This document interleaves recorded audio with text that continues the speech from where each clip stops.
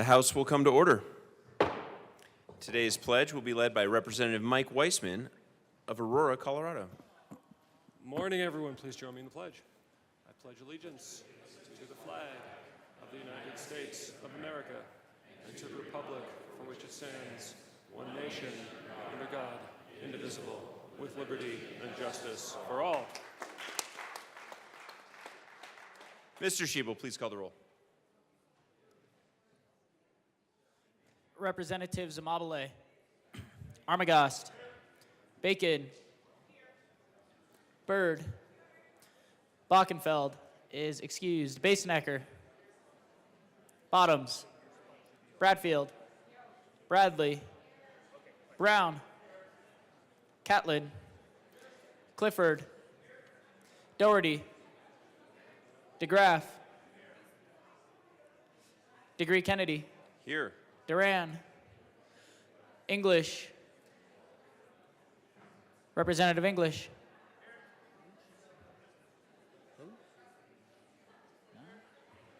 Excused. Epps, Evans, Frizzell,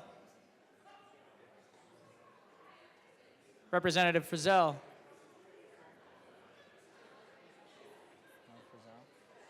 Excused. Froelich, Representative Froelich,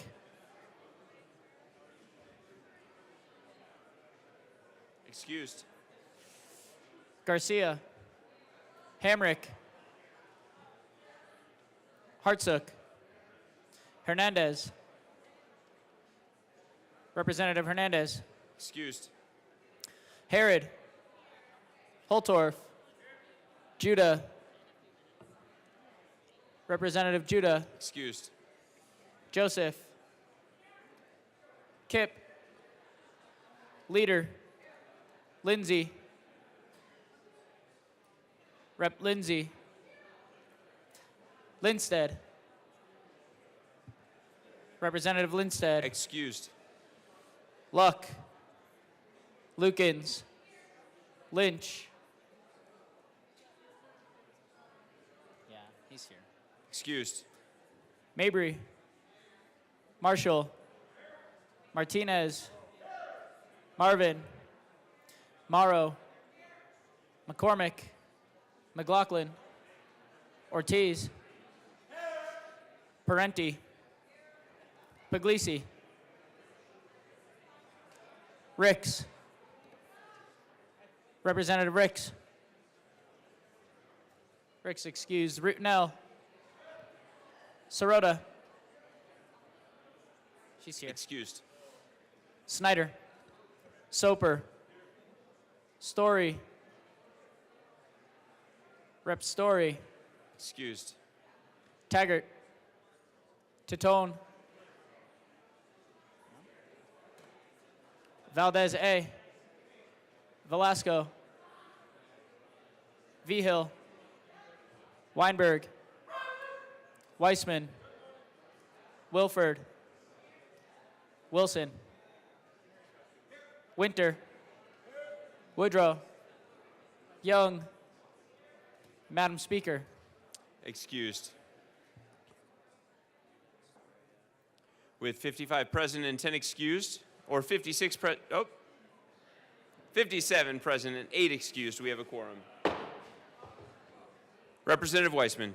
Thank you, Mr. Speaker Pro Tem. Members, your Aurora factoid for the day is to hear a little bit about the Colorado Freedom Memorial, which is a site dedicated to remembering all of those in Colorado since the Spanish-American War who have given their lives in the line of service. This is a memorial created and maintained by a private nonprofit foundation. It's just north of Buckley Space Force Base near 6th and Airport, and I invite you all to come and see it and reflect on it sometime. And with that, Mr. Speaker Pro Tem, I move that we approve the Journal of the House of yesterday, Monday, the 29th of April, as corrected by the Chief Clerk.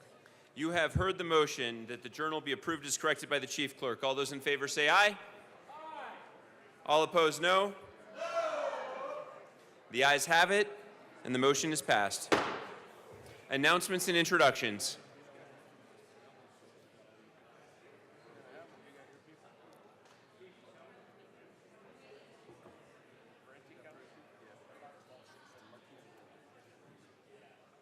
Representative Marshall.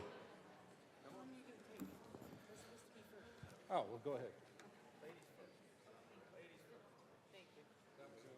Representative Leader.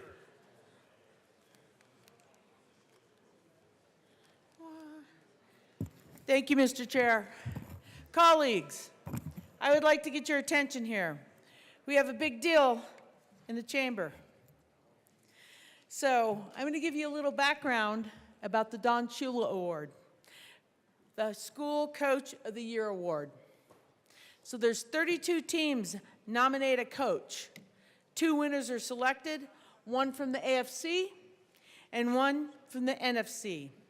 They judge upon the Coach Shula's exemplified values of character, of integrity, leadership, dedication to the community, commitment to player health and safety, and on-the-field success. 6-time state champion guide, the Columbine Rebels, to titles 1999, 2000, 2002, 2006, 2011, and 2023 was named this year AFC. Coach Andy Lowry.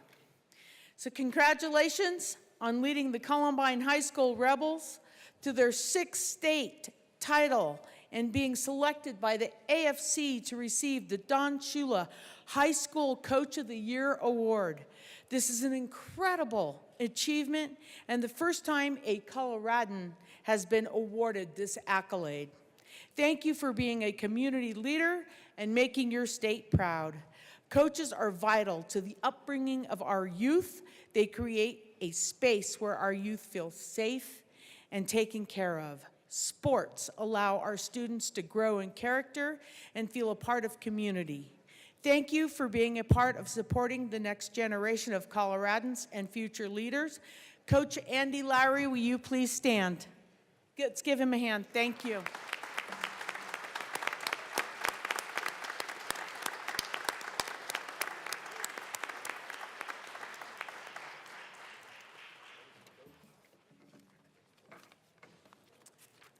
Representative Marshall. Thank you, Ms. Speaker Pro Tem. It's an honor to serve with you. It's an honor to serve with you as well. So, colleagues, right almost at the start of this session, one of our colleagues from Jefferson County contacted one of our colleagues in Arapahoe County about the Marine Corps Memorial, and then our colleague from Arapahoe County contacted a colleague in Douglas County to try and get with the colleague from Northwest or Northeast Colorado in order to get a resolution done for it. And after 6 very lengthy stories and 6 lengthy weeks of dealing with our colleague from Northeast Colorado, we finally produced something which we think we need to read just to let people know the unified support we have for such a memorial. So, on behalf of the entire Veterans Caucus, I'm writing on behalf of Colorado's legislature's Veterans Caucus to express our wholehearted support for the renovation project of the United States Marine Corps Memorial in Golden, Colorado. The history and significance of the United States Marine Corps Memorial, dedicated to all Marines for all time, resonate deeply with us. We appreciate the efforts and dedication of Marine Gunnery Sergeant Cyrus Bo Bowers, who initiated the dream and convinced others to assist in its fulfillment. The commitment to honoring Marines, their service and sacrifices is truly commendable. The detailed description of the current memorial and the proposed renovations, including the Walk of Valor, Circle of Honor, and various commemorative elements, showcases the depth of thought and respect embedded in this project. The inclusion of Marine Corps flags, state flags, and the planned enhancements to recognize different Marine divisions and air wings adds a meaningful layer to the memorial's significance. We also acknowledge and appreciate the partnerships and endorsements from the City of Golden, Jefferson County, and the Colorado Department of Transportation. Their support underscores the importance of this project for the community and the broader region. As members of the Veterans Caucus, we understand the importance of such memorials in preserving the history, honoring veterans, and providing a space for reflection. The proposed Visitor Veterans Center is a visionary addition that aligns with the needs of veterans, offering support services, counseling, and a space for gatherings. We are particularly impressed with the transparent communication of the project's financial details, including the estimate from Howell Construction and the strategic plan for fundraising. The commitment to completing the remodel before the 50th anniversary celebration in August 2027 is a commendable goal. We, as the Colorado Legislature's Veterans Caucus, fully endorse and support the United States Marine Corps Memorial Renovation Project. We believe that this project will not only enhance the physical structure, but also serve as a testament to the enduring legacy of the United States Marine Corps. Thank you for your dedication to this noble cause, and we look forward to witnessing the successful realization of the renovated United States Marine Corps Memorial in Golden, Colorado. Sincerely, Colorado's Legislature's Veterans Caucus, signed by every veteran in the State House.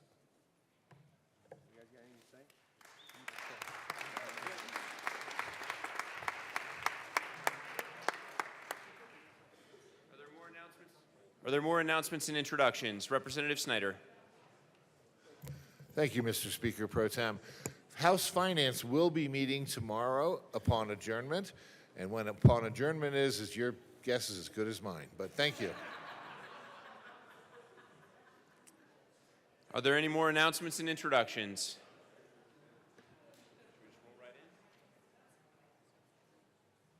Seeing none, the next order of business is third reading of bills. Mr. Schiebel, please read the title to House Madam Majority Leader. Thank you, Mr. Speaker Pro Tem. I'd like to lay over House Bill 1280 until tomorrow. Seeing no objection, House Bill 1280 will be laid over until tomorrow. Mr. Schiebel, please read the title to House Bill 1466. House Bill 1466 by Representatives Burton Taggart, also Senators Zenzinger and Kirkmeyer, concerning exchanging money received from the Federal Coronavirus State Fiscal Recovery Fund with state money and in connection therewith, ensuring that money received from the Federal Coronavirus State Fiscal Recovery Fund is spent in accordance with deadlines established in federal law and making and reducing appropriations. Majority Leader Duran. Mr. Speaker Pro Tem, I move House Bill 1466 on third reading and final passage. Seeing no discussion, the question before us is the passage of House Bill 1466 on third reading and final passage. Mr. Schiebel, please open the machine, and members, please proceed to vote.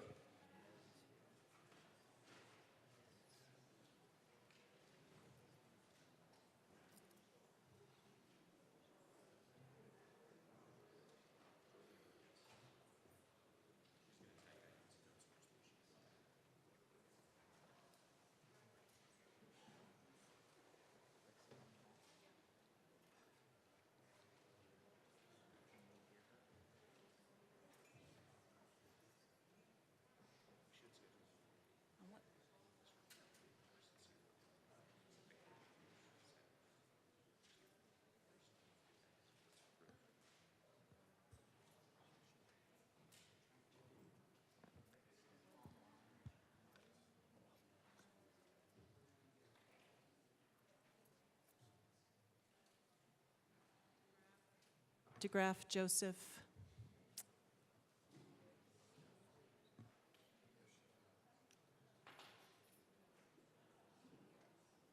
Representative Ricks, how do you vote? Yes. Representative Ricks votes yes.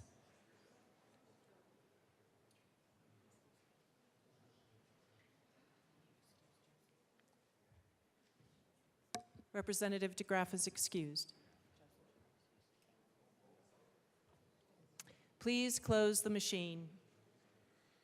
With 49 aye, 12 no, and 4 excused, House Bill 1466 is adopted. Co-sponsors.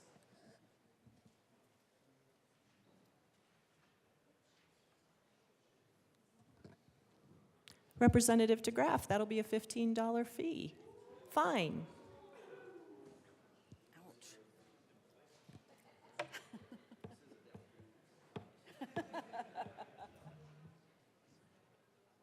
Please close the machine. Mr. Schiebel, please read the title to House Bill 1459. House Bill 1459 by Representative Harrod, also Senators Buckner and Gonzalez, concerning protections for birthing persons. Madam Majority Leader. Madam Speaker, I move House Bill 1459 on third reading and final passage. The motion before us is the adoption of House Bill 1459 on third reading, final passage. Mr. Schiebel, please open the machine and members proceed to vote. Representative Ricks, how do you vote? Yes. Representative Ricks votes yes.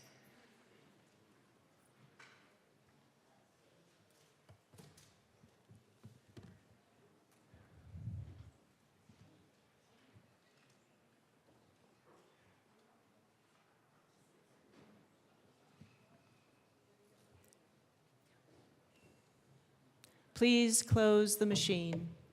With 45 ayes, 17 no, and 3 excused, House Bill 14 1459 is adopted.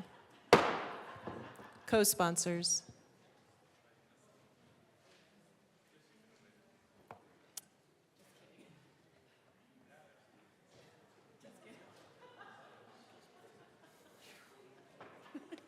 Please close the machine. Mr. Schiebel, please read the title to House Bill 1456. House Bill 1456 by Representatives Marvin and Doherty, also Senator Michelson-Janae, concerning testing for syphilis during the perinatal period. Madam Majority Leader. Madam Speaker, I move House Bill 1456 on third reading and final passage. Representative Holtorf.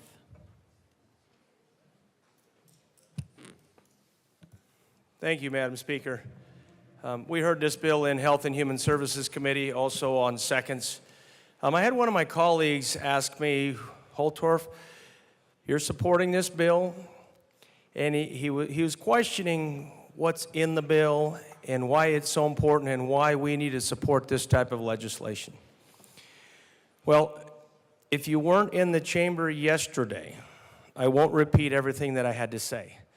But the one thing I learned was the compassion that the members of the Health and Human Services Committee and the members of this chamber have for women that are carrying those precious little babies and for the babies that are going to be born.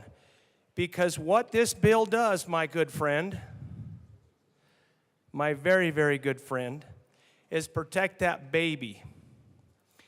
Because if a woman who's carrying a baby has or gets this syphilis, then that baby is exposed to great harm. One thing that most people don't know is that baby can be born and then be blind because of contracting this during birth. When the mother has the baby in the birthing process, and this is very important, most people don't understand this. The baby is safe in the womb until the baby comes out, and then this is contracted. But if you, in this bill, if you can clear it up in that third, if they detect it in the third trimester, and they treat for it, which is, it's very treatable, then the mother does not carry that, and the baby is safe when the baby is born. And it doesn't have to risk any of those birthing problems. So I hope that answers the question. We need to support this bill for the women. We need to support this bill for the babies that will be born without any of these conditions, comorbidity conditions, because I want every baby to have their first birthday. Seeing no further discussion, the motion before us is the adoption of House Bill 1456 on third reading, final passage. Mr. Schiebel, please open the machine and members proceed to vote. Representative Ricks, how do you vote? Yes. Representative Ricks votes yes.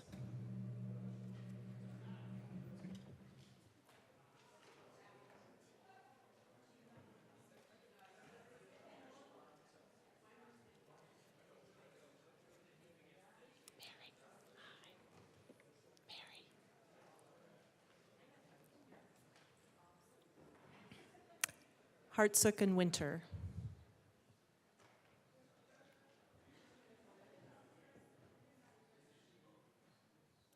Please close the machine. Oh.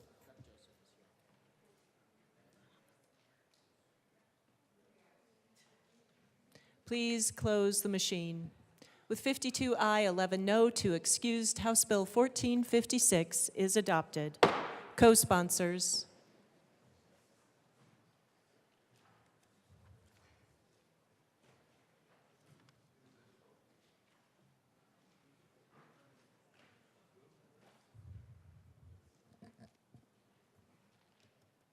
Please close the machine.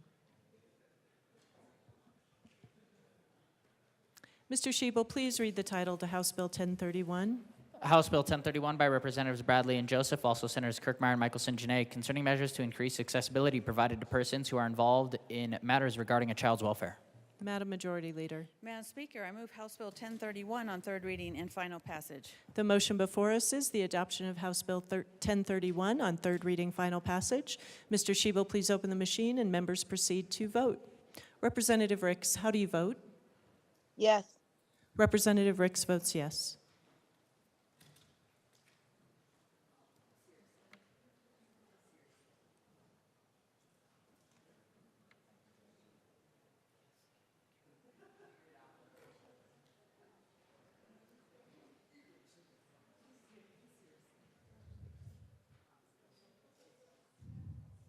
DeGraff and Soper, please close the machine. With 63 ayes, 0 no, 2 excused, House Bill 1031 is adopted. Co-sponsors.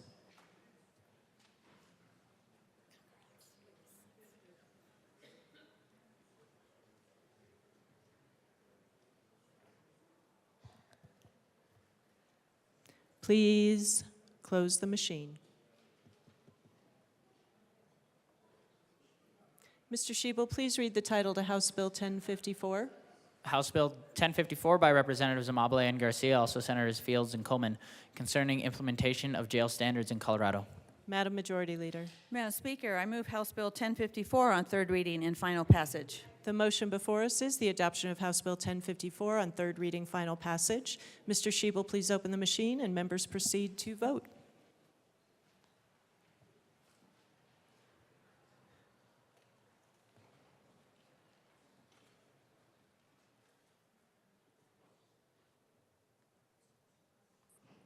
Representative Ricks, how do you vote?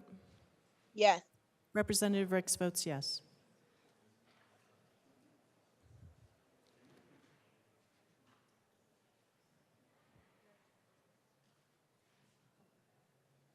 Hamrick. Please close the machine. With 46 ayes, 17 no, and 2 excused, House Bill 1054 is adopted. Co-sponsors.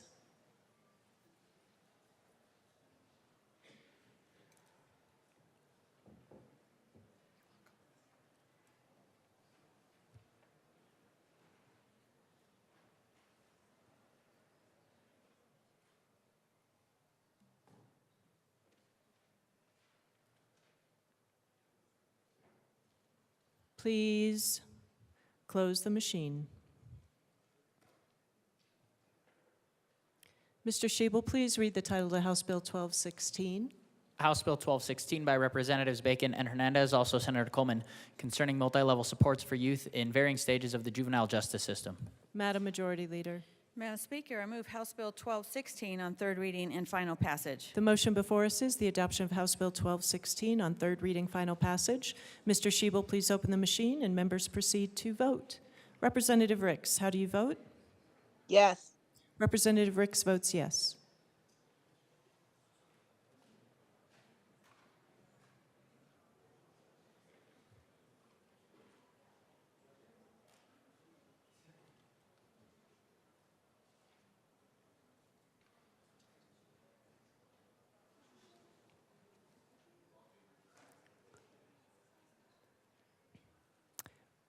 Brown Garcia. Please close the machine. With 45 aye, 18 no, and 2 excused, House Bill 1216 is adopted. Co-sponsors.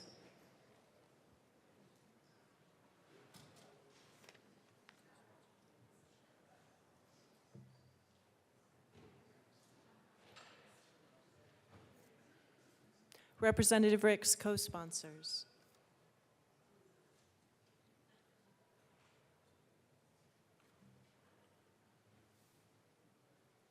Please close the machine.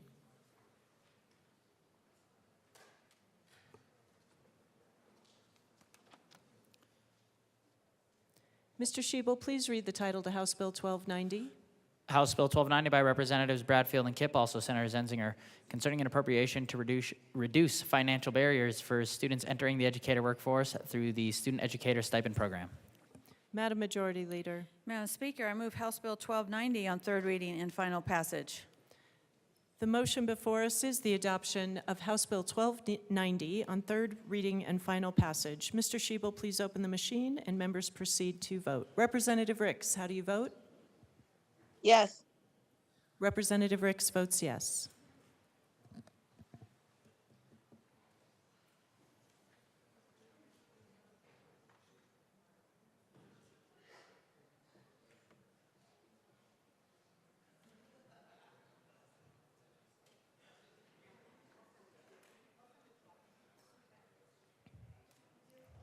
Story. Please close the machine. With 50 aye, 14 no, and 1 excused, House Bill 1290 is adopted. Co-sponsors.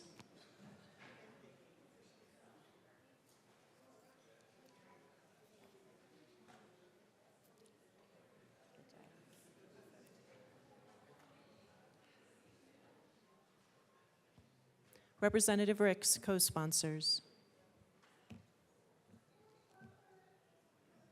Please close the machine.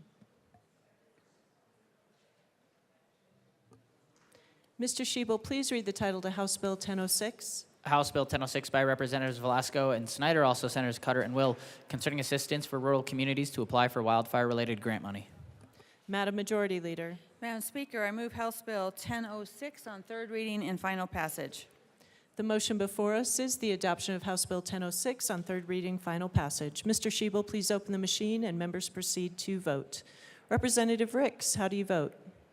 Yes. Representative Ricks votes yes.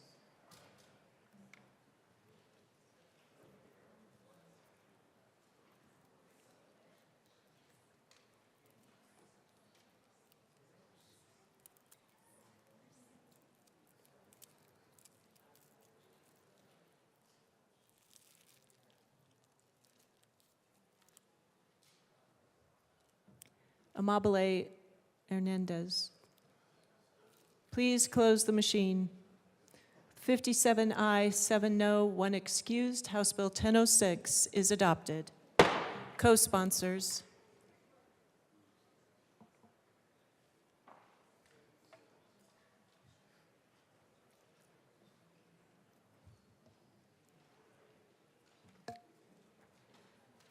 Please close the machine. Up. Representative Ricks co-sponsored. We're too late.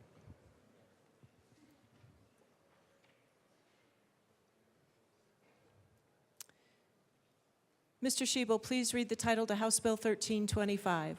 House Bill 1325 by Representatives Valdez and Soper, also Senators Bridges and Baisley, concerning the creation of tax incentives to support the quantum industry. Madam Majority Leader. Madam Speaker, I move House Bill 1325 on third reading and final passage. The motion before us is the adoption of House Bill 1325 on third reading and final passage. Mr. Shebel, please open the machine and members proceed to vote. Representative Ricks, how do you vote? Yes. Representative Ricks votes yes.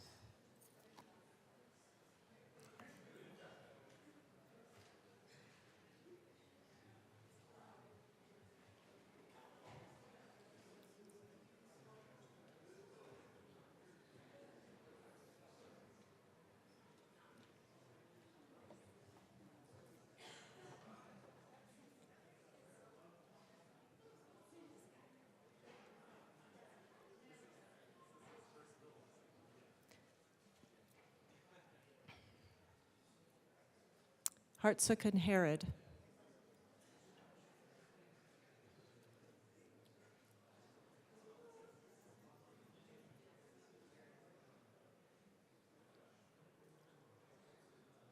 Please close the machine. With 48 ayes, 16 no, and 1 excused, House Bill 1325 is adopted. Co-sponsors.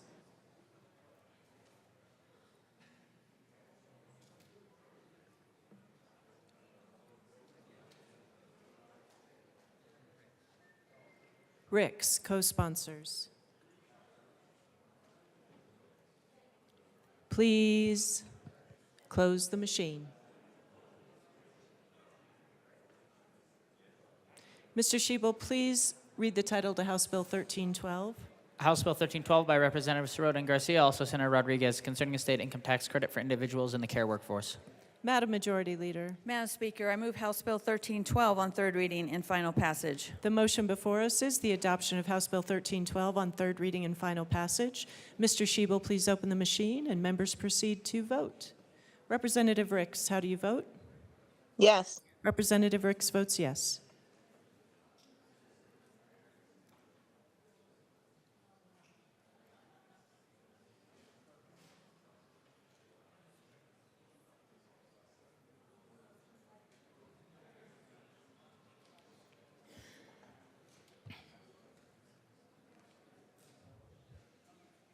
Please close the machine. With 46 aye, 18 no, and 1 excused, House Bill 1312 is adopted. Co-sponsors.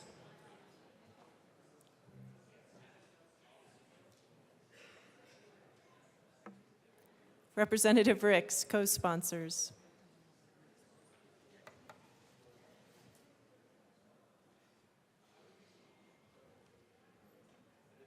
Please close the machine.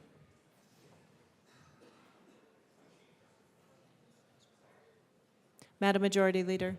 Thank you, Madam Speaker. I move to lay over House Bill 1454 until tomorrow. House Bill 1454 will be laid over until tomorrow.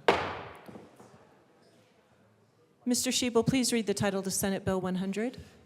Senate Bill 100 by Senators Roberts and Will, also Representatives Velasco and Taggart, concerning commercial vehicle safety measures on Colorado highways and in connection therewith making appropriation. Madam Majority Leader. Madam Speaker, I move Senate Bill 100 on third reading and final passage. The motion before us is the adoption of Senate Bill 100. Representative Catlin. Yes, sir. Thank you, Madam Speaker. It's an honor to serve with you. It is an honor to serve with you. Thank you, ma'am. Members, I'm here not in opposition to Senate Bill 100, but in support.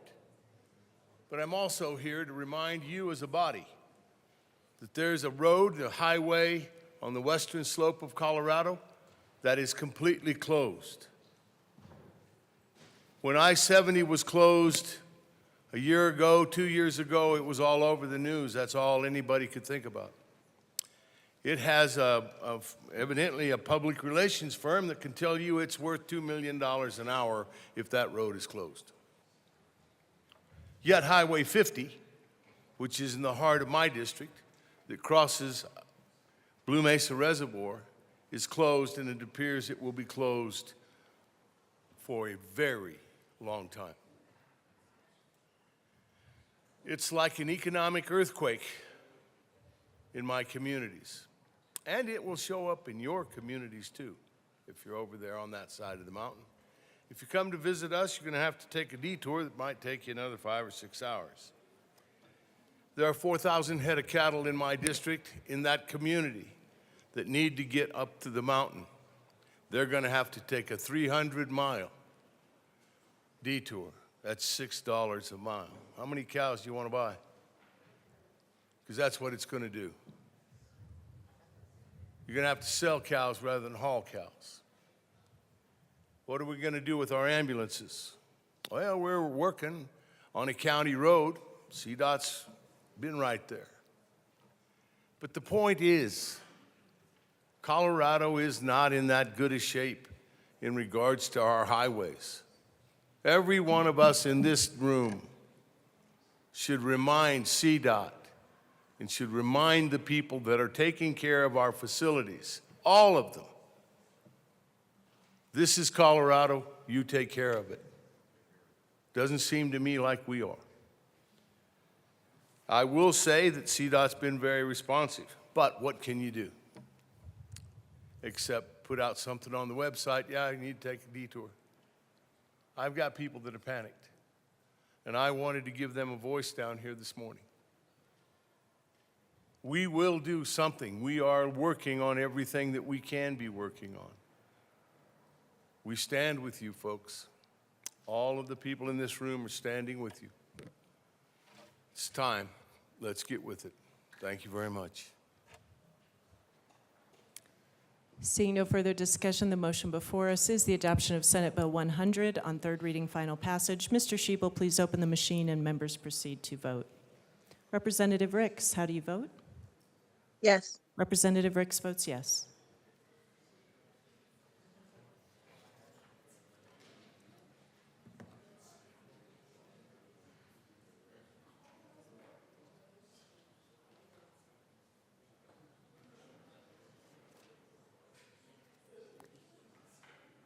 Holtorf and Luck.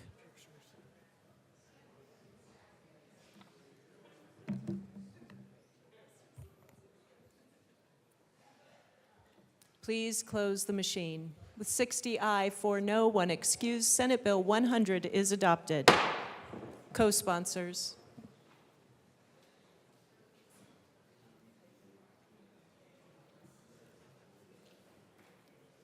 Representative Ricks, co-sponsors.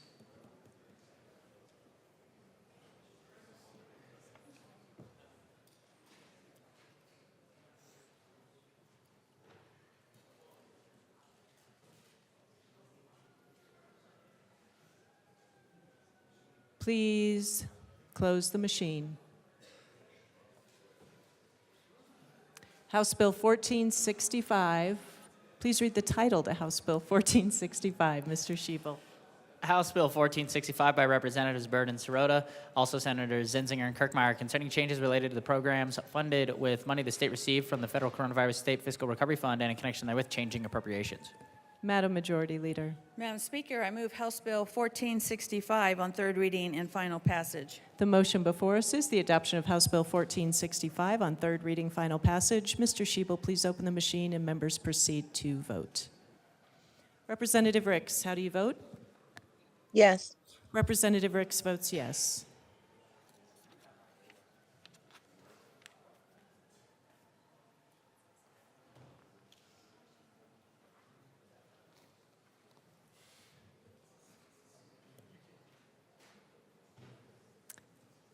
Catlin, Hartsook, Winter.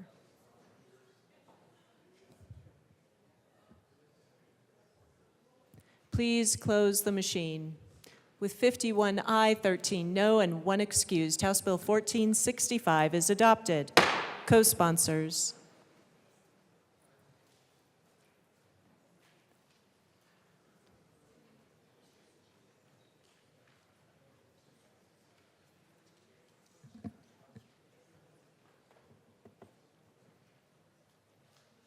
Please close the machine.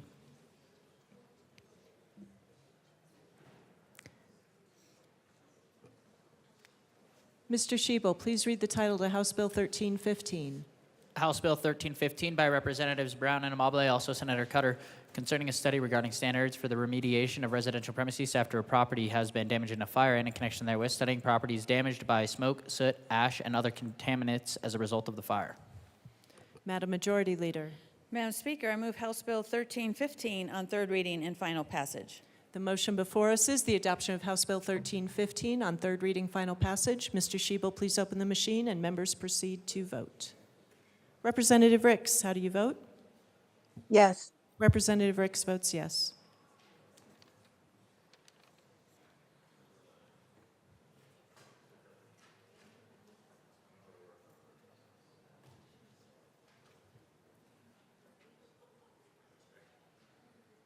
Hernandez, Lynch, Ortiz. Please close the machine. With 47 ayes, 17 no, and 1 excused, House Bill 1315 is adopted. Co-sponsors.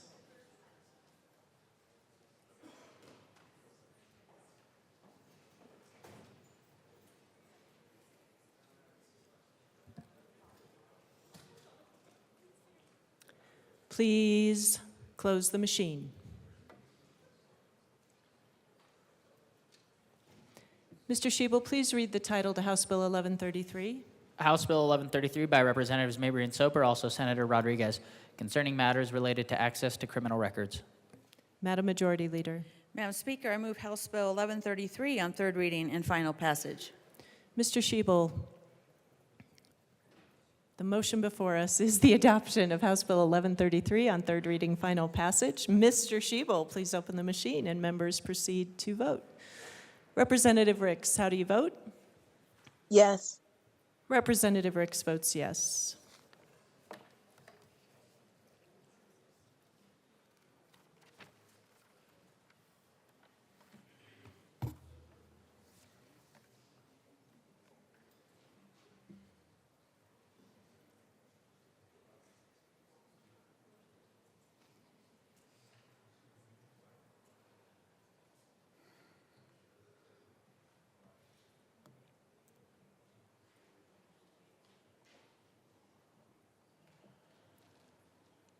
Please close the machine. With 61 aye, 3 no, 1 excused, House Bill 1133 is adopted. Co-sponsors.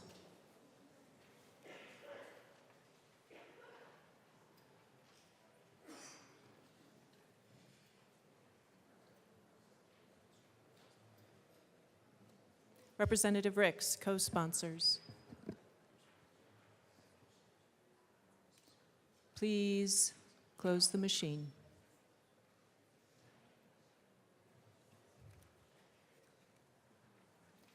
Madam Majority Leader.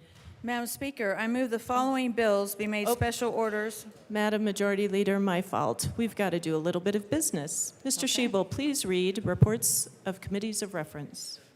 Committee on Appropriations, after consideration on the merits, the committee recommends the following. House Bills 1004 is amended, 1134 is amended, 1164 is amended, 1237 is amended, 1240, 1282 is amended, 1311 is amended, 1316, 1369 is amended, 1376 is amended, 1434 is amended, 1439 is amended, 1444 is amended, and Senate Bills 86 is amended, 173, 183, 184, 190, and 215 be referred to the Committee of the Whole with favorable recommendation. Committee on Health and Human Services, after consideration on the merits, the committee recommends the following. Senate Bills 47 is amended, 48 is amended, 110, 117, 168, and 175 is amended, be referred to the Committee on Appropriations. Senate Bills 191, 200 is amended, 202, and 203 be referred to the Committee of the Whole with favorable recommendation. Committee on State, Civic, Military, and Veterans Affairs, after consideration on the merits, the committee recommends the following. Senate Bill 72 be referred favorably to the Committee on Appropriations. Okay, now, Madam Majority Leader. Madam Speaker, I move that the following bills be made special orders on Tuesday, April 30th, 2024 at 9:58 a.m. House Bill 1164, Senate Bill 121, House Bill 1237, House Bill 1134, House Bill 1311, House Bill 1448, House Bill 1282, House Bill 1439, House Bill 1434, House Bill 1004, House Bill 1290, House Bill 1376, Senate Bill 215, Senate Bill 86, House Bill 1444, Senate Bill 173, House Bill 1369, and House Bill 1316. Seeing no... Oh. Madam Majority Leader, could you repeat? Yes, Madam Speaker, correction, House Bill 1240 instead of 1290. Thank you, Madam Majority Leader. Seeing no objection, the bills listed by the Majority Leader will be made special orders on Tuesday, April 30th at 9:58 a.m. Representative Mabry.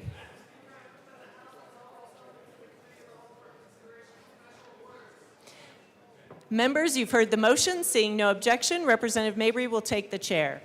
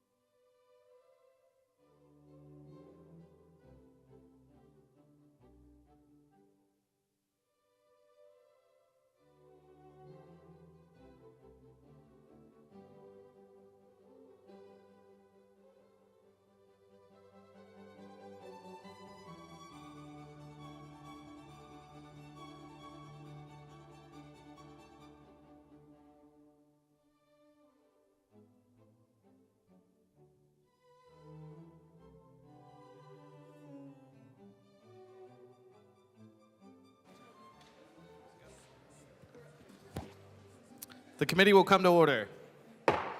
With your unanimous consent, the bills will be read by title unless there is a request for a reading of a bill at length. Committee reports are printed and in your bill folders.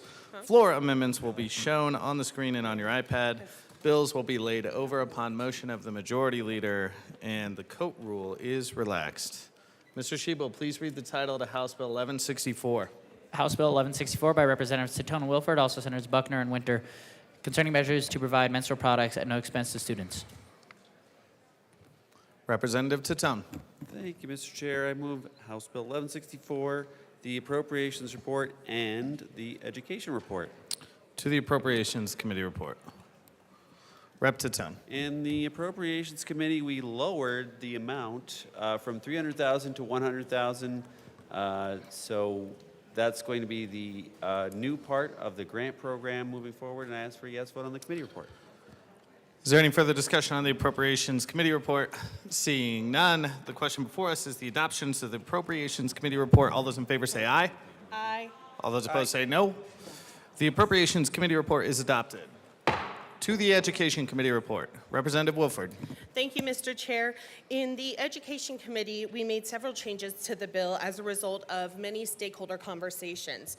We allowed more time for schools to put products in all of their applicable bathrooms, and schools will now have 4 years to comply with the bill. We added an amendment to allow the products to be removed from a bathroom in cases of vandalism or destruction of school property, and we expanded grant eligibility from only districts at 50% free and reduced lunch or more to include rural schools to ensure that schools that need the grant program most can access it. With that, we do ask for an aye vote on the committee report. Is there any further discussion on the Education Committee report?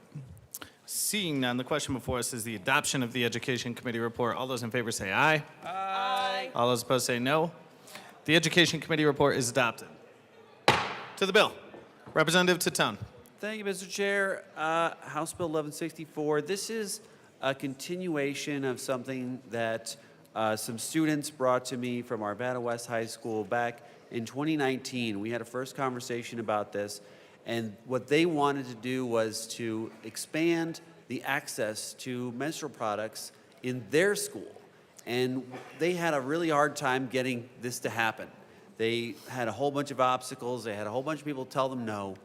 And they overcame all of those obstacles, and they finally did get them into their school. And then they said, well, we want to go further than that. And we want all the schools across Colorado to have these products in them, because that's what's the right thing to do. So I worked with those students, and we came up with a bill a couple of years ago, which was a grant program. And now we're funding that grant program, $100,000 a year. And that's to the 50% free and reduced lunch schools. And it's been a successful program. We've been able to give out a lot of money to a lot of schools to make sure that students have access to this. And this actually will fulfill the students' goal that they wanted originally of getting these in all the schools across Colorado. So when you cast your yes vote for this bill today, you'll be casting that yes vote for the students who worked really hard to bring this concept to us. And that one student who was the head of the group, she actually went along to win the Gold Award, the National Gold Award for the Girl Scouts for her effort in this bill.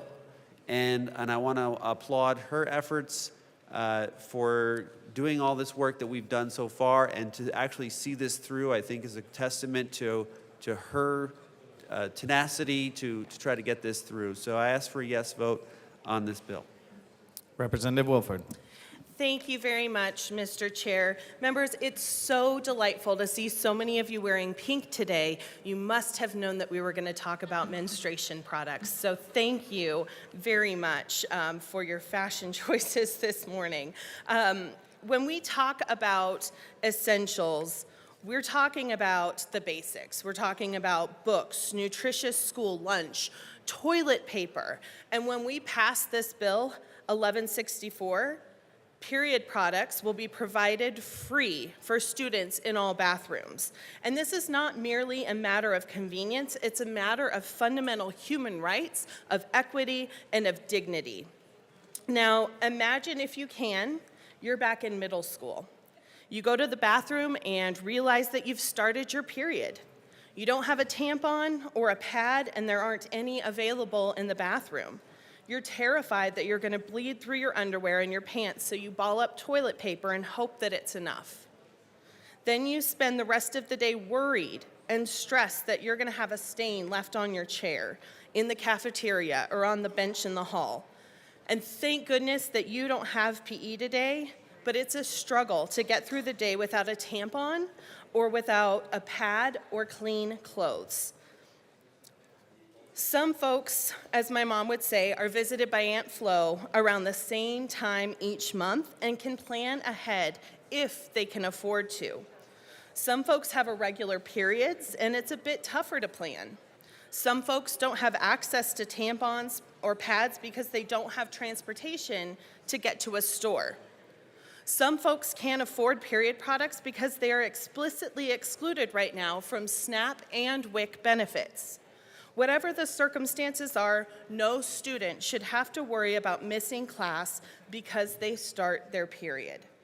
This is about upholding the dignity and well-being of every student in every district across the state. We know that a lack of access to period products like pads and tampons in schools lead to absenteeism. 80% of female teens surveyed said that they missed class because they didn't have access to the menstruation products that they needed. In that same survey, 66%, thank you very much, Assistant Minority Leader Puglisi, for your work there. In the same survey, 66% of female teens in Colorado said they'd missed opportunities to participate in before or after school programs because they didn't have access to menstruation products. Menstruation is not a choice. You can't schedule your period, you can't turn it on or off, and we have an opportunity today to end the perpetual cycle of inequity that disproportionately impacts students that menstruate, hindering their ability to fully engage in their studies and pursue their dreams.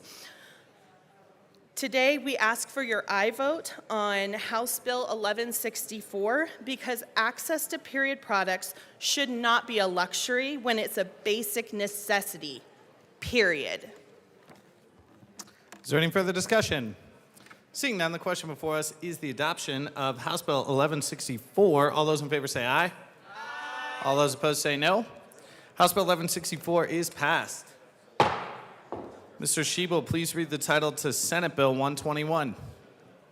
Senate Bill 121 by Senators Pelton, R. and Roberts, also Representative Young, concerning the creation of a separate health facility license for critical access hospitals and in connection therewith making appropriation. Representative Young. It is an honor to serve with you, Mr. Chair. It is an honor to serve with you, Representative Young. I move Senate Bill 24-121. To the bill. Representative Young. We are here to talk about a critical problem for rural hospitals, and this bill provides a solution. Currently, the National Rural Hospital Association reports that 40% of rural hospitals are operating under margins. And we have 105 hospitals in Colorado. 43 of these hospitals are frontier or rural. 31 of those are critical access hospitals. And because of the aging hospitals we have in rural areas, they are really facing the need to either replace them or improve them. And our current law is providing an impediment to that.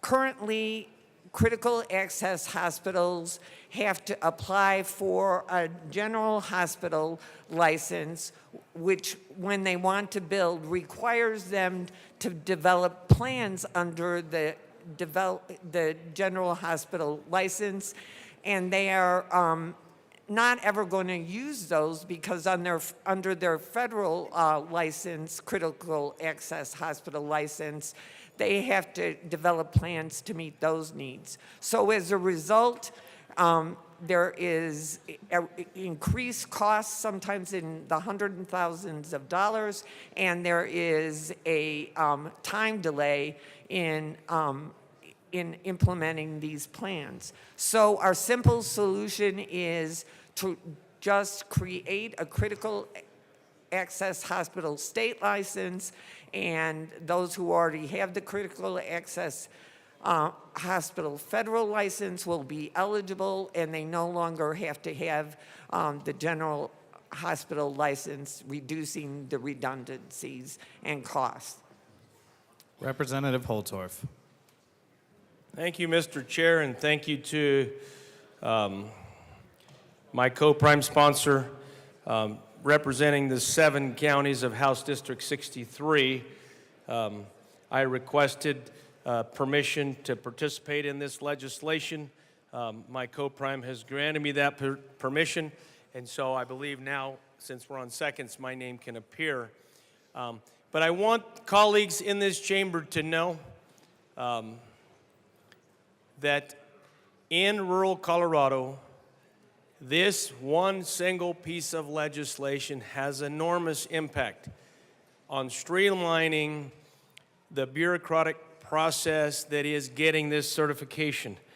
Holding the federal critical access hospital license may be important, but more importantly, within the state is getting this newly created critical access hospital license that this legislation creates. And I will tell all of you in the chamber, this helps close the rural-urban divide with your support. This is very important that our critical access hospitals in rural Colorado stay in business and we can keep them going so we can have all of those hospitals. So I'm proud to stand before you with my colleague from Greeley. I believe it's House District 50. I got that right. And I'm proud to be in the well and not being boxed out by my colleagues to support my great support for this piece of legislation. Is there any further discussion? Assistant Minority Leader Winter. Thank you, Mr. Chair. I want to echo the sentiments of both of my colleagues. This is very important for rural Colorado. I mean, it's our first line of defense. You know, I've had issues where I've needed to get to a hospital right away. My family members too, and this is important. I mean, in the 80s and 90s, we saw tons of rural hospitals wither away and close. This gives them some protection. This allows us to make sure that we're able to provide good quality health care, especially in emergencies, to our constituents. This is huge for House District 47. A lot of the hospitals within my district fall in this map, and I want to thank you for bringing this piece of legislation because not only as a representative of House District 47, but as a parent in House District 47, it's good to know that there's places that I'm going to be able to take my kids and I don't have to worry about the next hospital closing. So thank you, and I urge a strong aye vote on this. Seeing no further discussion, the question before us is the adoption of Senate Bill 121. All those in favor say aye. Aye. All those opposed say no. Senate Bill 121 is adopted. Mr. Shebo, please read the title to House Bill 1237. House Bill 1237 by Representatives Bradfield and Lukens, also Senators Marchman and Rich, concerning the creation of programs for the development of child care facilities. Representative Lukens. Thank you, Mr. Chair. I move House Bill 1237, the Appropriations Report, and the Transportation, Housing, and Local Government Report. To the Appropriations Report, Representative Lukens. Thank you, Mr. Chair. In the Appropriations Committee, we had decreased the appropriation and ensured that it was an annual, or we did an appropriation just every year instead of a continuous, and we asked for a yes vote on the Appropriations Report. Is there any further discussion on the Appropriations Committee Report? Seeing none, the question before us is the adoption of the Appropriations Committee Report to House Bill 1237. All those in favor say aye. Aye. All those opposed say no. The Appropriations Committee Report is adopted. To the THLG Committee Report, Representative Lukens. Thank you, Mr. Chair. I move L4 to the THLG Committee Report and ask that it be properly displayed.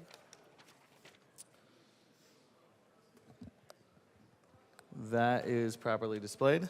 To the amendment, Representative Lukens. Thank you, Mr. Chair. Colleagues, this is an amendment that we had to bring in order to decrease the amount of funding to align what we had to do in Appropriations Committee, and this basically continues the toolkit portion of the bill. We ask for a yes vote on L004. Is there any further discussion on L4? Seeing none, the question before us is the adoption of L4 to the THLG Committee Report. All those in favor say aye. Aye. All those opposed say no. L4 is adopted. To the committee report, Representative Lukens. Thank you, Mr. Chair. We ask for a yes vote on the THLG committee report. Is there any further discussion? Seeing none, the question before us is the adoption of the committee report, THLG committee report to House Bill 1237. All those in favor say aye. Aye. All those opposed say no. The committee report is adopted. To the bill. Representative Bradfield. Thank you, Mr. Chair. Today, Representative Lukens and I are here to talk about child care and the lack of, need for, and a way to solve the problem. 51% of all Coloradoans and 53% of rural Coloradoans live in a licensed child care desert, which means that there are more than 3 children for every licensed child care spot.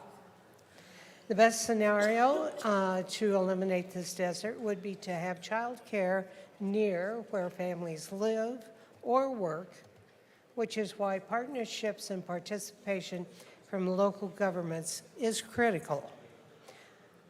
Now, the process to open a child care facility can be lengthy, confusing, and costly.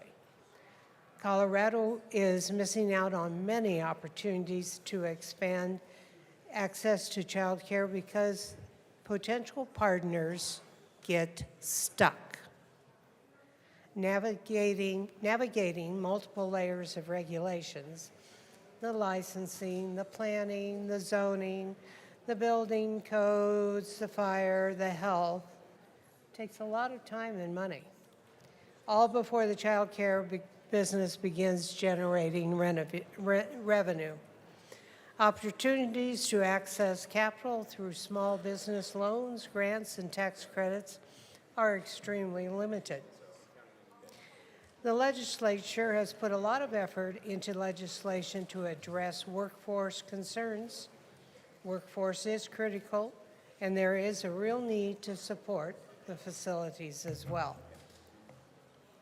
Supporting facilities makes child care businesses more sustainable by providing upfront support to reduce the need for debt and free up revenues on an ongoing cost. The goals for this bill are twofold. Create a more favorable environment for the development, creative reuse, and community integration of child care facilities. And number 2, encourage and incentivize communities to consider child care as a core part of their infrastructure. Representative Lukens. Thank you, Mr. Chair. My colleague summed it up, and we ask for a yes vote on House Bill 1237. Is there any further discussion? Seeing none, the question before us is the adoption of House Bill 1237. All those in favor say aye. All those opposed say no. House Bill 1237 passes. Mr. Shebo, please read the title to House Bill 1134. House Bill 1134 by Representatives Weissman and Rootnell, also Senator Hendrickson, concerning adjustments to existing income tax expenditures to reduce taxpayer burden and in connection therewith, making adjustments to the credit for children and dependent care expenses, increasing the value of the earned income tax credit as a percentage of the federal credit for income tax years commencing on or after January 1, 2024, repealing obsolete provisions concerning the corporate income tax, and making the state's corporate income tax more uniform compared to other states by replacing the current combined reporting standard with the multi-state tax commission standard and modifying the computation of the receipts factor to make it more congruent with the unitary business principle. Representative Weissman. Sorry about that, Mr. Shebel. Thank you, Mr. Chair. We move 1134 and the committee reports from Finance and Appropriations. To the Appropriations Committee report. All right, members, best thing about the Appropes report is it doesn't actually require an appropriation. We did make some substantive changes. We reduced the amount of the EITC in some out years so that we make sure that we are tracking with economic conditions, and we added some language just to clarify how partnership interests in a unitary group are handled for that part of the bill. The good folks at LLS did catch a few technical things, and for that reason I move L8 to the Appropriations report and ask for it to be displayed.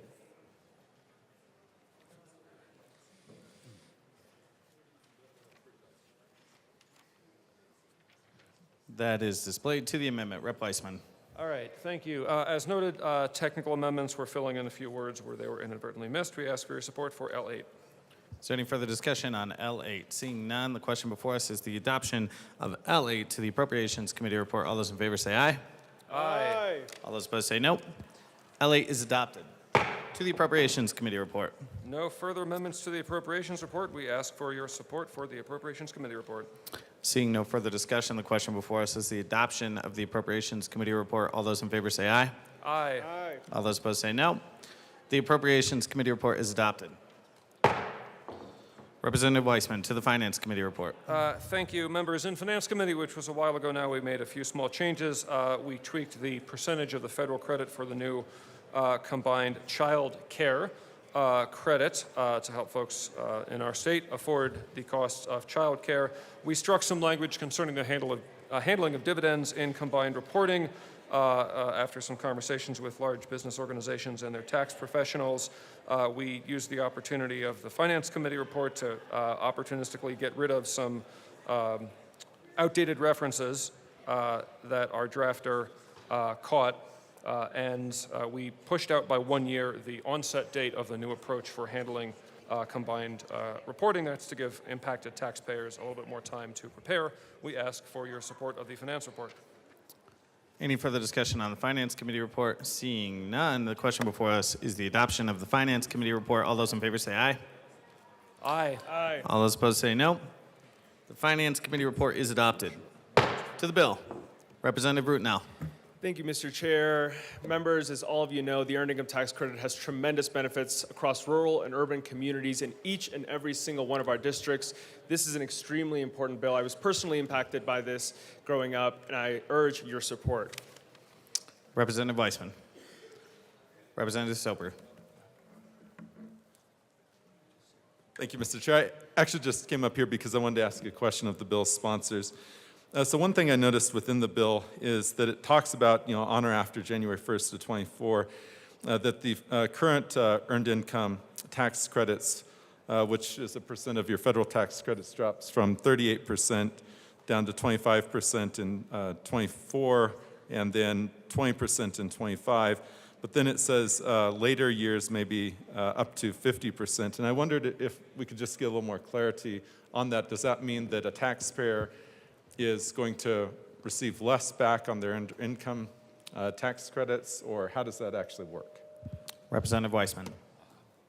Thank you. Good questions to a core part of the bill. So, place to start is that the Colorado Earned Income Tax Credit has long been and remains under the bill a percentage of what you get federally. What you get federally depends on filing status, number of children, if children are disabled, your income, a lot of factors. See IRS Pub 596 if anybody wants details. So you start by doing your federal return, and then Colorado tax law says what percentage of that do you get. So the bills we've been doing over the last number of years, up to and including this one, adjust that percentage. As amended this morning in Appropriations Committee, that percentage of the federal credit, which again varies depending on the taxpayer's circumstances, is 50% for tax year 24, 35% for tax year 25, and then for tax year 26 and thereafter 30%. Each of those numbers represents an increase in what is present law. So all other things equal, under the bill, a low and moderate income taxpayer would get more back by way of the state credit in addition to the federal credit. Is there any further discussion? Seeing none, the question before us is the adoption of House Bill 1134. All those in favor say aye. Aye. All those opposed say no. House Bill 1134 is adopted. Mr. Schiebel, please read the title to House Bill 1311. I don't see the sponsors. House Bill 1311 by Representatives Degree, Kennedy, and Wilford, also Senators Winterf and Coleman, concerning the creation of a family affordability tax credit. Representative Degree, Kennedy. Thank you, Mr. Chair. I move House Bill 1311 and the committee reports from Finance and Appropriations. To the Appropriations Committee report. Thank you so much, Mr. Chair and members. We're going to talk a little bit about this bill, then we're going to move an amendment to the Appropriations Committee report, but I think we want to start just by painting a little bit of a picture of what we're trying to do here. We couldn't be more excited to bring this family affordability tax credit bill before you today, which we believe will have the effect of cutting child poverty in half in Colorado. I'm going to read a few statistics to just help paint a picture. Despite having one of the fastest growing economies in the United States, Colorado is unaffordable for working families, and more than 133,000 children are living in poverty. The cost of living is the #1 issue facing Coloradans today, and families need to make at least 6 figures to afford a median-priced home in Colorado. Individuals earning minimum wage in Colorado must work 77 hours a week to afford a 1-bedroom apartment priced at $1,364 a month. And in some Colorado communities, the poverty rate is more than twice the national average, resulting in 3 in 10 children living in households that are cost-burdened, where more than 30% of their monthly income goes to housing. Now, this is incredibly important because not only is this about financial security for these Colorado kids, but when we can invest in making sure that we remove these economic stressors from their lives in those early childhood years, it can have profound impacts on their school readiness and their success later in life. Representative Wilford. Thank you, Mr. Chair. This family affordability tax credit can and will put more money into the hands of working families, and as my co-prime said, cut child poverty in Colorado in half. Families with children under the age of 5 who receive the child tax credit I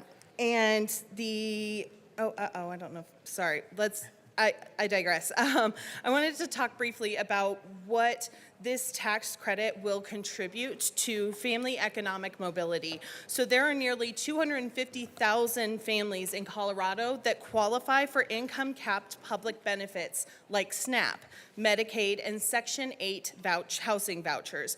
In a state with a dire workforce shortage, where small businesses are desperate to hire skilled, reliable employees, low-income families are penalized for every dollar they make between $18 and $25 an hour as they lose benefits eligibility. A dollar gained nets a dollar or more lost in food, health care, and housing benefits. The housing tax credit presents a much-needed solution to this problem by rewarding working families and helping them grow their income well beyond the benefit cliff. This tax credit will also help to create healthier and happier kids. Child poverty is associated with an increased risk of a child experiencing abuse and leads to social needs that are often characterized as neglect. Research shows that kids experiencing stress like food insecurity, housing insecurity, and income volatility can result in poor health outcomes. The expanded and monthly distributions of the child tax credit under President Biden in 2021 showed a decrease in food insecurity and an increase in health for children. Members, this bill is a win-win, not only for hard-working Colorado families, but also for our economy and our small business community that relies upon workers to power Colorado. With that, we ask for a yes vote. Mr. Speaker Pro Tem. Thank you, Mr. Chair. I move Amendment L7 to the Appropriations Committee report and ask that it be displayed. That is displayed. Please proceed. Thank you so much, Mr. Chair. Members, this amendment is something that our folks at Ledge Council staff brought to our attention. In the Appropriations Committee, we changed the way that the economic forecasts may trigger whether this credit is available or not. This is really a cleanup amendment on making sure that we are correctly crafting the formula that shows exactly when this benefit kicks in and when it may be partially kicking in. Is there any further discussion? Seeing none, the question before us is the adoption of Amendment L7. All those in favor say aye. Aye. All those opposed say no. Amendment L7 is adopted. To the Appropriations Committee report. Seeing no further discussion, the question before us, Representative Soper. Seeing no further discussion on the Appropriations Committee report. Okay, Representative Soper. Thank you, Mr. Chair. I was psyched out a little bit by seeing the amendment still on the screen. I move Amendment L008 and ask that it be properly displayed.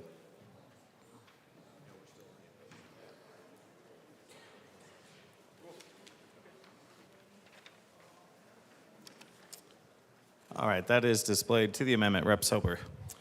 Thank you, Mr. Chair. So one thing that's within this bill is the legislative declaration that's included, or it's really a statutory declaration. And it talks about why Colorado's become so expensive. Well, one thing that was certainly left out was policies within this state that are more progressive policies have caused housing, food, health care, child care, goods and services to become more expensive than in most other states. And that's something that we need to really point out and remember, is that policies have ramifications, and that when we pass bills like family medical leave, when an employer wants to do a $1 per hour increase in the wages that a Coloradan is being made, that full dollar goes to pay for the family medical leave fee. And that's something to just remember, that even as employers are able to offer employees more per hour, and that as as you heard the sponsors talk about, $18 to $22 per hour is what the average low-income worker is making now in Colorado per hour. Even if that's able to shift up by $1 per hour, that $1 is going to be eaten by the family medical leave fee, for example. And there's many other examples that we could go through. A much better approach would be to lower taxes for everyone across the board. Right now, we have been looking at Tabor refunds. I think most Coloradans would rather have just a whole-scale reduction in their income taxes, and then that money, you don't even pay it to the government to have it come back in the form of a tax credit. You just don't pay it. It remains in your back pocket, and I ask for a yes vote on this amendment. Is there any further discussion? Mr. Speaker Pro Tem. Thank you, Mr. Chair. I ask for a no vote on this amendment. We clearly come from pretty different perspectives on the nature of some of these policies and the impact we've had on folks. But, for my part, I'm not content to let trickle-down policies rule the day. I do believe that a lot of the policies we've done to support economic security for families have made a big difference. So please vote no on this amendment. Representative Holtorf.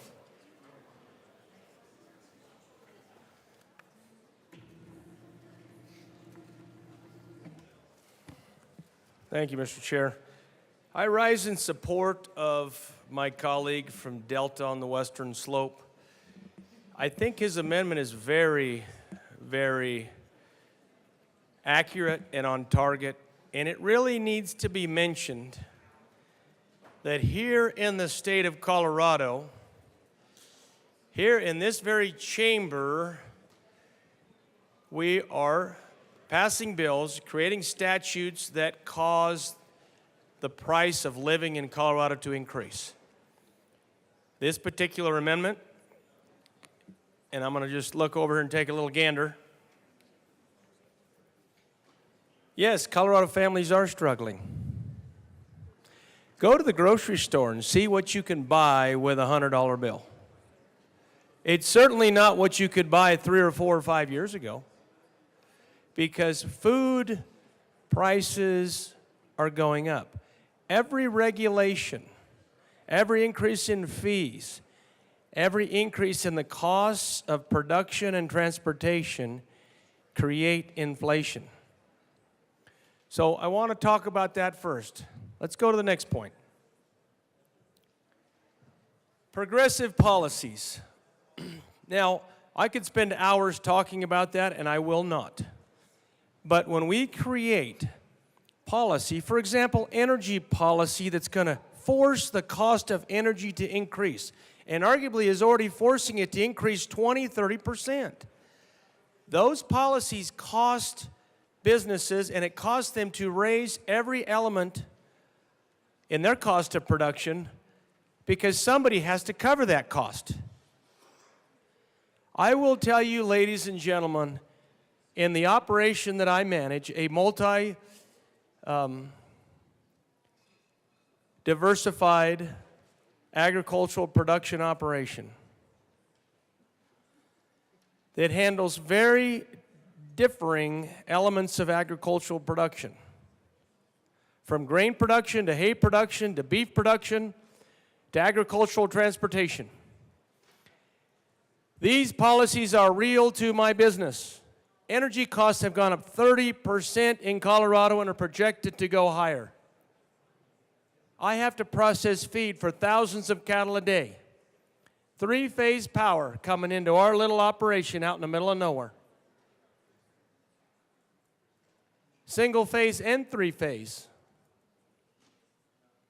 On a myriad of transformers that are all metered. Those are real costs to our business, and I run a small to medium-sized business. And the future looks very bleak, Colorado, because of progressive policies. I'm not going to even mention the cost of transportation.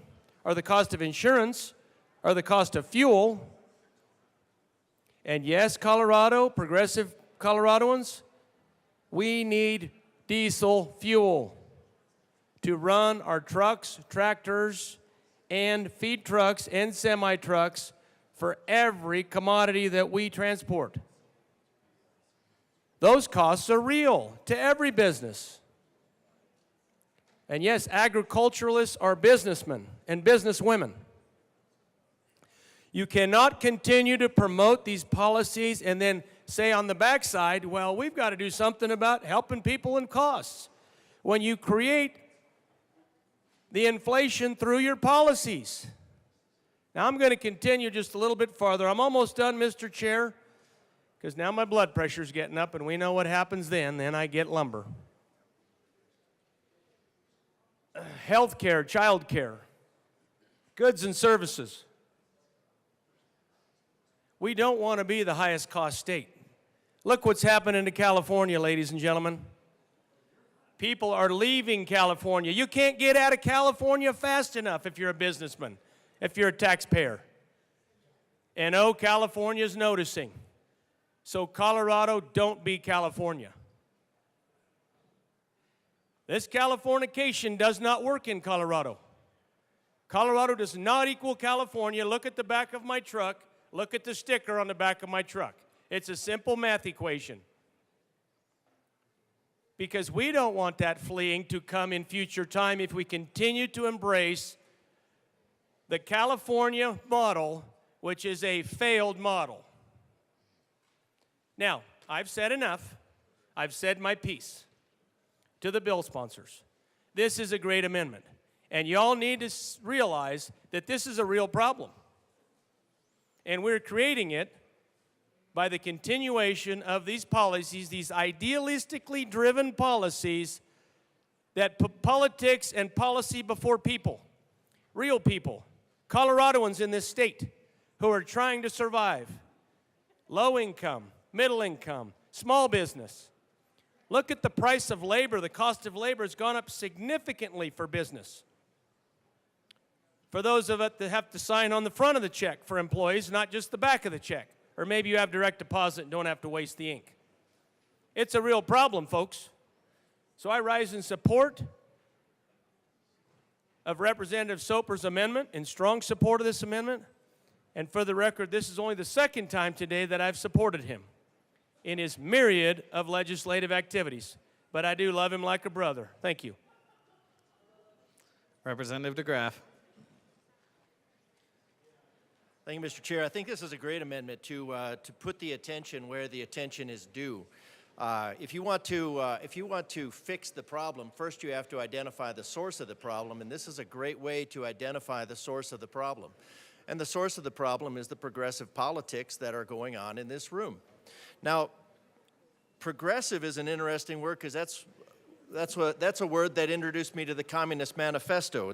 And that's because in the Communist Manifesto, I think it's like it's up there. I don't remember what number it is on the list of eliminating the middle caste from the burghers of the Middle Ages, but it was to impose a way to get rid of the middle caste was to impose a progressive income tax, basically a heavy progressive income tax. Now we have a flat income tax, and a flat income tax has the benefit of affecting everybody equally, and we don't create a system of adversarial.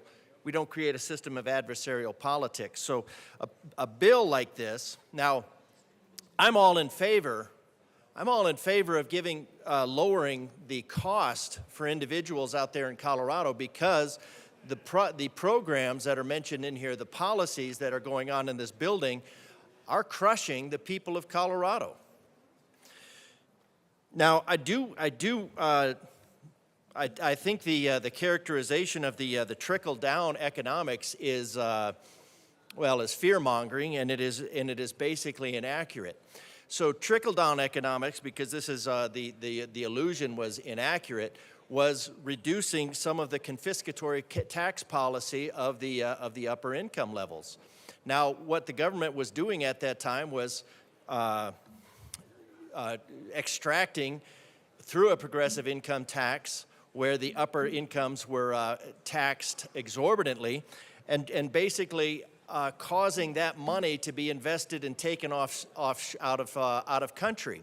So when that confiscatory tax policy was lifted, the money was returned to the United States. And this was seen under the policies of Donald Trump also, with reducing that tax rate again, bringing that money back and allowing the investment and spurring economic activity. Instead, you have this war on through the progressive income tax and ideologically driven. And instead of actually helping people, it is it's once again the boot of good intentions right on the neck of the economy. So, and again, it is to eliminate the middle caste between serfdom and the upper and the what would be considered the natural superiors. You know, kind of the political elites that get to determine what everybody does, how everybody does it. It's kind of the ultimate nanny state, which seems to be the goal here. So I think what we ought to do is we ought to recognize that the progressive policies that are going on in this building, in this room, are the ones that are actually crushing the citizens of Colorado.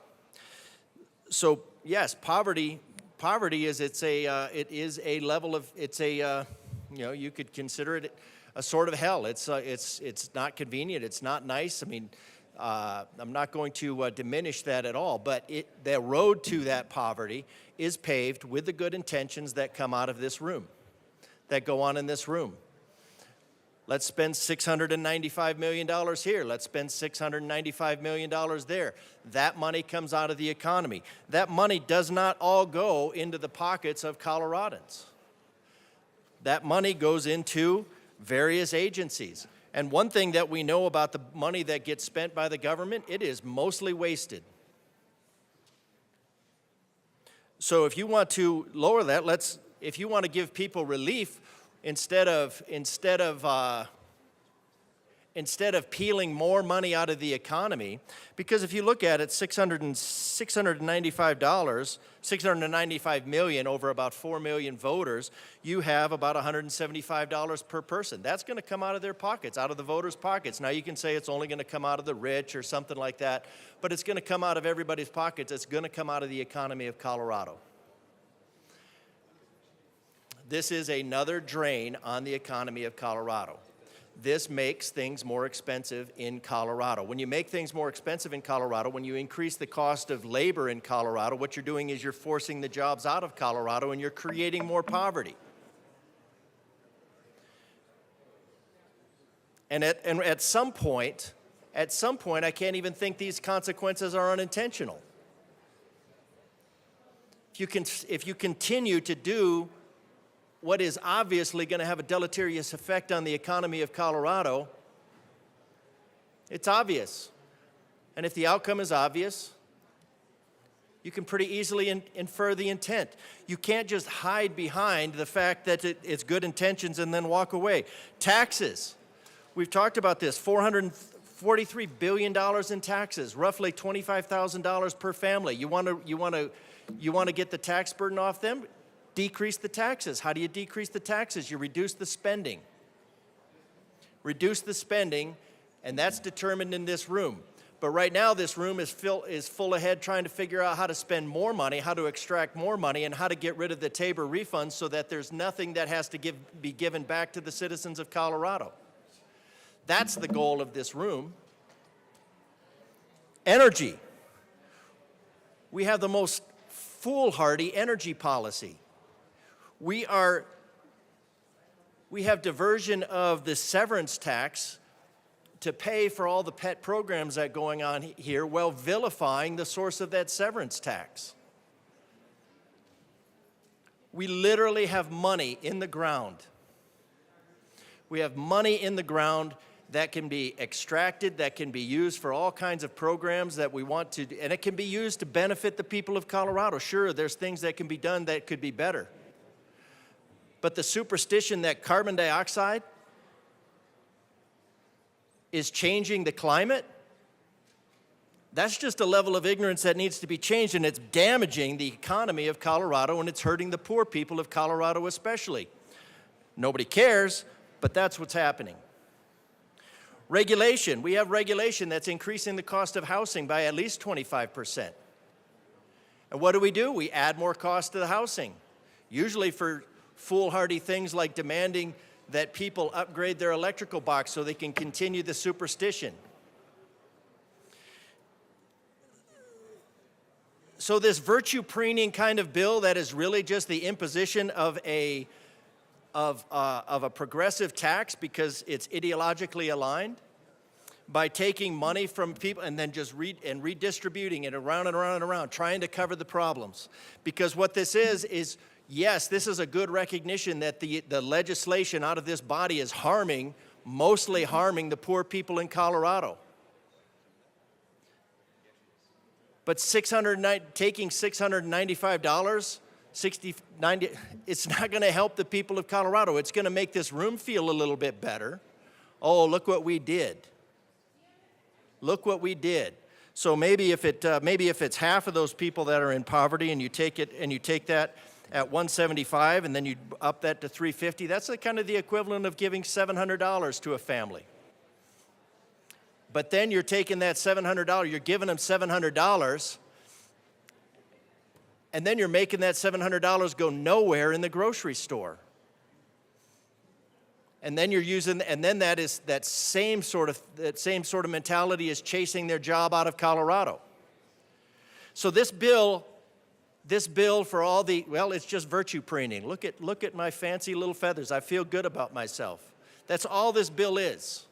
It doesn't help the citizens of Colorado. It makes the problem worse, as per the progressive policies that are indicated here.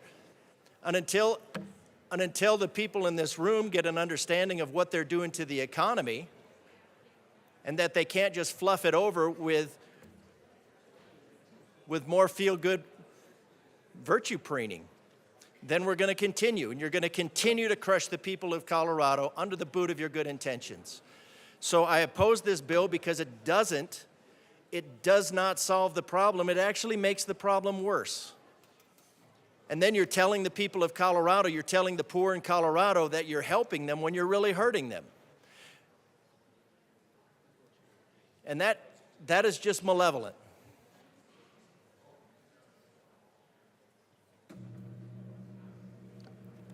Representative Frizzell. Thank you, Mr. Chair. Members, I rise in support of this amendment because it's important that we state the obvious, I guess.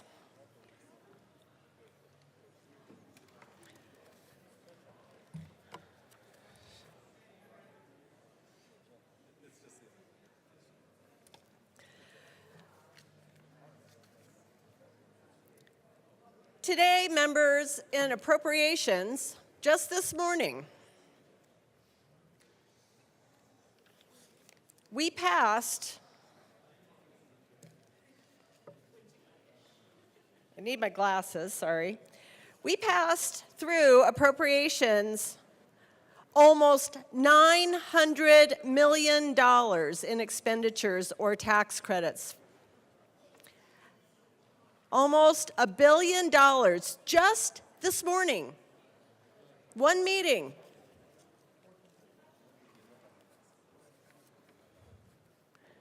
Including this bill. This session we have, I'm not going to say we, because I have not voted on these measures. I have voted against these measures, but this session, this body, or the majority, has passed green energy legislation, we've passed land use measures, we've passed tenants' rights measures, tax incentives, and all of these things, while maybe making you feel really warm and fuzzy, will have the net result of yet again increasing the cost of living for all Coloradans.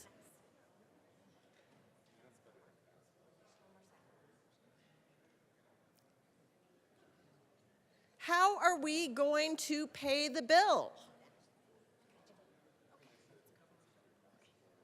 the billions of dollars that we are encumbering this session on the backs of the citizens of Colorado it's going to break us.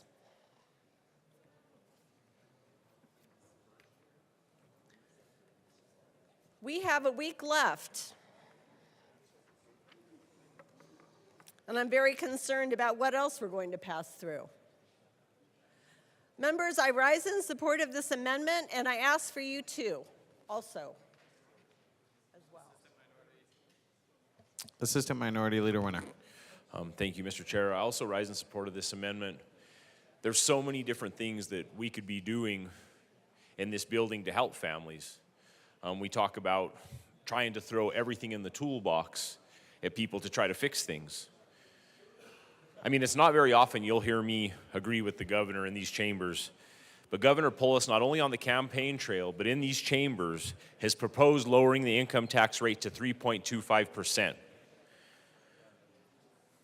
3.25%, and from the research that we've done and looked at, is this really won't affect programs that the state does. With a net outcome of $1,000 saved per filer. That is something in the toolbox to throw at the issue. Most of my colleagues have talked about the cost of inflation, the cost of energy. Those are downhill effects of legislation that we pass in this building. You can literally go back, look at legislation that has been passed, and then trace downstream the effects of the legislation that is passed. It's not hiding anything. By putting this amendment in, it's just saying, look at the policies that have been passed and have it line out to you and draw the map of where we're at right now. Speaking for House District 47, unfunded mandates and fees on agriculture, the outright attack on the energy sector. These are things that affect the economy. These are the things that affect earning potential. We all know when the cost goes up for the farmer and rancher, I mean, fuel price goes up. It costs more, you know, the good rep from Montrose talked about how much it's going to charge or how much it's going to cost to ship a single beef per mile. And if you don't think that you're not going to pay for that on the back end, well, if fuel was cheaper, the $6 per mile would be less, which means it wouldn't carry over to you as much. So policy that we pass, we talk about it all the time in here, it does matter. Are there some positive effects of this policy? Yes, but there's also negative, and to act like there is no negative is disingenuous. So I rise in support of this amendment. I think people should trace back and look at how policy here, the second and third causal effects downstream, how it affects the cost of groceries, how it affects the cost of oil to heat your home, how it affects the cost of gasoline that you put in your car. All things that make it harder on Colorado for families to survive. And then when on top of that, even the governor talks about reducing income tax rate with no detriment to the amount of money that would probably be spent out of this building and gives each filer $1,000. Sure sounds like a tool in the toolbox that we should be throwing at the problem. And with that, I urge a yes vote on this amendment. Representative Taggart.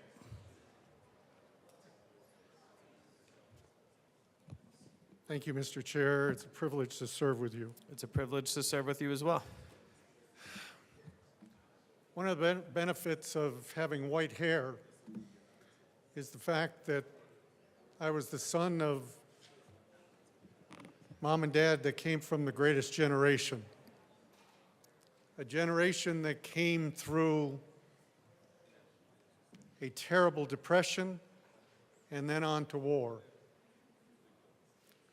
One of the things that they seeded within me is don't ever spend beyond your means.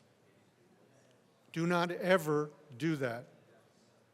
Minimize your debt. We keep passing legislation that we are going to regret down the road. I would not argue that this isn't a good cause, but we don't have the money in the checkbook. It's not our checkbook.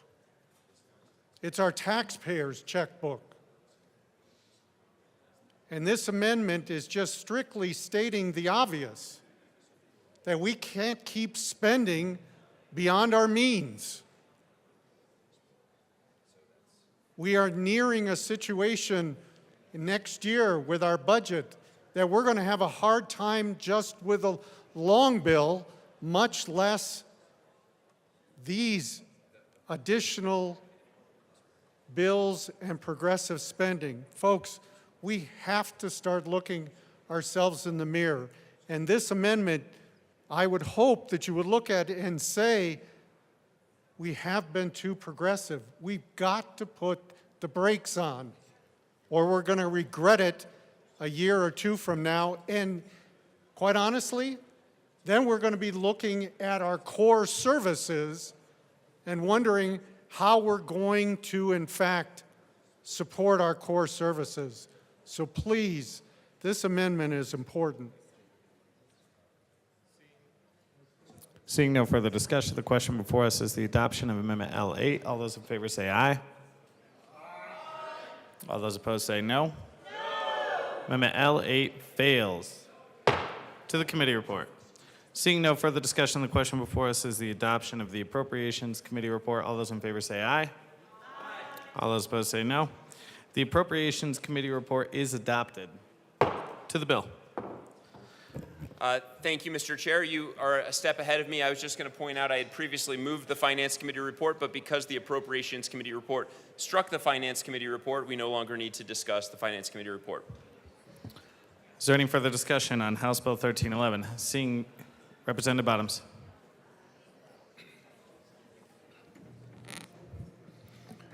Thank you, Chair. The term was brought up just a little bit ago that, that this is trickle-down economics. I would like to amend that statement to say this bill is most definitely trickle-down economics. For 2 straight years, I've run a bill to try to lower income tax at the request of the governor. And 2 straight years, it's been voted down by this body. But now we're taking all these tax cuts, tax credits, and putting them to people. And what we're doing is we're taking all the people's money. This is not our money. It does not belong to the state. It belongs to the people. But we keep overtaxing, overtaxing, overtaxing to the point where it is stressing every single person in this state, and now we can't afford all this stuff.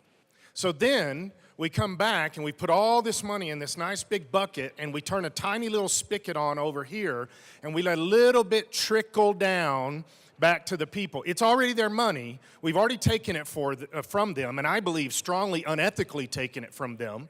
And we trickle it down to where we want over here, this little special interest, this little special interest. And this is the epitome. This bill is the epitome of trickle-down economics. Why can't we let them keep their own money first? This is why do we keep voting against an income tax cut? Because we want to own the money. We want to be the benevolence that lets a little bit of people over here have a few dollars of their money, little people over here have a few dollars of their money, but in the big picture, we're taking everybody's money so that we can fund all kinds of stuff that has no reason for even existing. So then we come back so that we can be in the public, we can be the good guys, and we can give a little bit back over here. And then everybody goes, wow, thank you for that 12 cents, although you just took $1,000 from me, from my, what could be the income tax return. And so we're taking money, and then we trickle a little bit down, until we actually get serious. In fact, what we could do is instead of this bill, we could actually give this group, if we wanted to carve out a group, which is what we're doing. This is just playing favorites with the people's money. It's not okay, it's not ethical, but that's what we're doing. So instead of just carving this out, why don't we just give this group an entire income tax break? No income tax. Wouldn't that be wouldn't that make you more popular? Wouldn't that make us more favorite out there in the people? I mean, we're already carving out a group. Why don't we just go all the way? The reason is because we can't let them keep their money. We got to take the money first. So then we control this. We're the ones in charge, and then we give a little bit out and give a little bit out. Instead of just let them keep their own money. Why do we keep giving tax credits? Let them keep their money. It's their money. The reason is we're playing games. We're playing games with the whole thing. This idea that this is good for the people. This is just a charity mentality that gets us benefit. And I believe it's malevolent. I believe it's a malevolent mentality that we're going to be the ones that dictate all this. Why don't you let people dictate their own money? Why don't you let them spend their own money, keep their own money, do what they want with their own money? No, we have to be in charge. And this is the epitome of trickle-down economics. This trickles it to where we want it to go rather than let the people decide where they get it. This bill is egregious on so many levels. How many hundreds and hundreds of millions of dollars? How many hundreds of millions of dollars that we have to control first and then divvy out some? This is horrible bill, horrible ideology.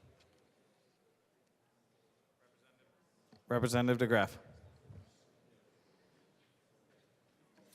Thank you, Mr. Chair. And this really does get down to the progressive income tax, as I mentioned earlier, and that's something that we've rejected time and time again.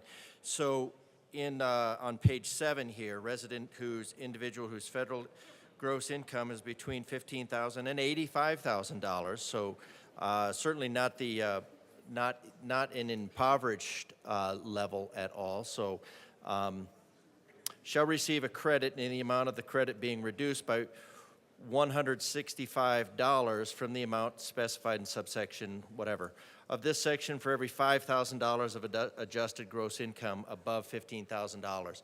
So this is really just a way to create a progressive income tax.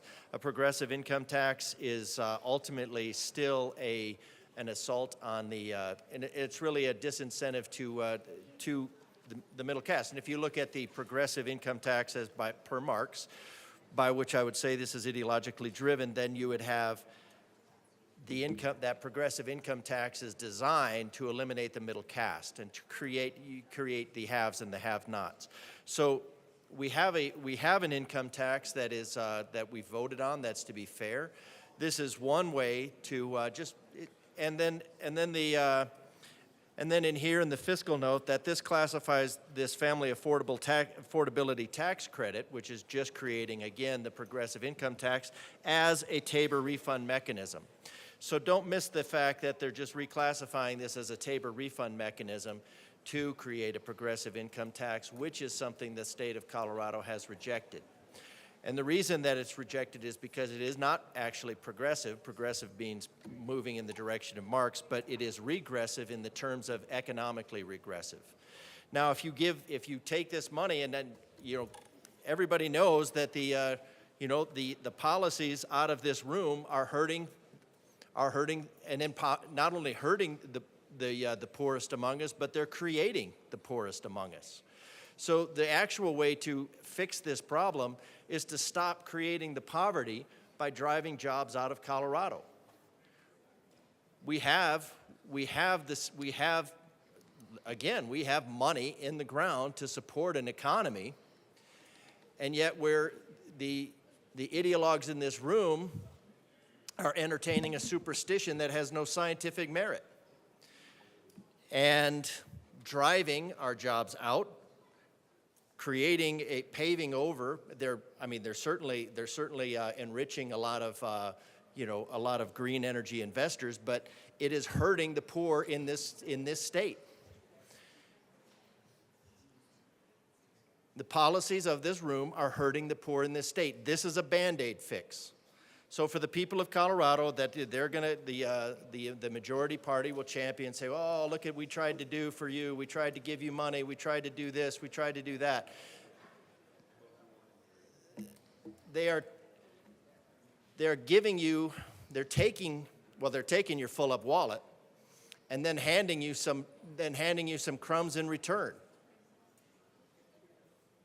That's what this bill is. Don't be fooled by all of this. The object is to get rid of Tabor. Why would you want to get rid of TABOR? Well, if there's no TABOR, if there's no excess income tax, then there is no excess income tax to refund. And then, at that point, then the taxes can be raised continuously, and there's no extra to refund. So instead of looking at this as helping you, maybe it's a little shot in the arm right away, but ultimately, it's looking at creating the mechanism, it's looking at creating the platform to not only reach in and help themselves to what's in your wallet, but just keep the wallet in general. So this is bad policy for Colorado. It creates the progressive income tax, and that's pretty evident on page 7. It creates a progressive income tax. It creates a disparity. It creates the environment where you encourage voters to vote money out of somebody else's pocket, and that creates a very, very bad system of governance. I don't know about any worse than what we're doing now, but it makes it, well, no, it does make it worse. It definitely makes it worse. So if you want to further destroy the economy of Colorado, this is a great way to do it. This is a great way to do it. And what happens when the economy goes? The jobs go. What happens when the jobs go? The poverty increases. So these are not compassionate bills. These are not compassionate bills. These are the result of these bills is known. And the sponsors know, or at least should know, the results of bills like this. And so I'm going to assume they know, and in knowing, these bills are malevolent. Representative DeGraff, if you could please not impugn the motives of your colleagues. That was pretty direct impugning. Okay. So the history of bills like this is damaging the economy. It's driving jobs out of the area. It's driving jobs out of Colorado. When you drive jobs out of Colorado, you increase poverty. You increase poverty and you increase hopelessness. And then you create a government program that throws a little bit of money at it, and then you feel good about it. So that's the cycle. What you do is you create a Band-Aid that you feel good about, and then you walk away, and then when that bad policy has bad results, as predicted, then the solution to bad policy, the solution to bad legislation is always more legislation, and there's no problem that the government can't make worse with a solution to the problem that it created in the first place. So I would ask you to reject this bill because it is ideologically aligned with the majority party. I'm sure it will go. So that's bad for the people of Colorado, and the people of Colorado ought to know why. Representative Luck. Thank you, Mr. Chair. We know from our experience historically and from our social science data currently that one of the best ways to get individuals out of poverty is a 3-step plan. 1, graduate from high school. 2, get a job. And 3, get married before having kids.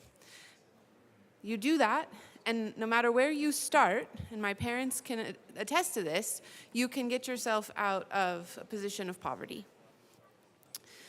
Again, reinforced by social science data and age-old wisdom. This bill disincentivizes that particular process because it gives greater value, greater benefit to a single filer as opposed to a joint filer.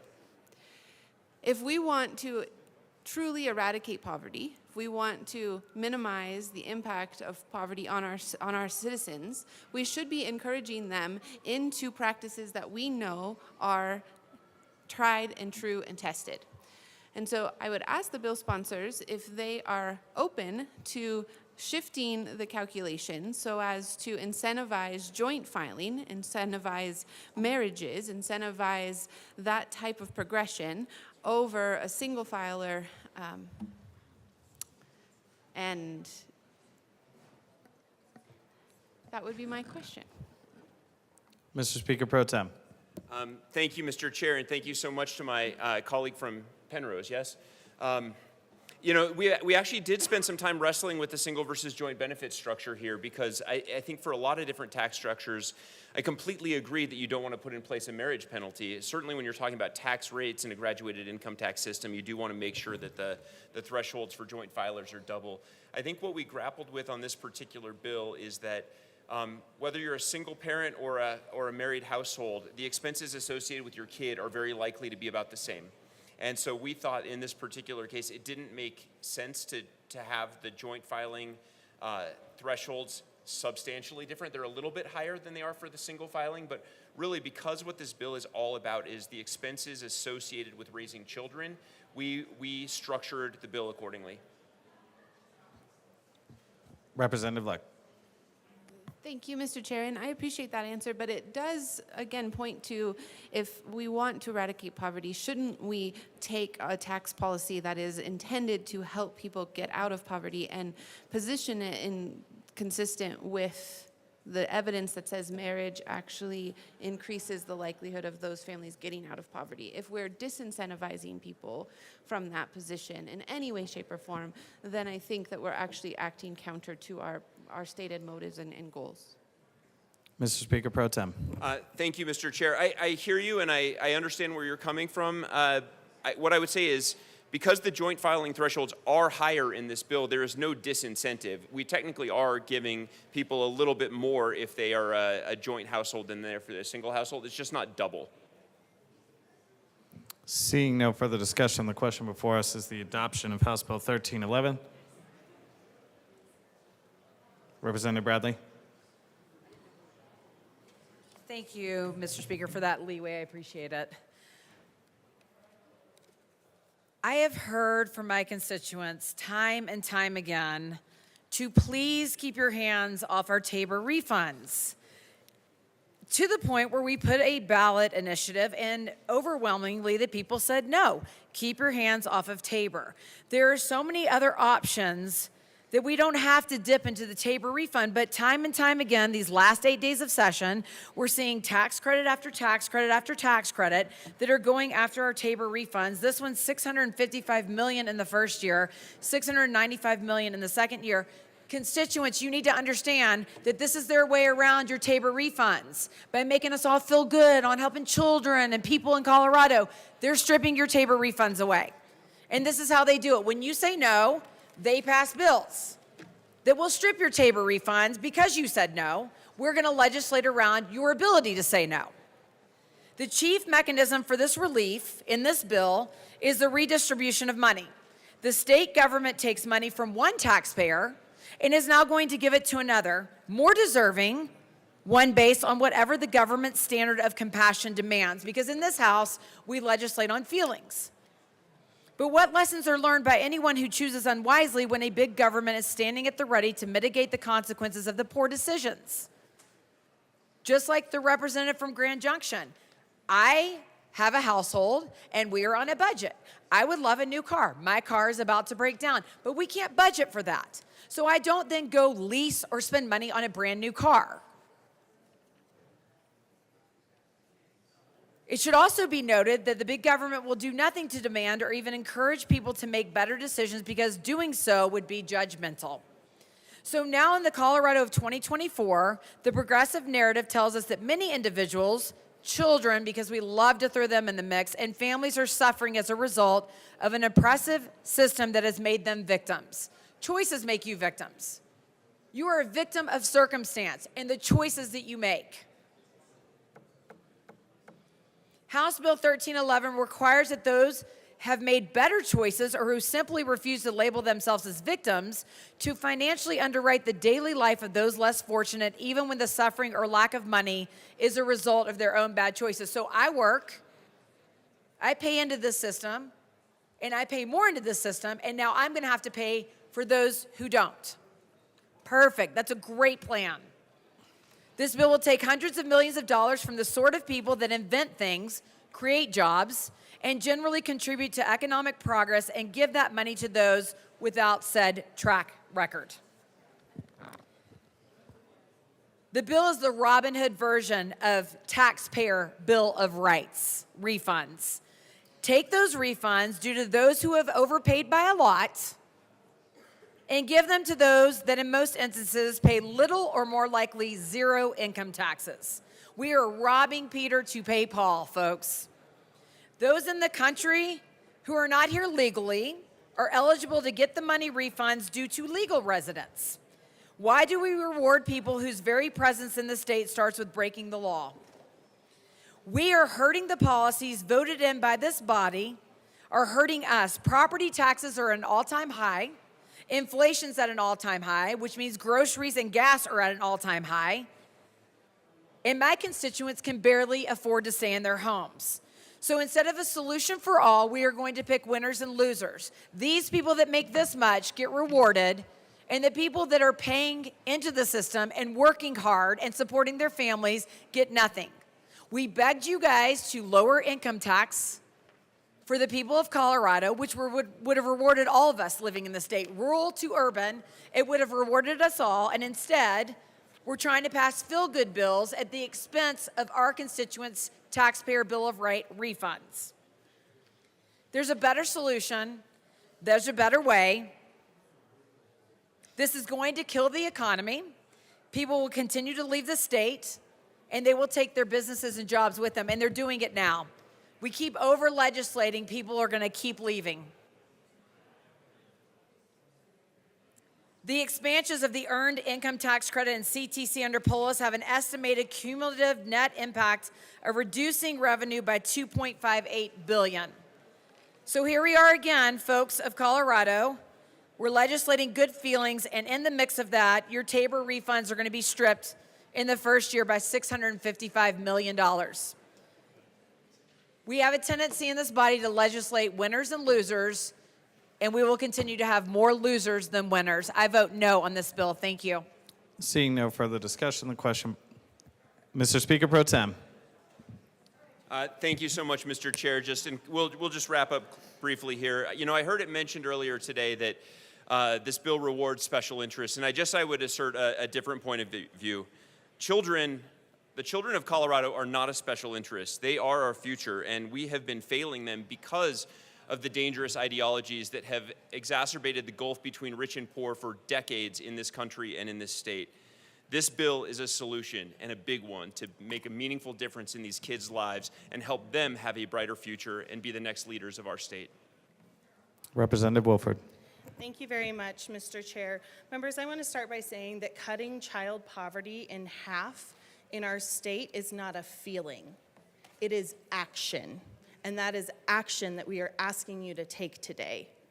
This bill is about the kids. And because we don't want you to lose sight of that fact, I'm going to share some lyrics with you today that are very much dedicated to the kids. We're never going to give you up.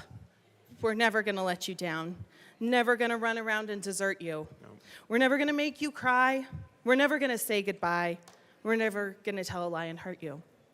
Never going to turn away from working families any day. We're building futures strong and bright just for you. Please vote yes on House Bill 1311. Seeing no further discussion, the question before us is the adoption of House Bill 1311. All those in favor say aye. Aye. All those opposed say no. House Bill 1311 resoundingly passes. Madam Majority Leader. Thank you, Mr. Chair.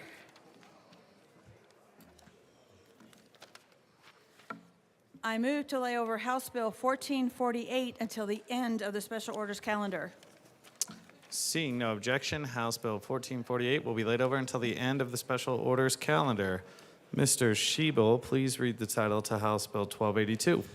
House Bill 1282 by Representatives Martinez and Puglisi, also Senator Coleman, concerning measures to increase the success rates of 9th grade students in public high schools in Colorado.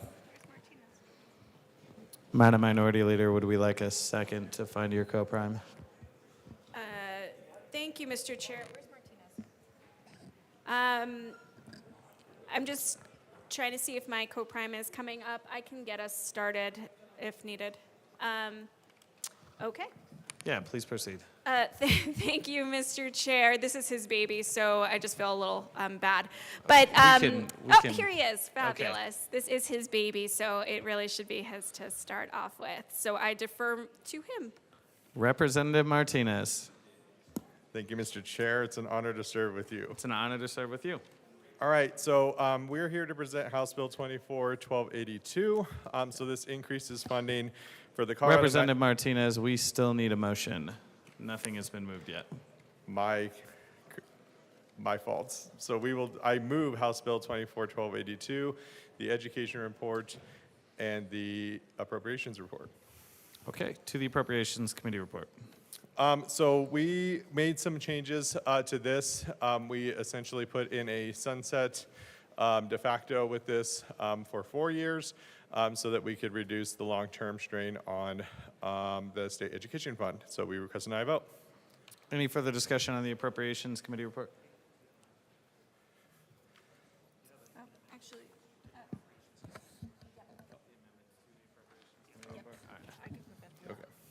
Madam Minority Leader.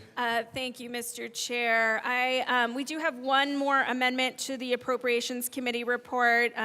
I move L004 to the Appropriations Committee report and ask that it be properly displayed. That is displayed to the amendment. Thank you, Mr. Chair. This is just a technical change that the drafter found and said that we needed to do to the Appropriations report, and I ask for an aye vote. Thank you. Is there any further discussion? Seeing none, the question before us is the adoption of Amendment L4 to the Appropriations Committee report. All those in favor say aye. Aye. All those opposed say no. Amendment L4 passes. To the Appropriations Committee report. Seeing no further discussion on the Appropriations Committee report, the question before us is the adoption of the Appropriations Committee report. All those in favor say aye. Aye. Aye. All those opposed say no. The Appropriations Committee report is adopted. To the Education Committee report. Minority Leader Puglisi. Thank you, Mr. Chair. We had some amendments in the Education Committee, and it just makes this bill better. We did get a lot of great conversation around those amendments, and with that, I would ask for an aye vote. Thank you. Seeing no further discussion on the Education Committee report, the question before us is the adoption of the Education Committee report. All those in favor say aye. Aye. All those opposed say no. The Education Committee report is adopted. To the bill. Representative Martinez. Thank you, Mr. Chair. So members, this is a program that's already in place. So right now there's already a 9th grade student success program. The difference is that it only has $800,000 in that. This bill is increasing that to $2 million. And so I'm going to use a school from my district as an example on why this is such a good program. So Center High School is in my district that predominantly serves low-income Latino students, and they have been taking part of this program. And so what we've seen since its inception, and again, keep in mind this is $800,000 that's been invested statewide, that we have seen Center High School grow their graduation class by 19 percentage points. 19 percentage points in an increase in graduation. So this absolutely shows that if we get students connected to the resources that they need in 9th grade, that they are going to be more successful. This really helps out low-income Latino students, but this also helps out rural students and making sure that we're getting the resources necessary to where they need and being able to help out the students that are most at risk. So we think this is a good bill and vote yes. Minority Leader Puglisi. Thank you, Mr. Chair. In the last bill, we had a lot of conversation about getting people out of poverty. And step one, as the good representative from Penrose said, is to make sure they graduate high school. So by giving students the resources they need to be successful in 9th grade will help them get to achieve the goal of graduation and then going on in their respective lives. We want to help support these students. We have the data to support that this program works, and we're asking for more funding so that more students can be positively affected and graduate and get on with their lives. And so with that, we would ask for an aye vote. Seeing no further discussion, the question before us is the passage of House Bill 1282. All those in favor say aye. Aye. All those opposed say no. House Bill 1282 passes. Mr. Shebel, please read the title to House Bill 1439. House Bill 1439 by Representative Wilford, also Senator Coleman, concerning financial incentives related to apprenticeship programs. Representative Wilford. Thank you very much, Mr. Chair. I want to start by inviting Representative Weinberg to join me as quickly as he's able to.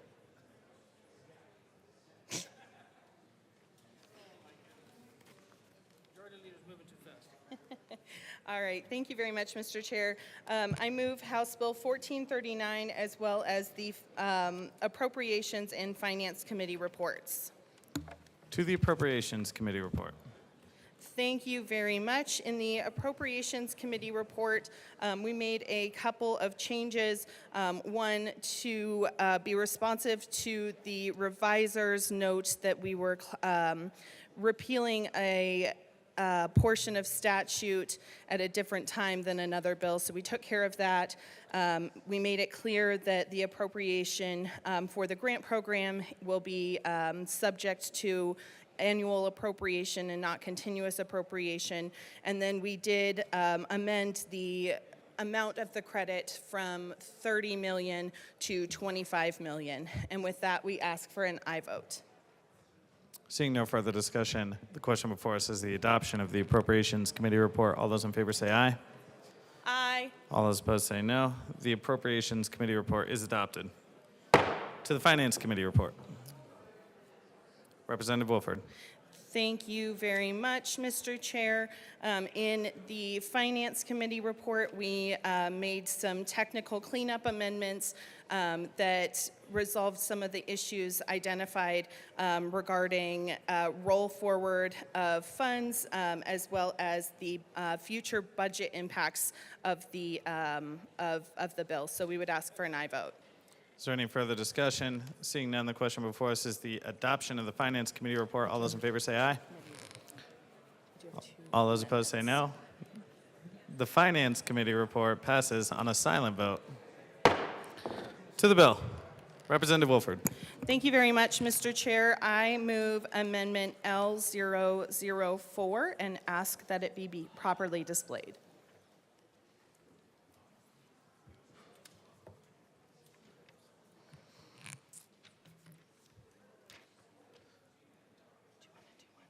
That is displayed to the amendment. Representative Weinberg. Thank you, Mr. Chair.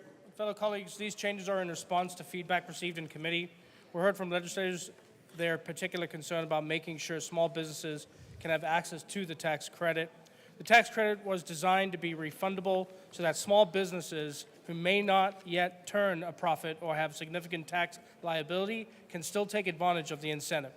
This amendment provides them with the technical support to navigate the application process, supporting their ability to take advantage of the incentive, and I urge an aye vote. Is there any further discussion? Seeing none, the question before us is the adoption of Amendment L4. All those in favor say aye. Aye. All those opposed say no. Amendment L4 is adopted. To the bill, Representative Wilford. Thank you, Mr. Chair. I move Amendment L005 and ask that it be properly displayed.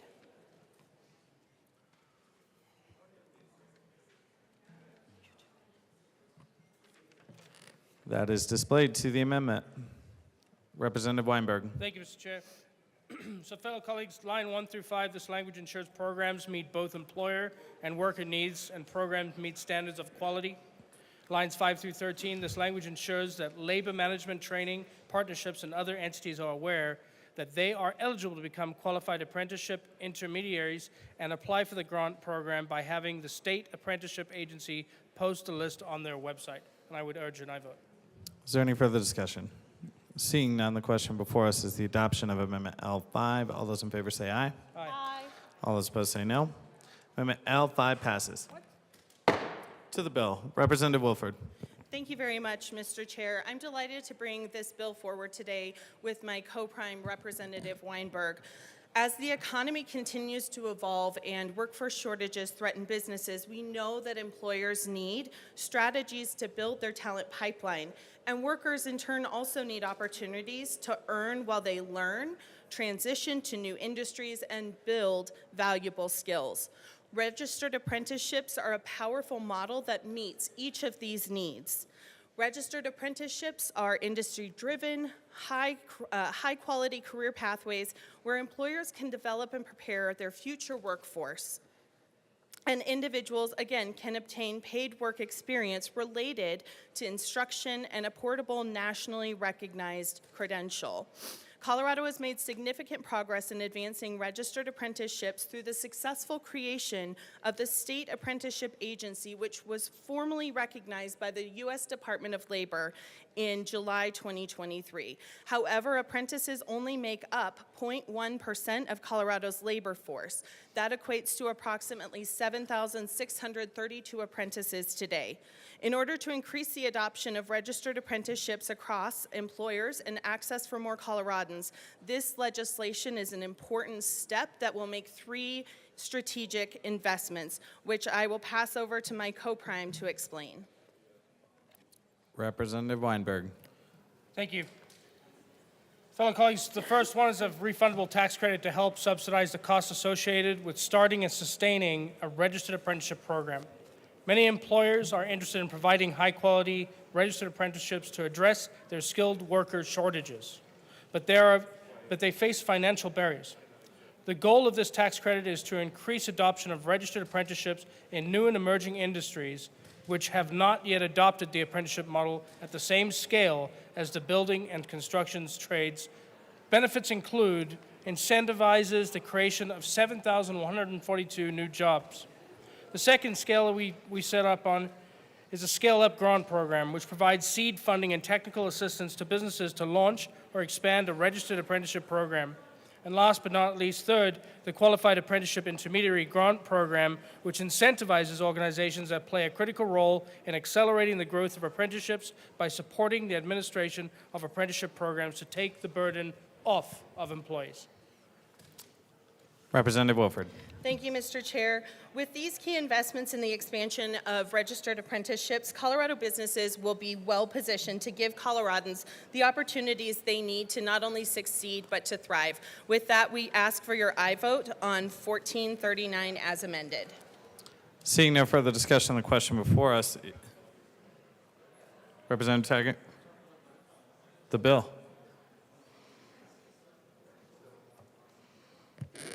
Thank you, Mr. Chair.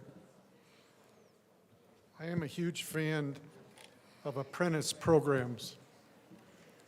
And in any given year globally, we probably employed somewhere between 50 and 100 apprentices at all times. Having said that, this should have been a request within the Department of Labor and Employment. And it was not. It is that important that it should have been a part of the long bill, and it was not. To come back later when you don't put it in your own budget and ask this body for a tax credit is not the way to do business. If this is so important to us, which it should be, it should have been in the request for the long bill. I want to support apprentice programs, but at the same time, we have to respect Tabor. This is not our money. And I will say that again, this is not our money. This is the money of the taxpayer. And departments need to prioritize their requests. And they don't have the right to come back later and say, oh, we didn't put it in there, so here's another way to approach it. Take it away from tax credits. Take it away with tax credits. I'm sorry, that's not the way things work. Thank you. Please vote no on this. Representative Wilford. Thank you, Mr. Chair. I just want to quickly clarify that there was money set aside specifically for the grant programs in the long bill that has already been passed and signed. It's not common practice, and if somebody is aware of a practice, certainly I would love to see it, but it's not common practice to establish new tax credits in the long bill, which is why we have a separate bill. So with that, we do hope that you will vote yes. Representative DeGraff. Thank you, Mr. Chair. Completely unrelated to this, we had a conversation this morning about, oh, I'm okay with that if, Madam Chair, he would like to answer the question. Representative Taggart. Thank you, Madam Chair. It's an honor to serve with you. And I understand that last statement, but it's not accurate. They could have put the dollars in and requested them as a fund. They could have done that, and they did to a certain extent. And now we're just adding to it in something we can't afford. So if they felt it was important enough as a grant, they could have put that in the budget the way this is, which ends up being, the appropriations was brought down from next year of being, not this coming year, but the year after, in a full year, from 30 million to 25 million, but they could have put that in the fund. I'm aware that we're not supposed, we don't do tax credits within it, but if it's their priority, then fund it properly, and don't come back later. Representative DeGraff. Thank you, Mr. Chair. So, Madam Chair, so as I understand it here, I mean, ultimately, this is going to apply, it really seems to come down to subsidizing about $1,050, roughly $1,000 per month for an apprentice. And I think that's great, and I think it shows what happens when it really goes to prove what happens when businesses have more capital with which to work. Because in order to facilitate that exchange of good for good, you have to produce that good, and you have to have employees that do a good job to do that. So employers have an incentive to hire, and when you make those employees increasingly expensive, you create a disincentive because the cost benefit has to be there. So the more you add to the cost. So a program like this, unfortunately, adds to the cost of all employees to subsidize a small subset of employees. So, but it goes to show what employers will do when they have money that's not extracted by this body. So I can't really be for this.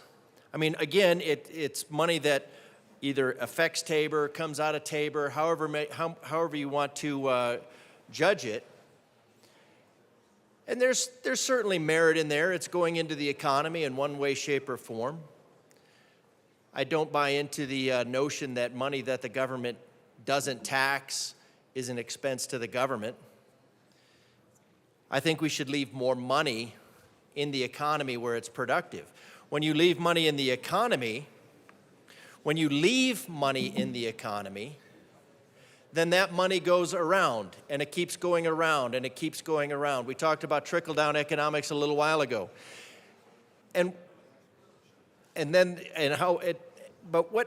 Let's just say, what does a rich person do when they build a house? Well, they pay somebody to put on a roof, and then they no longer have that money. But that money went into somebody else's pockets to pay for that labor and pay for that material. And then that individual that made the roof goes in turns and purchases something else. And that money that's in the economy goes around and around and around. And then this legislation looks at that money and says, ooh, if I could only get a little piece of that. And that's called a tax. And when you tax something, it's a drag. It's a drag. It's a sapping of the energy. When you're feeling taxed, it's appropriate. That energy has been extracted from you. And these taxes extract that energy from the economy. And so these good intentions like this, they're saying, well, we're going to take this 1,050 and then there's going to be some funding, there's going to be some government agencies, there's going to be somebody that has to oversee it, they're going to have to determine who gets what, and we have government bureaucrats that are going to be making these decisions. Getting paid, sapping the productivity out of the economy. But we feel good about it. You feel good about it. I feel terrible about it. You feel good about it because it's taking somebody else's money and giving it away. Now, when you legislate money, when you take money from one person's pocket and put it in another, that's usually called theft. When you legislate money from one pocket to another, that's still called theft.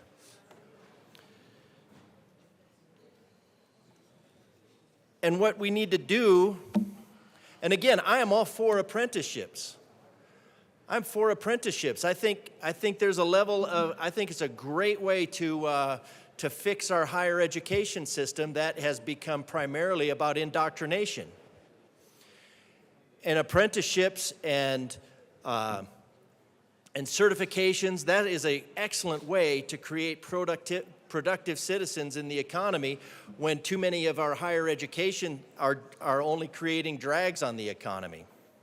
So I'm all for apprenticeships. And the best way for a business to hire an apprentice is to hire somebody. The colleges are, my son's going through this program.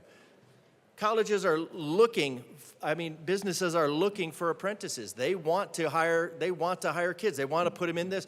And you don't need a government program for this. Businesses want apprentices. Why do they want apprentices? Because that is basically a pre-hiring program. So they get to hire a college student, pay a college student that's motivated during the summer months. And some of these apprentices programs are basically a year-round employment, and then they just prorate it for what they do. These businesses don't need the government telling them that they would like to have that. If you want to have them hire more apprentices, get the boot of government off the neck of business. You don't create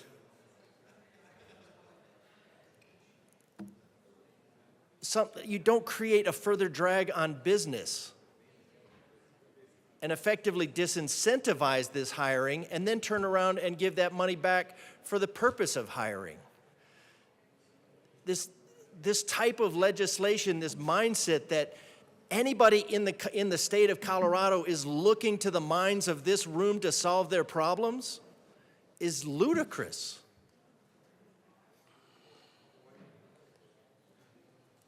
This is not a deliberative body. We're not solving problems here. We're going to look at 33 bills today, at least. We're not going to be discussing the merits and trying to figure out something. This is throwing money out. This is making people feel better, but the ultimate reason is to ideologically redistribute wealth. It's draining the economy. It's chasing businesses out of Colorado. And then we say, oh, well, now we need to fix part of that problem by throwing money at it. By throwing money at it that you're extracting from Colorado businesses, which further chases them out. So if you want to back out the problem, you're the problem. You're the problem. Governing from emotion is a problem. Governing by feels. This feels good. This feels good. This feels like we're supporting the economy. This feels like we're supporting apprentices. So we can say, we're never going to give you up or let you down. We're just going to tax you to death. And we're going to chase your business, we're going to chase your employment opportunities out while we sing a little ditty. So I love apprenticeships. I think it's great. We should do more of it. We should make it. We should get the regulation boot off the necks. We should make employment costs go down so these businesses can hire at all levels.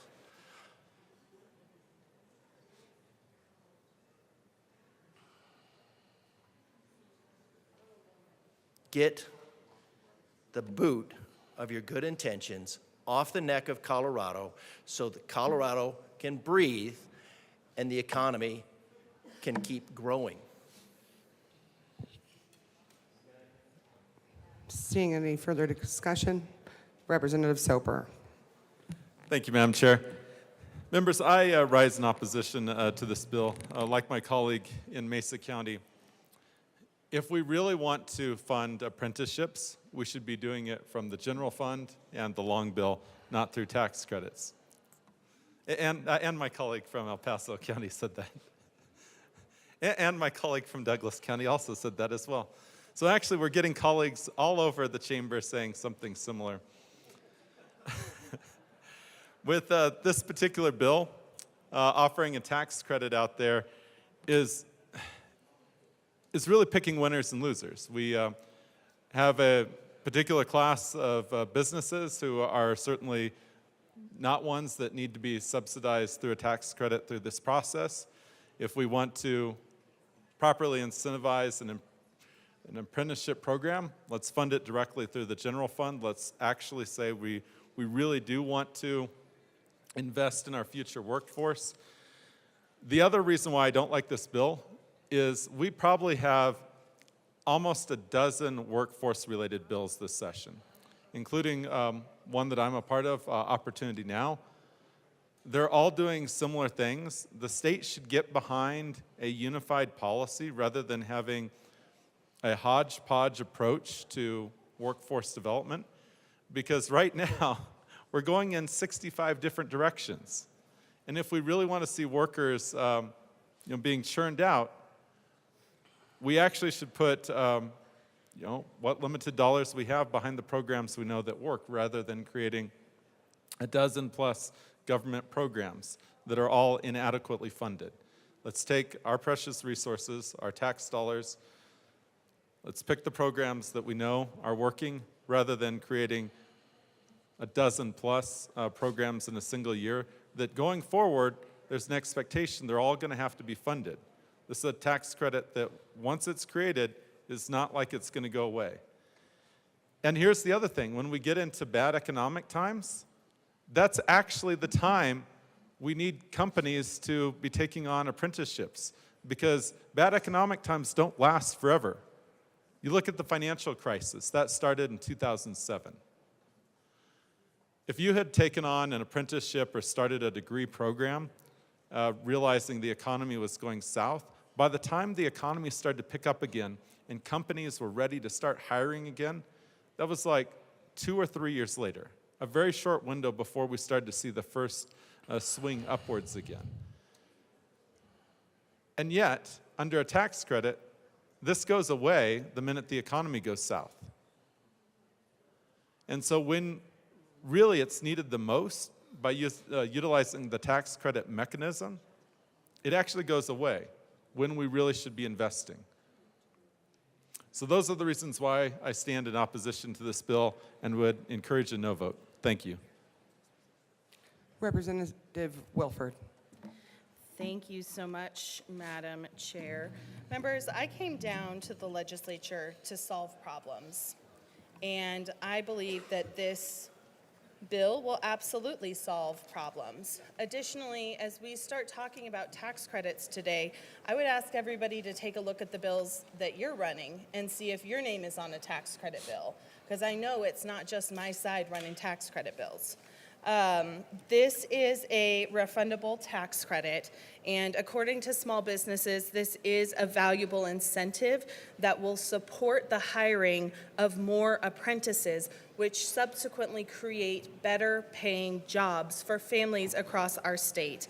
And I want to just briefly make sure that folks understand who is supporting this bill. The supporters of this bill include Activate Work, CareerWise Colorado, Associated General Contractors, Colorado Succeeds, the Colorado Chamber of Commerce, the Colorado Competitive Council, the Colorado Hospital Association, the Denver Metro Chamber of Commerce, the Colorado Springs Chamber of Commerce, the Colorado Bioscience Association, the Hispanic Contractors of Colorado, South Metro Chamber, Adams County AC Rep, as well as NFIB. This is a good bill, and we ask for you to vote yes because it will support both workers as well as small businesses and our economy. Representative Weinberg. Thank you, Madam Chair. So, for those of you that don't know, I didn't graduate from college. I tried it. One size fits all doesn't work. If I didn't get into the technology field with companies opening it up to me, I don't think I'd be where I am today with my business. This is a good bill. Any incentive for our businesses who are getting overtaxed in this state, literally to put good workers into the workforce, that's good for Colorado. Me and my co-prime have been working on this since August of last year, worked really hard with all the stakeholders, and I stand firmly behind this one. This is going to give an opportunity for people that do not join higher education because one size does not fit all. And this is a good bill for the state, which will get people into the workforce that are desperately needed in the fields that are desperately needed. We have a shortage, and anything we can do to incentivize that, that's our job. So I urge and I vote, and I thank you for your time.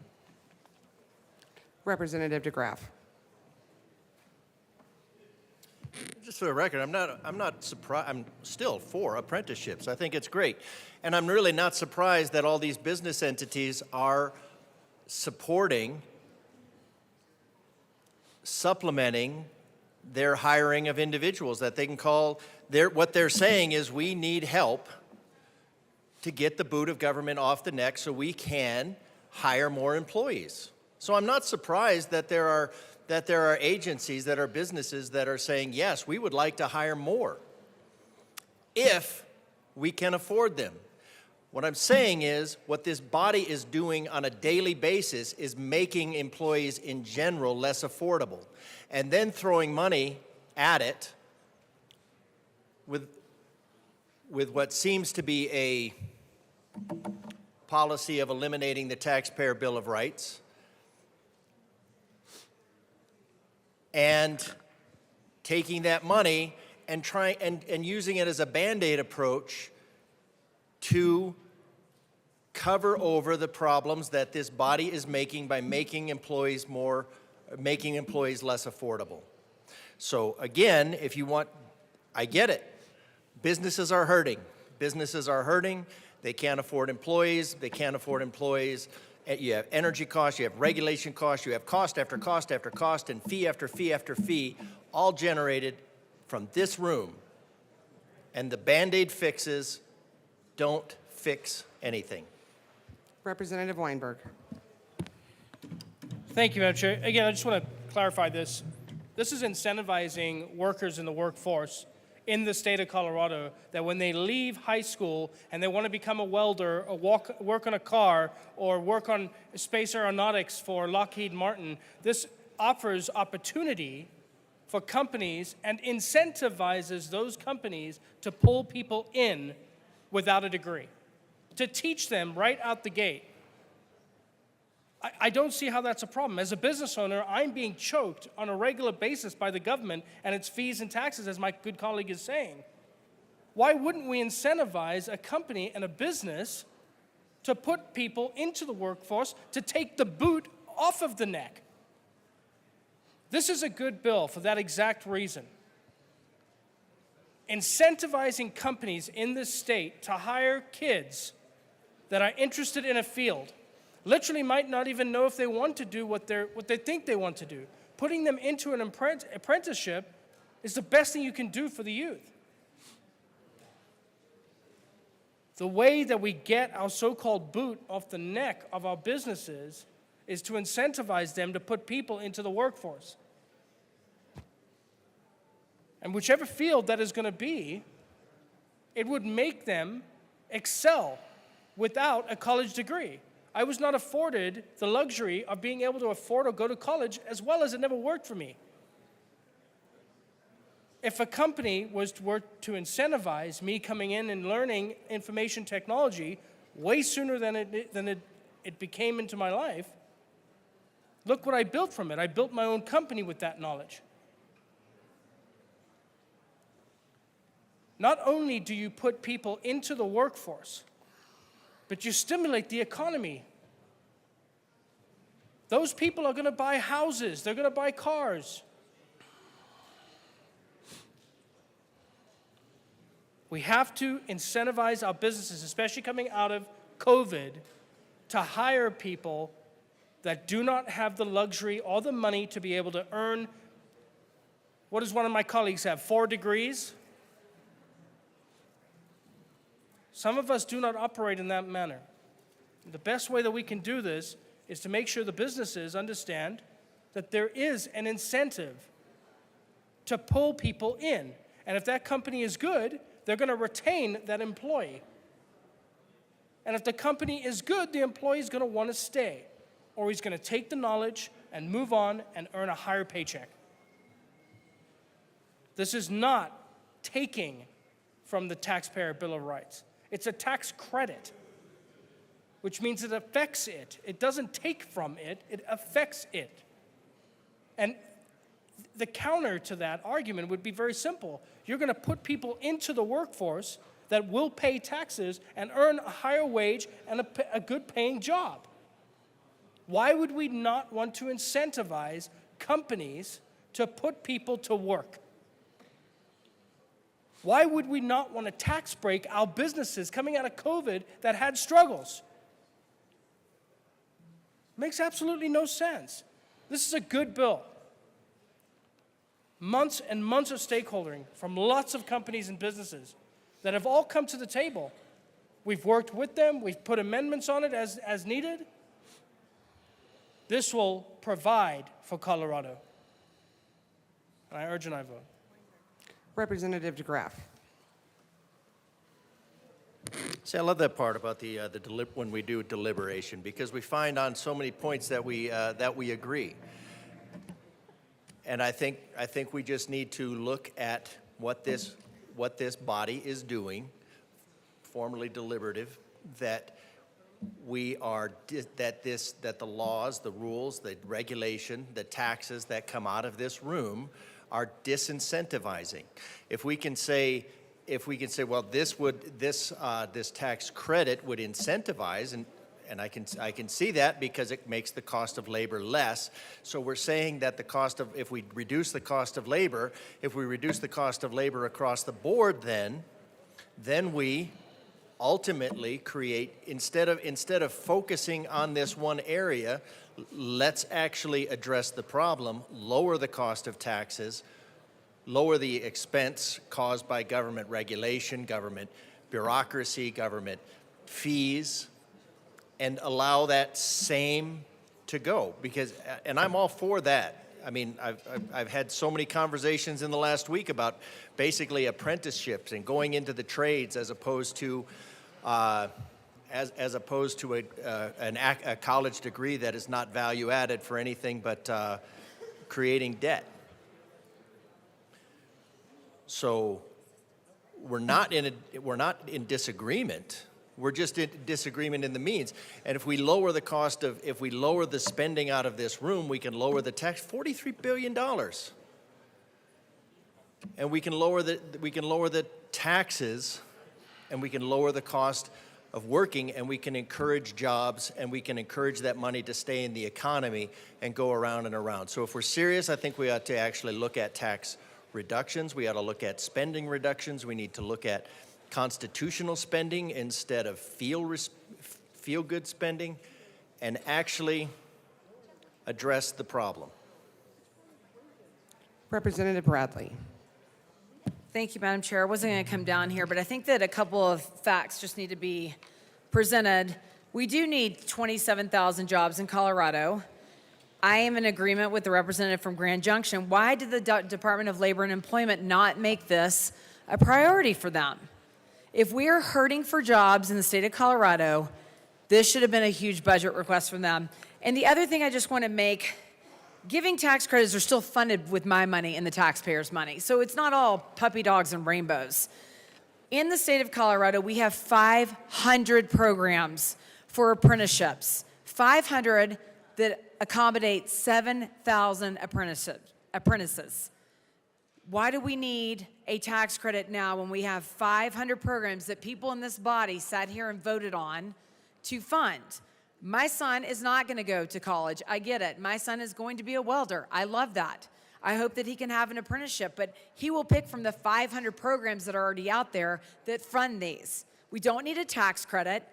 I think it's robbing Peter to pay Paul. I'm against it, and I urge a no vote on this bill. Thank you.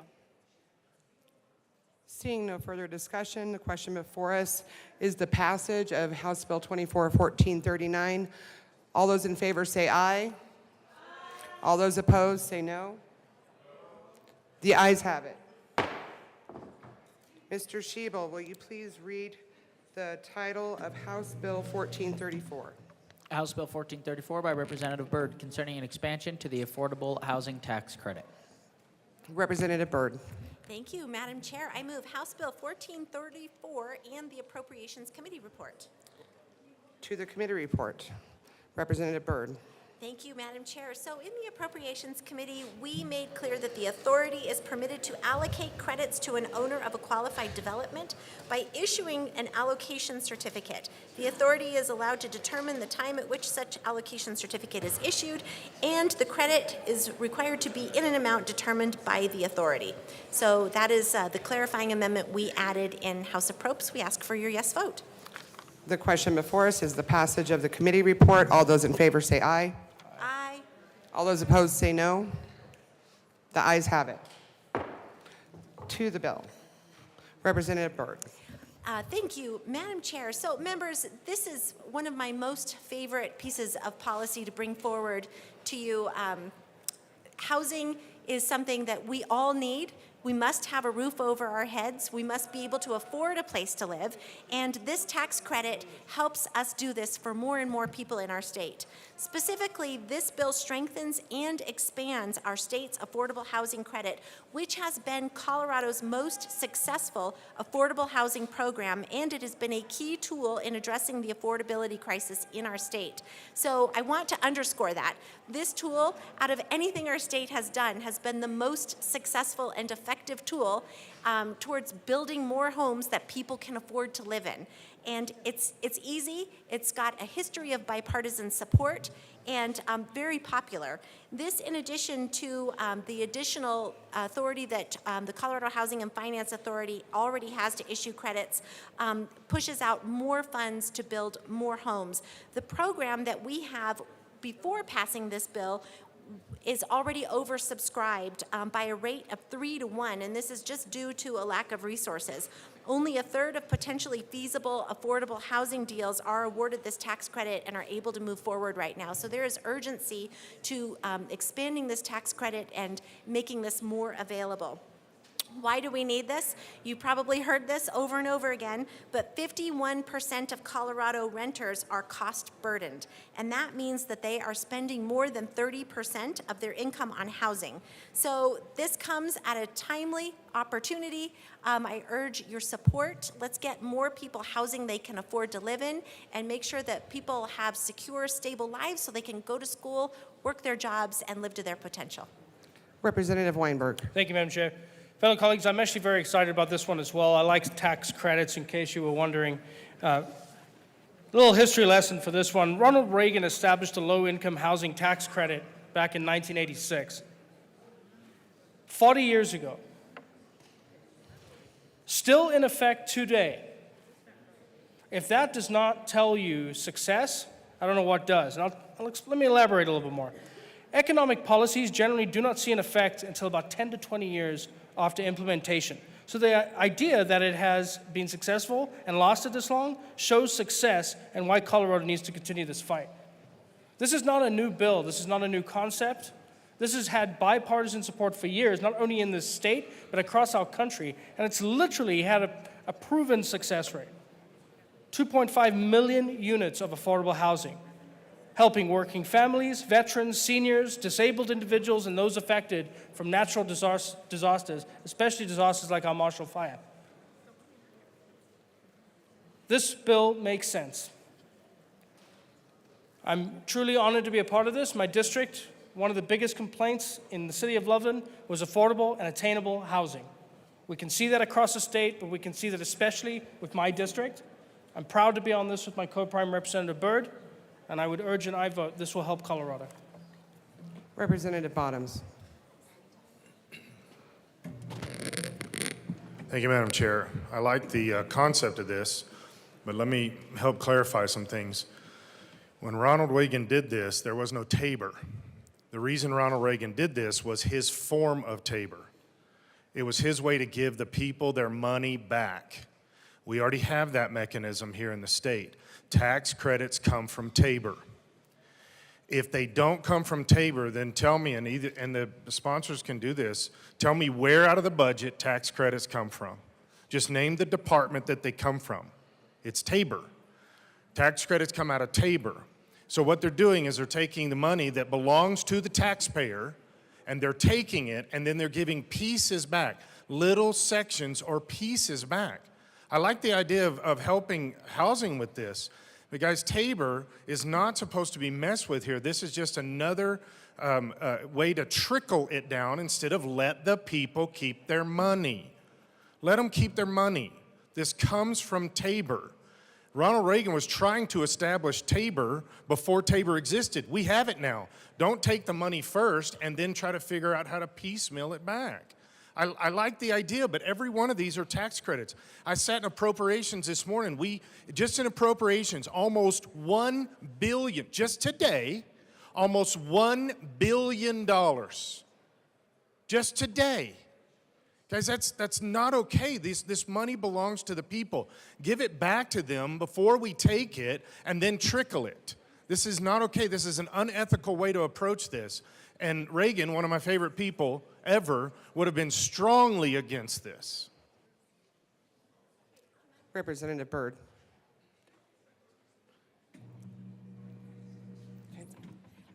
Thank you. Just to my good colleagues, I do want to say that this is a tax credit, which means it is offsetting, it is reducing your tax liability. So you're not paying the tax in the first place.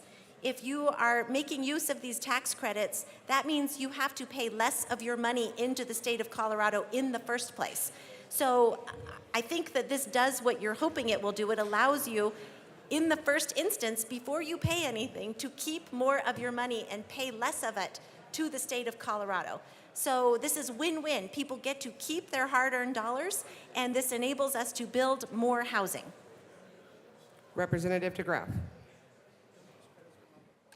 Thank you, and I think those are all great. I think we should be looking at. I do appreciate the note and and basically the affirmation that lowering taxes would spur the economy, and so I would hope that in general, and that the body would be listening to. If you lower taxes and you spur the economy, you don't need all of the taxes. So solve the problem up front by reducing the spending. Just reduce the spending. Put some accountability in there.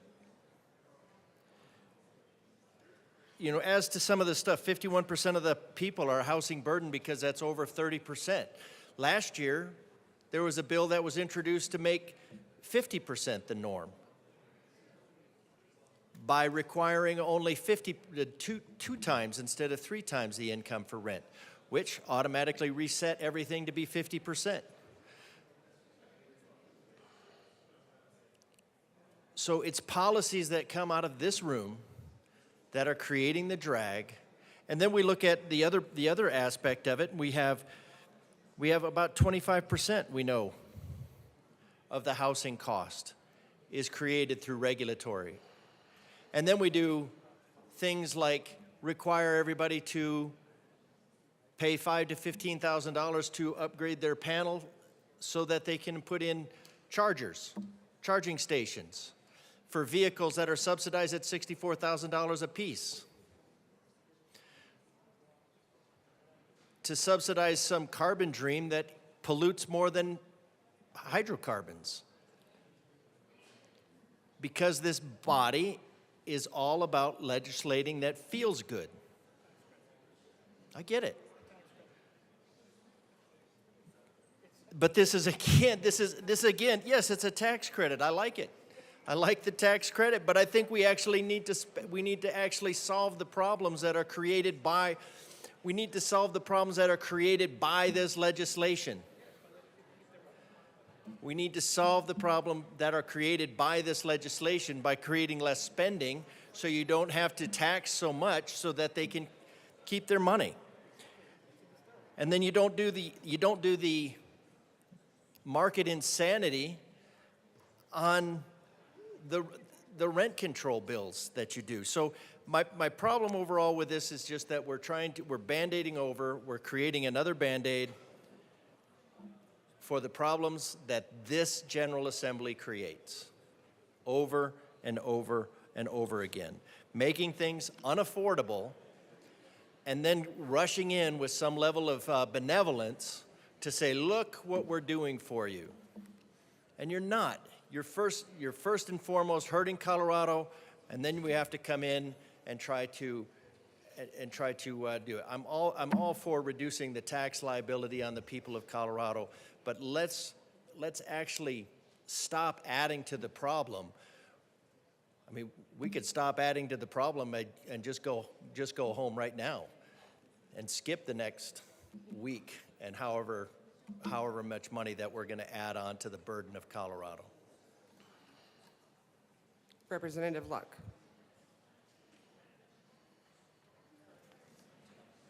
Thank you, Madam Chair.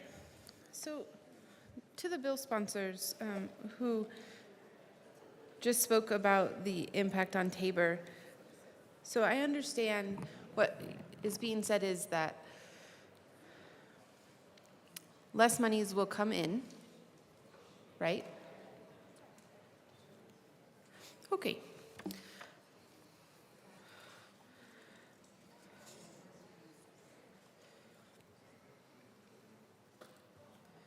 So between 2024 and 2039, looks like there will be $768 million less collected by the state in income tax. That is the projections.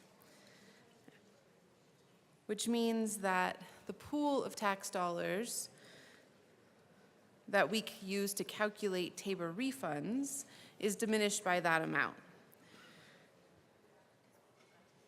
Right, because people got to keep their money. I'm trying to process this. So we say to people, because you are doing something the state deems to be helpful, we are going to collect less of your dollars.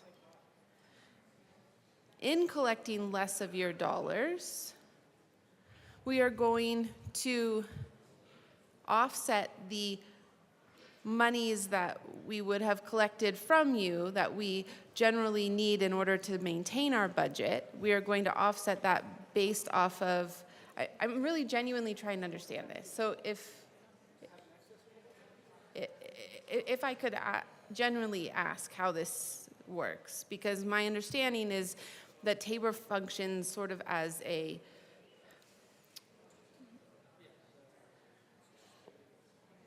okay, never mind. Why bother? Seeing no further discussion, the question before us is the passage of House Bill 241434. All those in favor say aye. All those opposed say no. The ayes have it. Mr. Schiebel, please read the title to House Bill 241004. House Bill 1004 by Representatives Bacon and Byrd, also Senator Coleman, concerning the ability of ex-offenders to receive authorization to practice in state-regulated occupations. Representative Bacon. Thank you, Assistant Madam Majority Chair. Leader, my apologies. That's okay. I move House Bill 1004 and the, do we have an appropriation? appropriations? I don't think. Business and Labor Committee report. It says And appropriations. Okay. Thank you. To the appropriations report.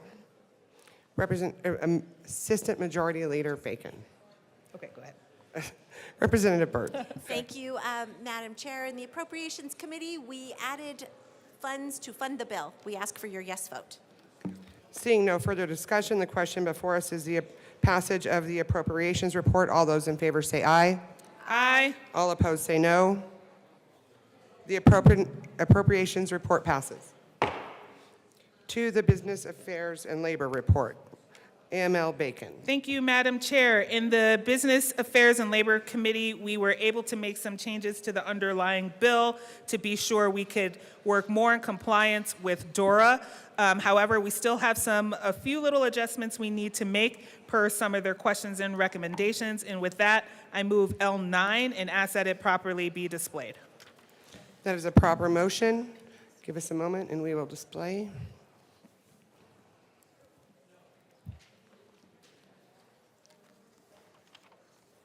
L9 has been moved and is properly displayed. AML Bacon.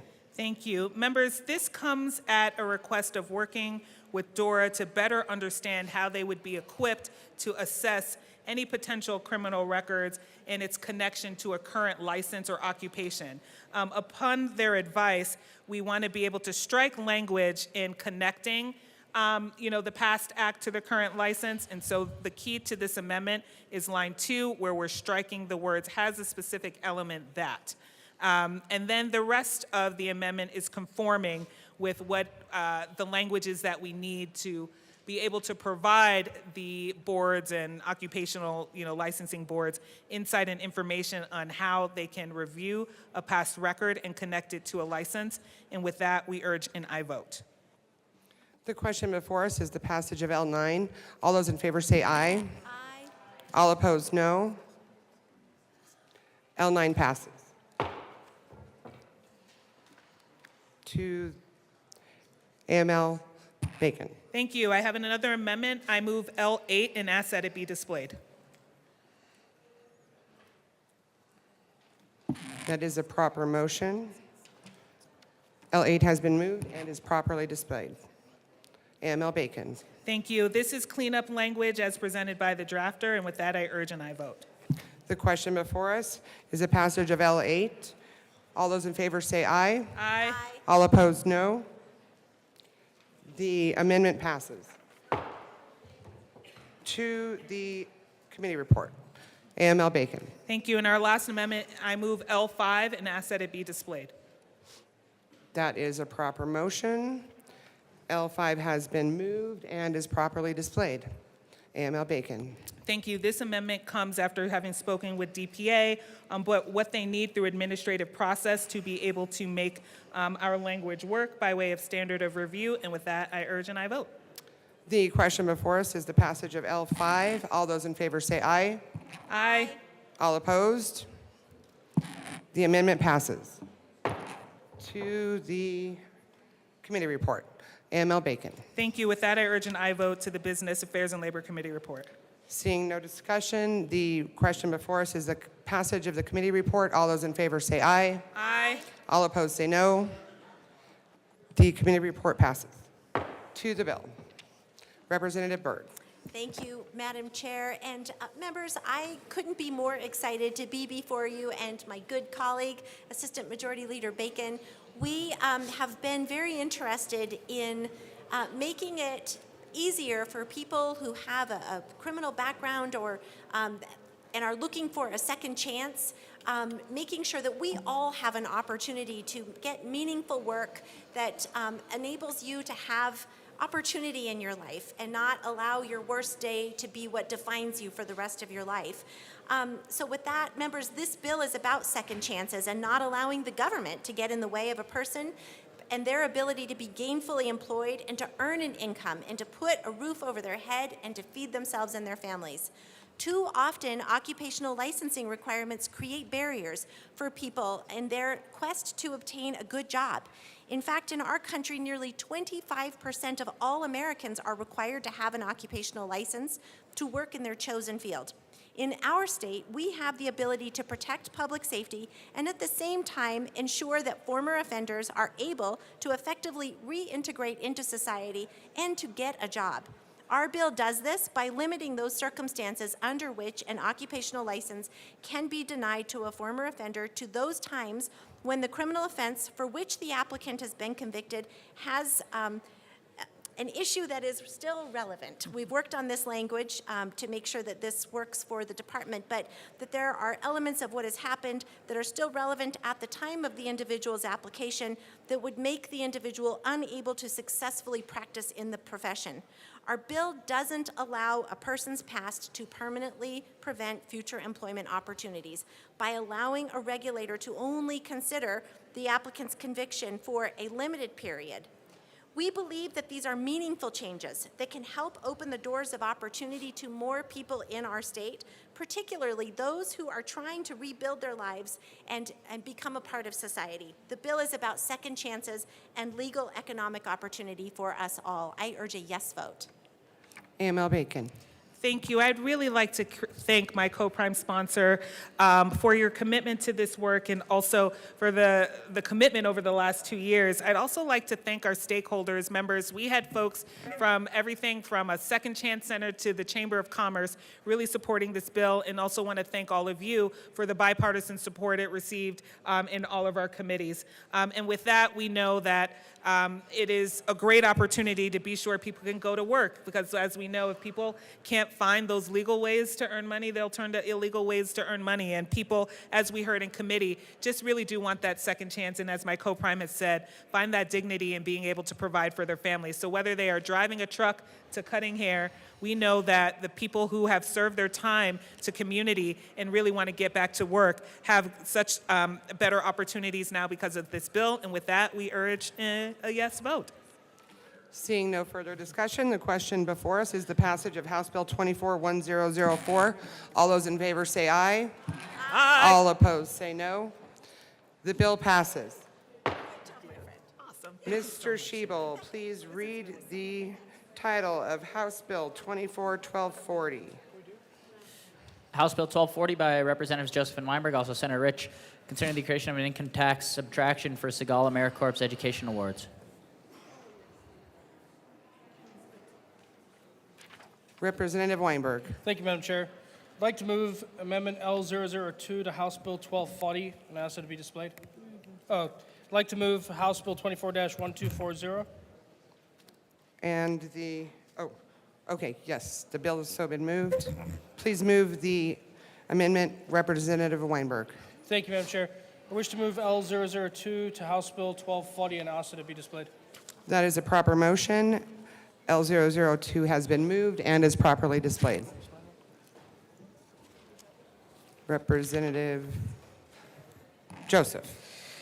Thank you, Madam Chair. In this amendment, we are making just some technical changes because the AmeriCorps tax subtraction, we wanted to expand the date and the sunset because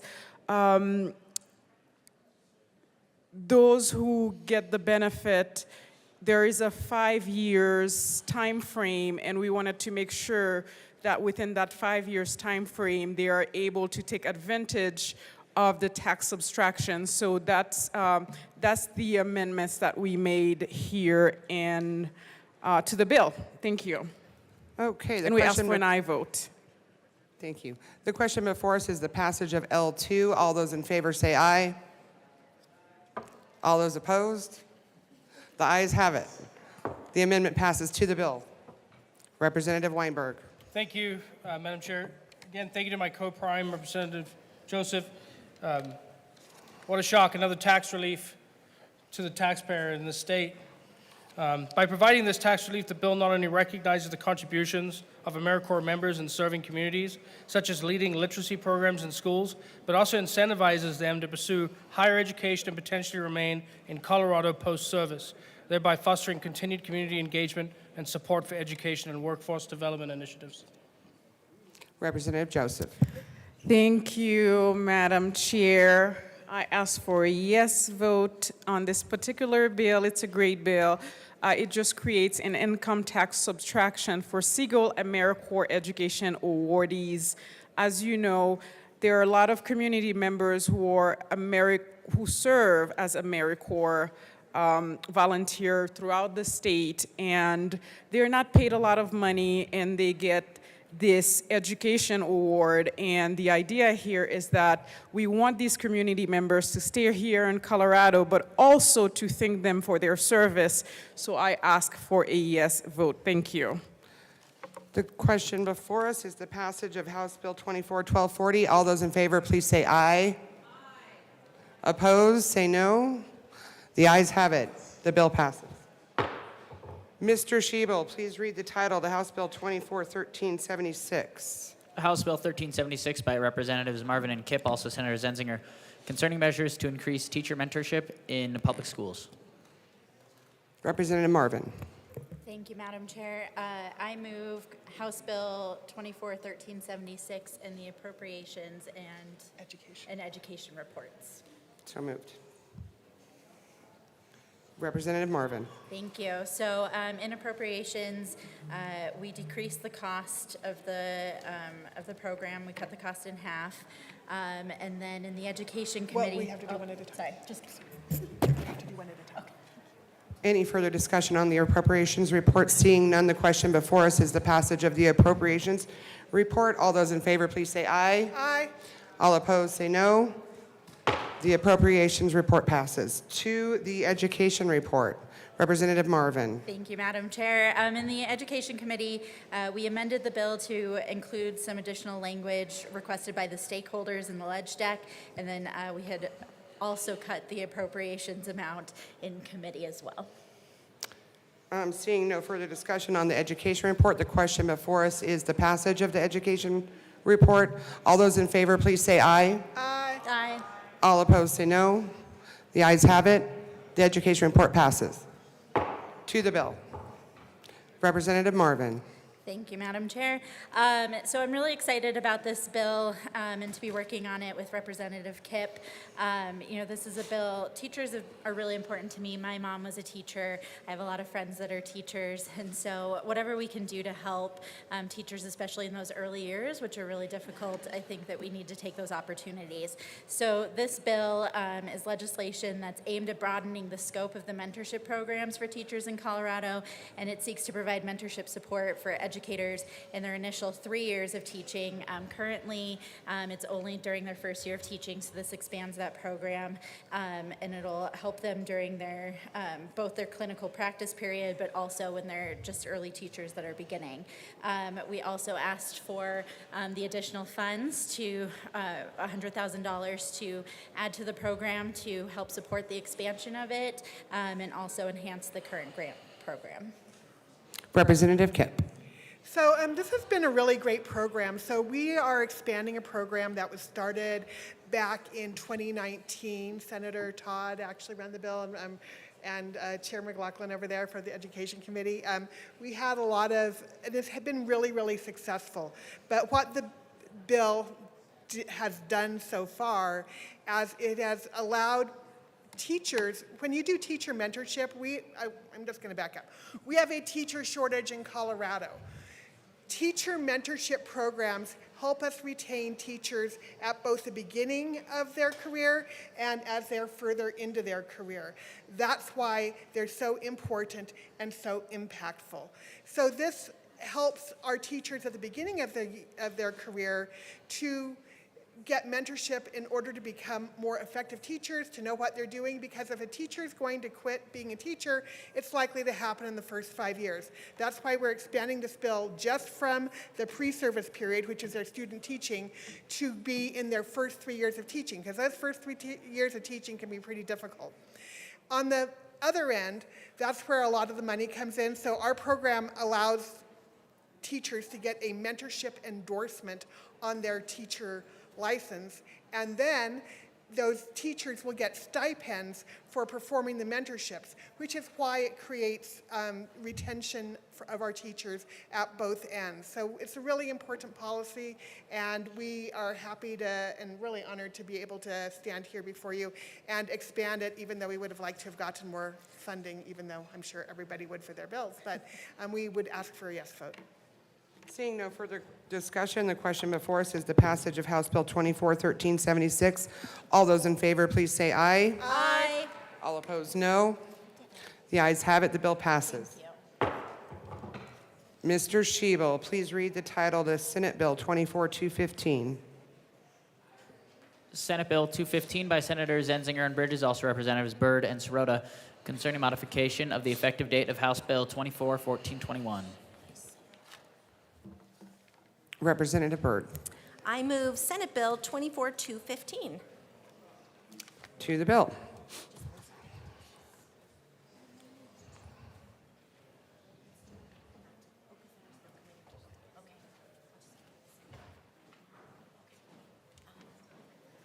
Thank you, Madam Chair. I have an amendment. I move Amendment L103.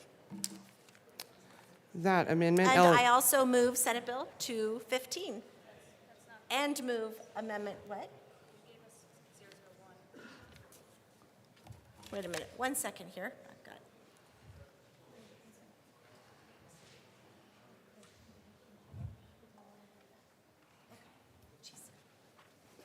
All right, let's just try this again. I move Senate Bill 24215, So moved. and then I move Amendment L001.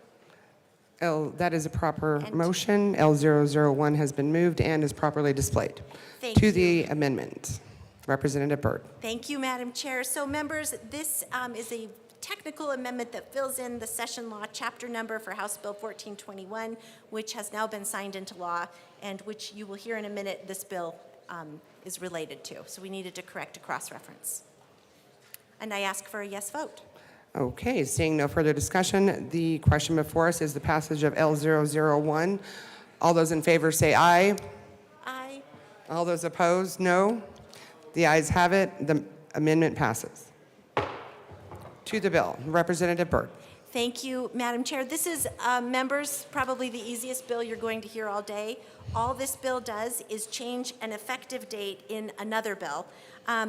It changes the effective date of House Bill 1421. And if you are wondering what House Bill 1421 is, I will tell you that bill modified funding, and that bill, by the way, has been signed into law. It modified funding for certain public safety grant programs. The bill had a safety clause but did not include an effective date, which this bill remedies. So I would ask for your yes vote. Seeing no further discussion, the question before us is the passage of Senate Bill 24215. All those in favor say aye. Aye. All opposed, no. The bill passes. Mr. Schiebel, please read the title to Senate Bill 24086. Senate Bill 86 by Senators Rich, Michelson, Janay, also Representatives Byrd and Weinberg, concerning the Breast and Cervical Cancer Prevention and Treatment Fund. Representative Weinberg. Thank you, Madam Chair. Long time no see. I'd like to move Senate Bill 24-086. And the Finance Committee report. And the Appropriations report. So moved. Representative Byrd. Representative Byrd. And are we to the Appropriations report? To the Appropriations report. Okay, great. So thank you, Madam Chair. So in the Appropriations Committee, we just passed the bill, and we added an appropriation, made some clarifying amendments. Seeing no further discussion, the question before us is the passage of the Appropriations report. All those in favor say aye. Aye. All opposed say no. The ayes have it. The Appropriations report is passed. To the Finance report. Representative Byrd. Thank you, Madam Chair. In the Finance Committee, we made some technical changes to some state fiscal year references, and we ask for your yes vote. Seeing no further discussion, the question before us is the passage of the Finance report. All those in favor, please say aye. Aye. All opposed say no. The ayes have it. The Finance report is passed. To the bill, Representative Weinberg. Thank you, Madam Chair. Fellow colleagues, this one is near and dear to my heart. There are a few people in my life that have experienced breast cancer, one of them being a friend from high school residing in New York, and another one up in Larimer County. And obviously, for confidential reasons, I won't say anything more to that.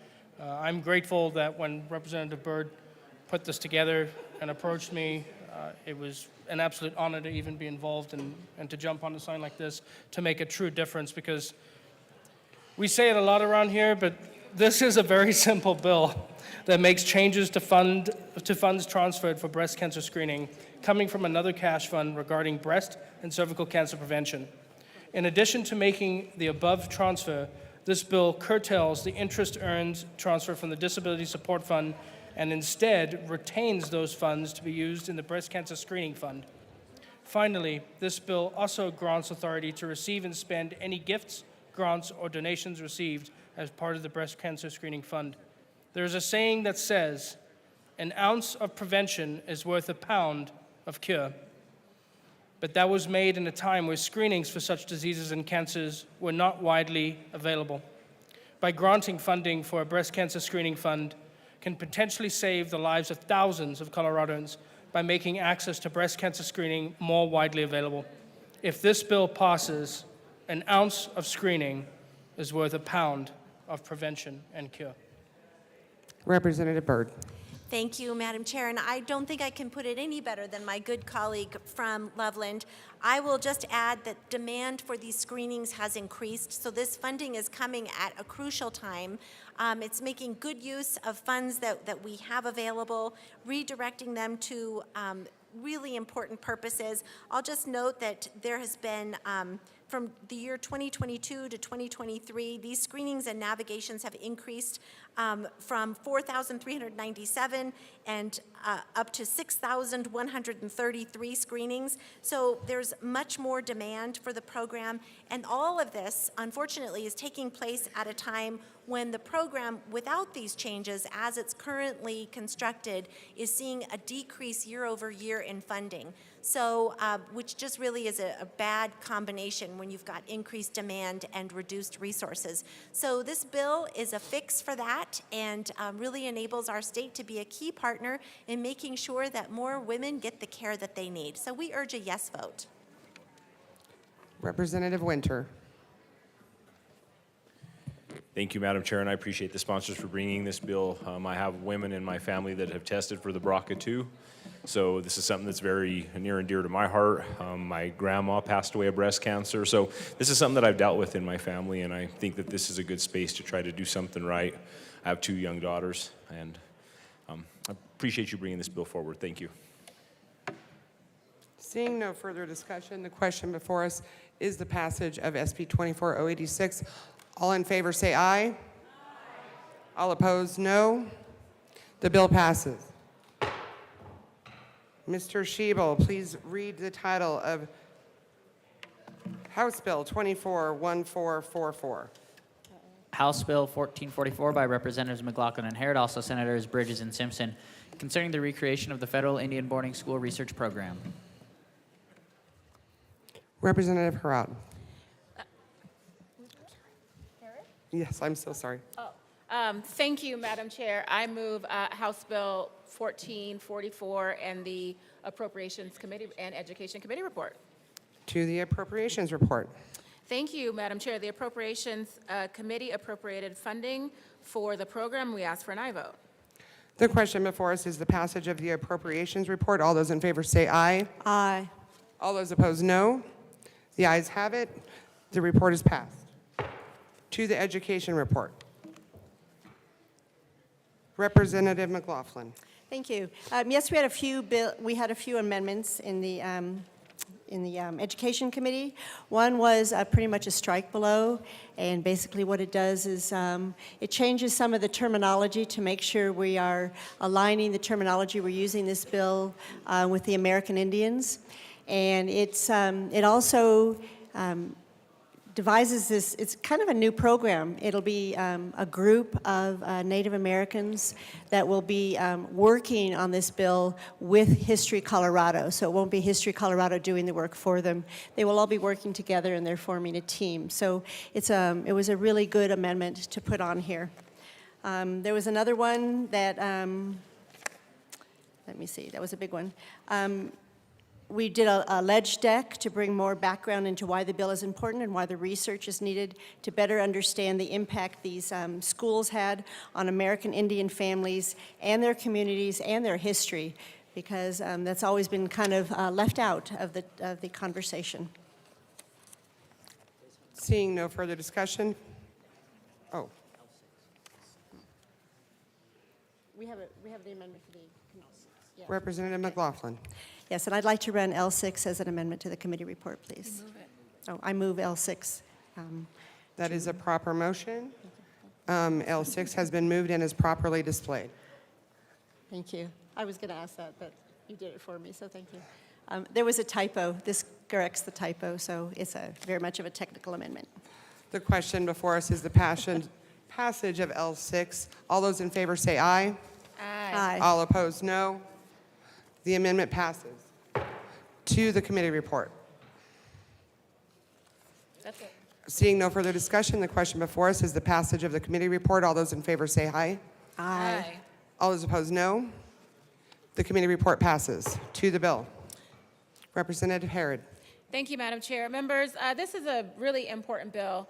It adds to the work that we have done in the past on these boarding schools that murdered, sexually assaulted, abused young Native American kids in Colorado for far too long. Initially, the scope of this bill included initial identification of the boarding schools and the families that are impacted. And now that we know the impact and the families, we have more information, not all, more information, it's time for us to go deeper. We need more than just the records that were kept by those who are not Indigenous and Native, but instead need to have the conversation with Native folks and center Native folks in the conversation around the horrific acts that happened to the children that went to these schools and the impact and the trauma that is there with their families today. We ask for an aye vote. Representative McLaughlin. Thank you. Many people in Colorado do not know there were 11 Indian schools. They weren't all federal boarding schools in Colorado, and all of them have pretty much what I would consider a criminal record. They stole kids from the home, they burned their clothes, they cut their hair, they changed their names, they punished them for not knowing American ways. And it was a really horrible piece of our history. And the families who are the survivors of those people are still struggling today. And so this is what we wanted. This bill will kind of extend a program that we started a couple of years ago, and it'll take several years to do it. But they're going to be doing personal interviews and personal consultations with tribal members to see what is happening now and what happened then, and to see how we can help. Seeing no further discussion, the question before us is the passage of House Bill 24-1444. All those in favor say aye. Aye. All those opposed, no. The ayes have it. The bill is passed. Mr. Schiebel, please read the title of Senate Bill 24-173. Senate Bill 173 by Senators Roberts and Gardner, also Representatives Soper and Titone, concerning the regulation of persons providing mortuary science services and in connection therewith making appropriation. Representative Soper. Thank you, Madam Chair, and it's an honor to serve with you. It's an honor to serve with you. I move Senate Bill 173 and the, let's see, I have to double check, the Finance Committee report and the Just Finance Committee report. Okay, to the Finance report. Thank you, Madam Chair. And I'm killing a little time looking for my co-prime sponsor as well. Sure, if you want to. In the Finance Committee, we added a couple of amendments. And in here, this was really to address what happened in the Senate on the Senate second reading. An amendment was added that anyone entering the funeral industry or who's currently in the funeral industry would have to take the national exam. That's completely unfair, and we began changing things in finance.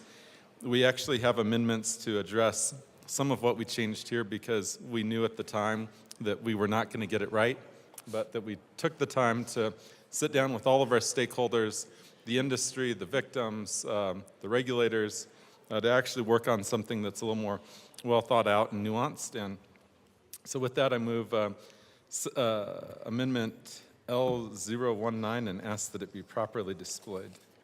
That is a proper motion.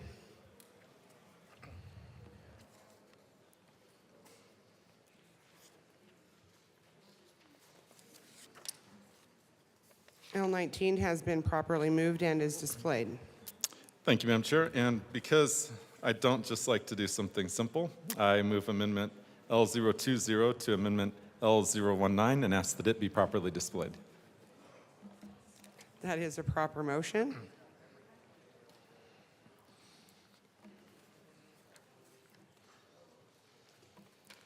L020 has been moved and is properly displayed. Representative Soper. Thank you, Madam Chair. So what this amendment does is we created a process where the longer we thought about it, the more we realized it's good to have the industry as we're moving into licensure for funeral directors and embalmers and mortuary science professionals actually peer review each other to be able to recommend who should have full licensure, not just a provisional license. So Amendment 19 sets the standards for licensure through a peer review process. Amendment 20, which we're debating right now, sets the standards for who can be a peer reviewer. And within these standards, they must be approved by the director to be a peer reviewer, which may include someone who is qualified for a provisional license, and then a provisional licensee that is approved to be a peer reviewer by the director may also be approved for full licensure within the profession for which they will be a peer reviewer for. Representative Titone. Thank you, Madam Chair. And what's really important about this, the way that we put this in here, is that we understand there's a lot of people that have been working in the industry for a very long time, and they have been doing things right. They've been doing things the way that the industry is supposed to be run. And with the provisions we have, starting from scratch in a regulatory scheme is a little bit difficult because you have sort of a chicken and the egg sort of a scenario.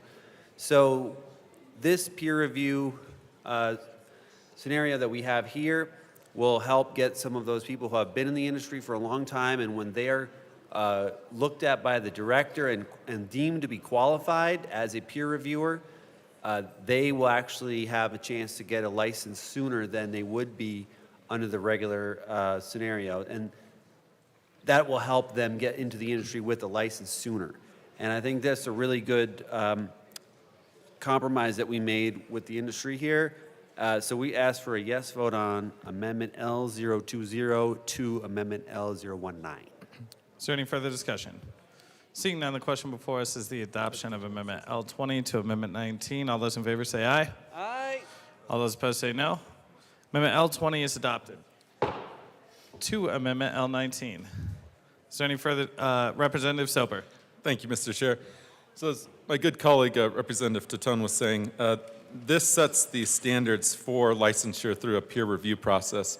So just so everyone fully understands, what will happen is once this bill is passed, DORA will have to go through rulemaking, and so that will last throughout the summer and autumn of this year. It will go, rules will go into effect sometime next year. You can't apply for a provisional license as a funeral director, embalmer, cremationist, or mortuary science practitioner until the window opens. Once the window opens, and we're also setting a date in here as well, that's when you have to have the 4,000 hours and at least 1 year working in the profession. And to move from your provisional to your full licensure, you can either do the standard that's set out in Amendment 19 as amended by 20, which means you have a peer look over your work, which would be, say, 25 embalmings or 25 directings of a funeral. Or you take the national exam and immediately you're licensed once you pass the exam. So this is setting out that alternate path to make sure those that have been in the industry still have had someone look over their work so that we can guarantee to the public that they're competent, but that they don't have to take the national exam, which would be unfair since they've been in the industry for a number of years and outside of academia. Representative Titon. Thank you, Mr. Chair. And that's exactly what we're trying to do here. The exam is a good benchmark of competency, and that's what we're trying to establish here is competency. And this is really what the public is after. And a lot of the victims who have had their loved one part of this really horrific events that have happened, we want to make sure that everyone in the industry has some kind of competency, and that's not just saying that maybe you've been in the industry for 10 years and you're deemed competent because you've been in the industry for a long time. That doesn't mean that you haven't been doing things correctly necessarily. And that's what we want to establish, is that some of these folks who may have been doing things not quite exactly the way they should be have some kind of competency. We really view this as a fair way to get people who have been in the industry a long time to get their license faster, and then to have a way for competency to be gained through peer review through other people in the industry. And we ask for a yes vote on Amendment L019 as amended. Is there any further discussion? Seeing none, Representative Bottoms. Thank you, Chair. So I watched this one come through committee, and I was pretty concerned about this. Then I watched it go to the Senate, and I became much more concerned about this. But I really like what has come out of this. And the biggest reason is because, and I don't think this happens very often here, but we've actually taken some of the power out of the state, and we've given it to peers. And I think that that is extremely healthy within this context. Let's let the people that know what they're doing work with and regulate the people that know what they're doing. And so I do like this. I was kind of surprised when I saw these amendments pop up, but good work, and we'll see how I vote on thirds. Is there any further discussion on Amendment L19? Seeing none, the question before us is the adoption of Amendment L19. All those in favor say aye. All those opposed say no. Amendment L19 is adopted. To the bill. Representative Titon. Representative Soper. Thank you, Mr. Chair, and it's an honor to serve with you. It's an honor to serve with you, too. So we're not quite done with making a few minor tweaks. I move Amendment L021 and ask that it be properly displayed. I didn't see the date on, so I'm having them draft from 26 to 27.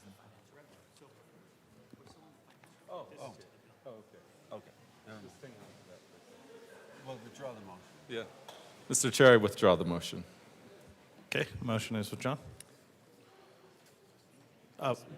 Is there any further discussion on the Finance Committee report? Seeing none, the question before us is the adoption of the Finance Committee report. All those in favor say aye. Aye. All those opposed say no. The Finance Committee report is adopted. To the bill. Representative Soper. Thank you, Mr. Chair. I move Amendment L021 and ask that it be properly displayed. I think we'll just go through these, then we can talk.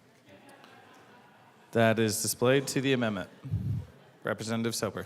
Representative Titon. Okay, I'll just do it. Okay. Yeah, thank you, Mr. Chair. So we found a few errors in this language where we referred to licensed particular areas, and it's not, license doesn't really apply there for embalming rooms and refrigeration because they are registered, they're not licensed, so we are removing the word licensed in this language to conform to proper law. And that's for yes vote. Representative Soper. Thank you, Mr. Chair. Yes, I fully agree that we just want to make certain that when we're talking about licensed, it's only individuals. We're not talking about aspects of the regulated funeral business. Seeing no further discussion, the question before us is the adoption of Amendment L21. All those in favor say aye. Aye. All those opposed say no. Amendment L21 is adopted. To the bill. Representative Soper. Thank you, Mr. Chair. We're almost done with these. I move Amendment L022 22 and ask that it be properly displayed.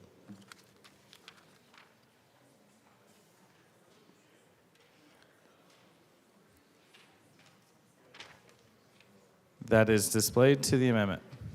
Thank you, Mr. Representative Chair. Silver. So as you can tell, members, just by reading the amendment on its face, this is one where you have to pull out your statutes and actually read the cross-references to see what we're doing here. But don't worry, we will tell you what we're actually doing here so you don't have to read anything for yourself. The changes here, certainly in the parentheses number 5, doesn't make sense because it was way too narrow.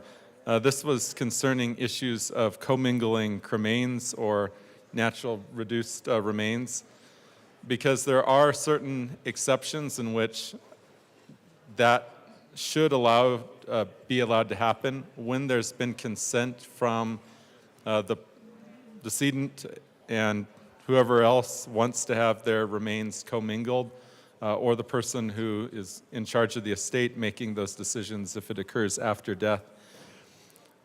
This will not be the rule by any means, but this does fall under the exception when consent has been granted for commingling. Is there any further discussion? Seeing none, the question before us is the adoption of Amendment L22. All those in favor say aye. Aye. All those opposed say no. Amendment L22 is adopted. To the bill. Representative Tatone. Thank you, Mr. Chair. This is a really important bill, members.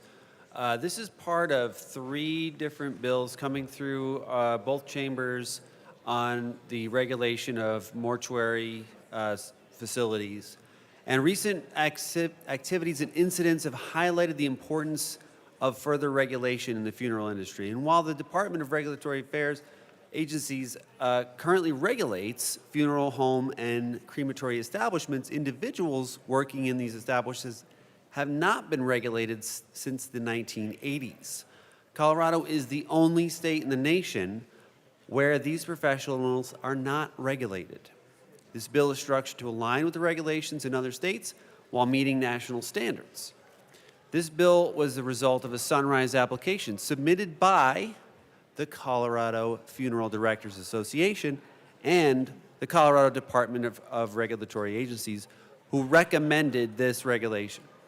This bill establishes a licensing process for 5 mortuary science occupations: funeral director, mortuary science practitioner, embalmer, cremationist, and a new one for natural reductionist. And this is what we, Rep. Soper and I, have put into place another law in a previous bill a few years ago. This bill establishes a long-term regulatory framework for these professions while also allowing a short-term provisional pathway for those who have worked in the field for many years. Whether someone applies through the provisional pathway or the standard licensure process, all licensees in professions where an exam is required will be required to take the national examination to demonstrate competency. And as you heard through the amendments we did, we're also offering different pathways through a competency evaluation through peers. So that's going to be the new section. All licensees within the bill will be required to complete a national fingerprint background check. In addition to establishing minimum requirements, this bill will also establish a process for disciplinary action to be taken when standards are not met to ensure that bad actors are held accountable. While the original bill was strong, additional stakeholder outreach as well as further information from other states and state and national organizations yielded amendments in the Senate which have further strengthened this bill. Some of those included changes approved mortuary science school to an accredited mortuary science school. This change clarifies that the school must be formally accredited. We reduced the number of hours in the Senate required for a provisional license from 6,000 to 4,000 hours. 4,000 hours represents approximately 2 years of full-time work and is more consistent with time that would be spent in a formal education program, as well as requirements in other states. Changes We changed the apprenticeship requirements to workplace learning experience, as there is no official apprenticeship pathway through the U.S. Department of Labor. And we clarified that criminal conviction language so it is consistent throughout the bill and does not result in confusion or enforcement issues. The Senate also added delegation language to allow the delegation of certain tasks that do not directly interact with decedents or involve signing of contracts.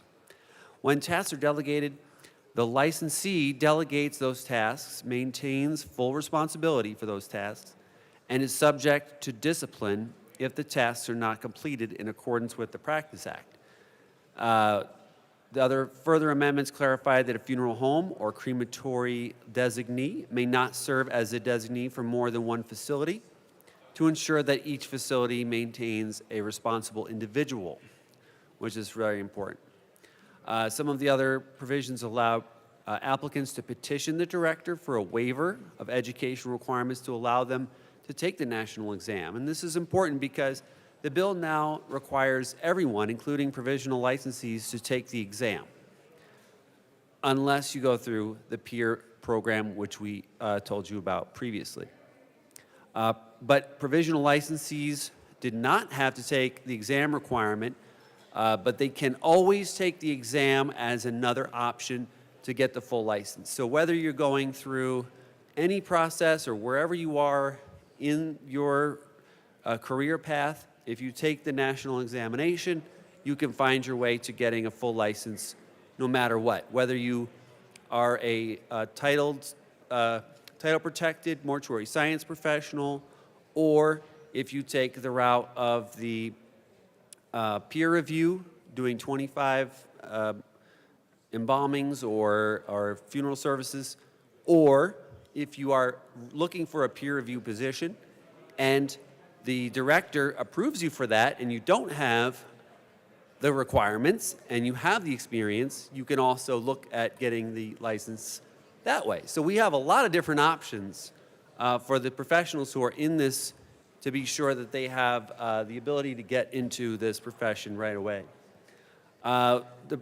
We made provisional license valid for 3 years to allow people time to take the exam rather than having a requirement to hold the provisional license for 2 years without an exam requirement. 2-year requirement is still in place for cremationists and natural reductionists who do not have to take an exam.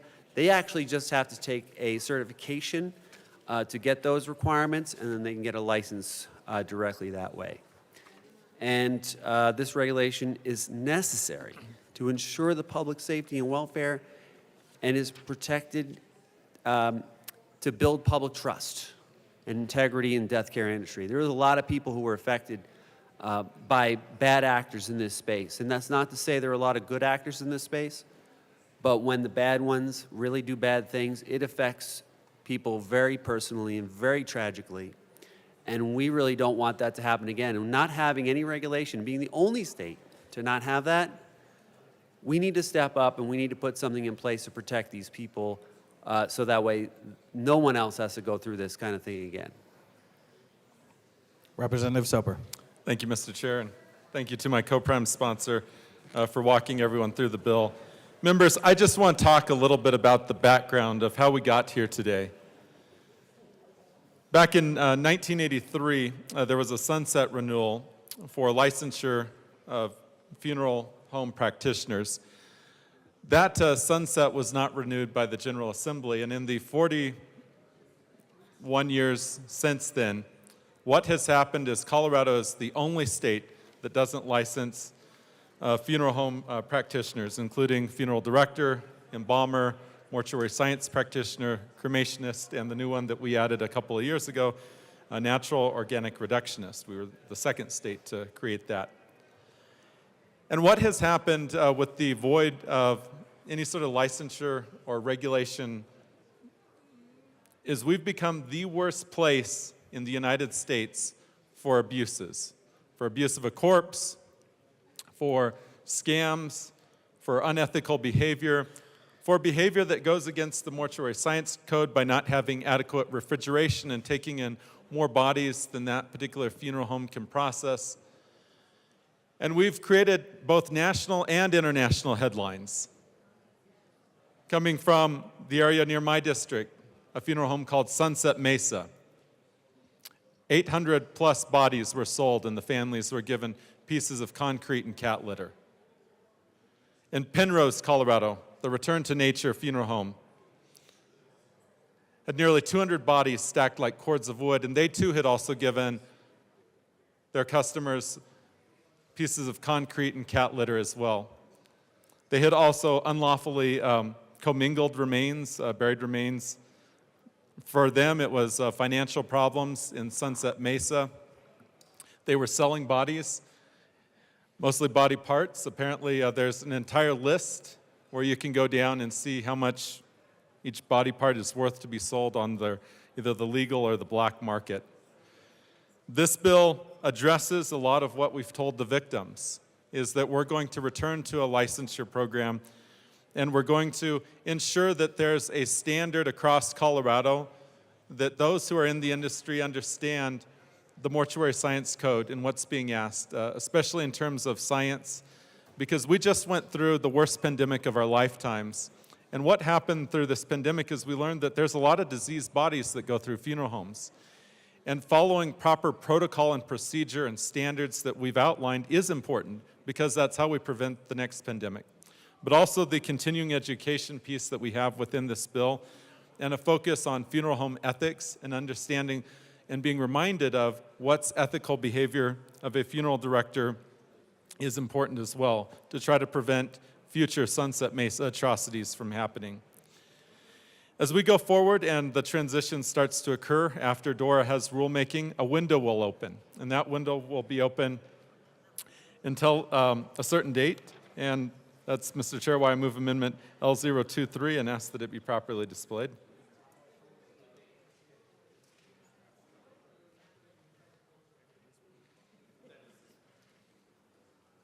That is displayed to the amendment. Thank you, Mr. Chair. So this certain date in the bill was 2026, January 1st of 2026. We're going to move that out to January 1st of 2027. There's two reasons for why we're doing this. Number one is in the bill, whenever rulemaking is finished and the rules become final is when the provisional licensure period opens. If the department doesn't act quickly, what happens is it's a very tight window for those who are in the industry to be able to receive their provisional license. The other problem is the FBI, which does the background checks that we're asking for within this bill, has had some delays, and we're kind of worried that going forward, what could happen is you could either be delayed because of state rulemaking or delayed because of the FBI background check process, in which case you would not qualify for your provisional, which would mean that the only way to work in the industry would be to take the national exam. That's why, just for erring on the side of caution and safety, we're moving the date out to 2027 to make sure that if either one or both of these worst-case scenarios happen, that we have a large enough window so that everyone who currently works in the industry can seamlessly get onto a provisional license for the purpose of moving forward to their full licensure very quickly after that. And would ask for a yes vote. Is there any further discussion? Seeing none, the question before us is the adoption of Amendment L23. All those in favor say aye. Aye. All those opposed say no. Amendment L23 is adopted. To the bill. Representative Soper. Thank you, Mr. Chair. And just kind of in closing and wrapping up this segment of the bill, so after January 1st, 2027, now what happens is once an individual has their provisional licensure, they can go down one of two paths. They can either take the national exam and immediately receive full licensure after that, after they've been on their provisional, if I can say it, or they go down the peer review route that we just created in the two previous amendments to this, where they would have someone else who's already within the funeral home industry in Colorado look over, at least on paper, 25 embalmings or 25 directed funerals or both, depending on what level of licensure that they're going for. And then the reviewer makes the recommendation to the director, and that's what will give them full licensure. This is a means to have the industry check themselves, not having government involved here. but to also be able to assure the public that these individuals weren't just merely grandfathered in and moved forward, that they actually had someone who might actually be making positive recommendations as well as to how they might do things better, or reassure them that after 20 years of working in the industry, they really are one of the best and they should continue doing what they are doing. And with this, this will help assure the public that we're taking our funeral industry and the atrocities that have happened serious, and that we can restore confidence to Colorado's funeral industry, because they have really taken a beating. But I do want to say that there are many, many, many really good people who work in Colorado's funeral industry, including some here in the chamber as well. And I just want to reassure everyone about that. But we've also had the worst cases in American history happen here in Colorado. And it's not just the two big ones, Sunset Mesa and Return to Nature. In the Sunrise review that was the backdrop for this bill, 20 cases were highlighted of extreme abuse of corpse, unethical behavior that would shock the conscience of anyone in this room. And that's significantly more than any other state. You might be able to find a one-off example in another state, but you certainly don't find a pattern and practice and behavior. And a lot of that is because when someone gets kicked out of another state, for example, Oklahoma, and their license is revoked, guess where they come to continue to work in the industry? Colorado. That's because we have no licensure mechanism in place right now. We have no ability to check or protect the industry. So those bad actors from other states who have been kicked out of the industry in other states come right here to Colorado and set up shop here. And because Colorado had a gap in laws and hardly any regulation in this space, it just meant that you could just hang out a new shingle the next day if there was bad press about the one funeral home and immediately start embalming people or cremating people. Anyone could do that today, which is a little bit scary given some of the chemicals and diseases and science and even ethics involved, that at least knowing that they have had to understand something is really important. And with that, we'd ask for a yes vote. Representative Titone. Thank you, Mr. Chair. Just one more point for those who may be a little worried about the peer review process. And a peer who's reviewing someone else is putting their name and their reputation on the line to review someone else. So if you think they're just going to be doing this to help out somebody else, that's not the case. Because just like a science paper, a peer review, the result of the product that the person's producing, that they're putting their reputation on the line there, and that will raise a lot of eyebrows to the division to make sure that they're going to look at why that person just signed off on something that may not be good work. So we do think this is a robust process. And I'm just going to leave you with just one quick story that I heard pertaining to this. When one of the bodies was found in the warehouse of all kinds of deceased folks who were improperly stored, it was found that one of the victims had a child, and that child believed that their mother's remains were made into a nightlight that they looked at before they went to sleep because they missed their mom. And that kid had to find out later on that that nightlight was not made of his mother's ashes. And that's the kind of stuff that we're talking about here.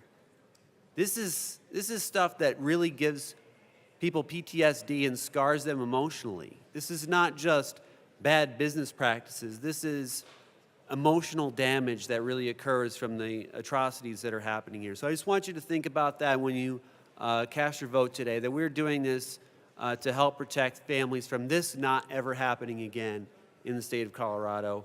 And I ask for a yes vote on Senate Bill 173. Seeing no further discussion, the question before us is the adoption of Senate Bill 173. All those in favor say aye. Aye. All those opposed say no.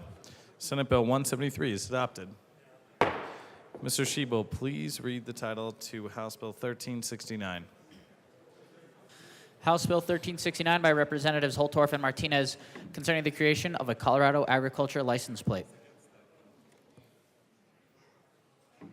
Representative Martinez. Thank you, Mr. Chair. I move House Bill 1369 and the Agriculture, Water, Natural Resources Report and the Finance Report and Appropriations Report.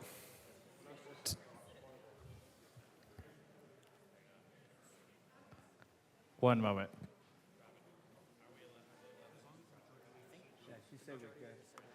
Great. The majority leader gave them permission to have a prop, is my understanding. Okay, to the committee report. Let's start with the Appropriations Committee report. Representative Martinez. Thank you, Mr. Chair. We went through appropriations, and there will be $145,656 for this year, $158,117 for next year's budget. So we urge and I vote. Is there any further discussion on the Appropriations Committee report? Seeing none, the question before us is the adoption of the Appropriations Committee report. All those in favor say aye. Aye. All those opposed say no. The Appropriations Committee report is adopted. To the Finance Committee report? Or to the bill? Representative Holtorf.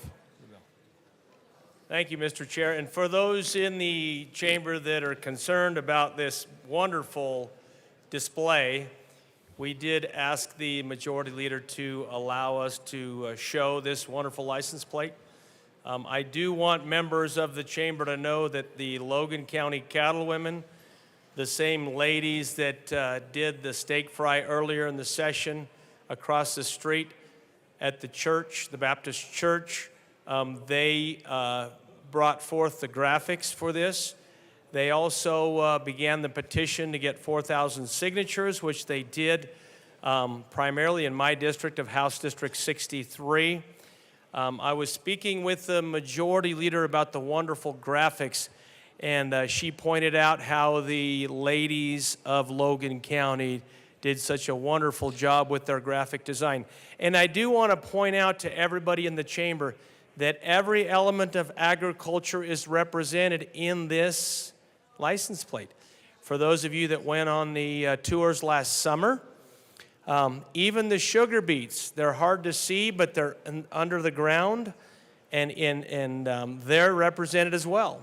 And also, I'll let my colleague from the San Luis Valley talk about the potatoes that are also represented here. Representative Martinez. Thank you, Mr. Chair. So for those that don't know, I'm from the San Luis Valley. Just we'll reiterate that point. That we had to make sure that there were San Luis Valley potatoes in this. I've been assured by the designers that they are in there. They just have not sprouted yet. So those will be on there. I want to say that I think, for those that remember the old ag license plate bill, this is a much needed refresh. This represents really what the state does well, what the state has done first, and really putting that emphasis on there for all to see on why agriculture means so much to the state of Colorado, but particularly the San Luis Valley and our rural areas. So we urge and I vote. Representative Holtorf. Thank you, Mr. Chair. Now, I've been told that there are going to be some of my colleagues come up and try to pretend they're guests on Saturday Night Live. I would ignore all their chicanery, all their perfunctory, buffoonery, and any other thing that might be of limited or remote humor. And I do recommend an aye vote on this wonderful, wonderful bill. Let the games begin. Representative Soper. Representative Luck. Thank you, Mr. Chair. And my question to the bill sponsors, even though I have a standard rule against license plates, I did want to understand. So in my district currently, and then my past district, we had a lot of ag, and I don't see melons from Rocky Ford represented. I don't see apples from Penrose or asparagus from Penrose. I don't see chilies from Pueblo. So I'm just wondering where those things are hidden in their design. Representative Holtorf, where are the chilies? Thank you, Mr. Chair. To my good colleague from Penrose, she didn't look close enough under the tail of the horse, the cow, or the pig. If you look very closely, I think you can see some renditioning of things that are of like that. Representative Soper. Okay, Representative Soper and Taggart. Thank you, Mr. Chair. And actually, we have similar questions to our colleague here. You know, as we're looking at this, and could we see the graphic here? Because I need to look at this closer. Well, there's absolutely no Palisade peaches. No peaches. No wine. No grapes. No lavender. We're famous for lavender in Palisade. No Olathe sweet corn.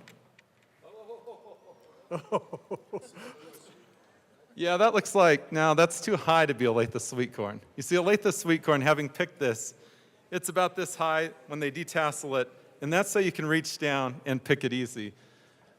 That's field corn. Olathe sweet corn is definitely not depicted anywhere there. I have problems with the debate around this bill. I think the bill itself is fine, but I feel like there's been a lot of misstatements around the entire debate. Everything from coming to finance and announcing that Eastern Plains beef was better than West Slope beef. Unconscionable. Representative Taggart. Thank you, Mr. Chair. I'm sorry I have to vote no because rural western Colorado is not adequately supported with these graphics.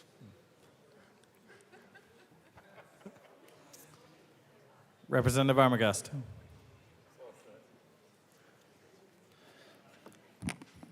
Thank you, Mr. Chair. If I can get that, the graphic back up here so I can refer to that for what I have to say.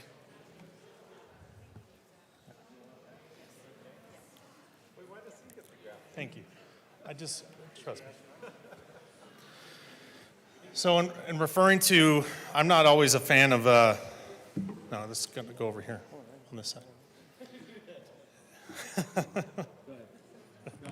Please, move it over. To the bill, Representative Armagast. Thank you, Mr. Chair. Like I said, not always a fan of license plate bills. I think the biggest thing is I do appreciate the passion of my colleague from Pueblo, the San Luis Valley, but I don't think I see the same passion from my colleague from the Eastern Plains. Some of his approach on this is a little bit disingenuous, and I think I do appreciate what the Logan County Cattlewomen did for the artwork.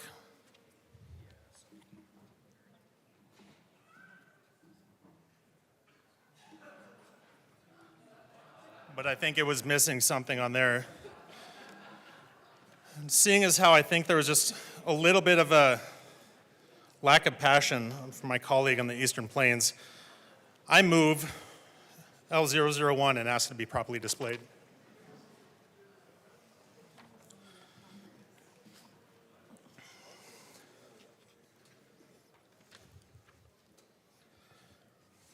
That is moved and properly displayed. Thank you, Mr. Chair. So I think in the naming of this license plate in this bill and making it genuine and something that's authentic to my colleague from the Eastern Plains, I think we need to change the title to the Colorado Eastern Plains 5 Daughters and Crushed Pelvis Commemoration Plate so that we can actually make this something that is fitting for my colleague. Representative Holtorf. Thank you, Mr. Chair. On behalf of my colleagues from the Western Slope, I would urge a no vote on this amendment. Representative Soper. Thank you, Mr. Chair. And having analyzed the amendment very closely, members, in rereading this, I'm not sure that I can support this as written because it forgets, or it's forgotten the wife. So 5 daughters, 1 wife, crushed pelvis, commemoration plate would be a much better read and much more accurate, and I believe we're into accurate amendments. So, Mr. Chair, with your indulgence, I would like to ask for a conceptual amendment to add 1 wife. Denied. Representative DeGraff.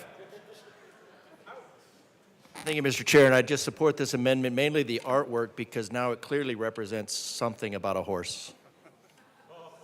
Representative Armagast. Thank you, Mr. Chair. And in all fairness, especially with the comments of my colleague from the Western Slope, I withdraw this amendment.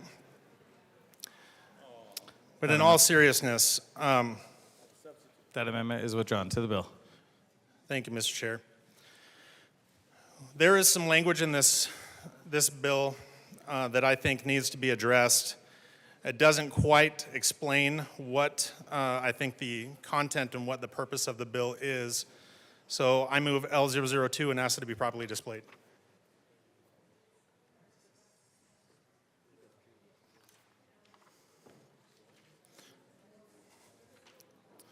That is properly displayed. To the amendment. Thank you, Mr. Chair. So feeding the world, we need to substitute that with feeding the world with 500-pound market hogs, $5 at a time.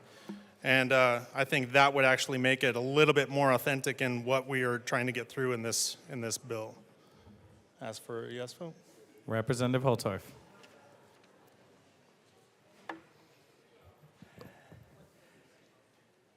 Well, ladies and gentlemen, I am having about as much fun as a 500-pound market hog on ice right now.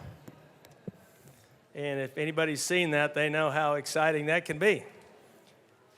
But I do thank my colleague and his amendment. I do want to mention one thing, that it would be really hard to feed the world with 500-pound market hogs, because it's really hard to get a hog that heavy. But there is such thing as a heavy hog.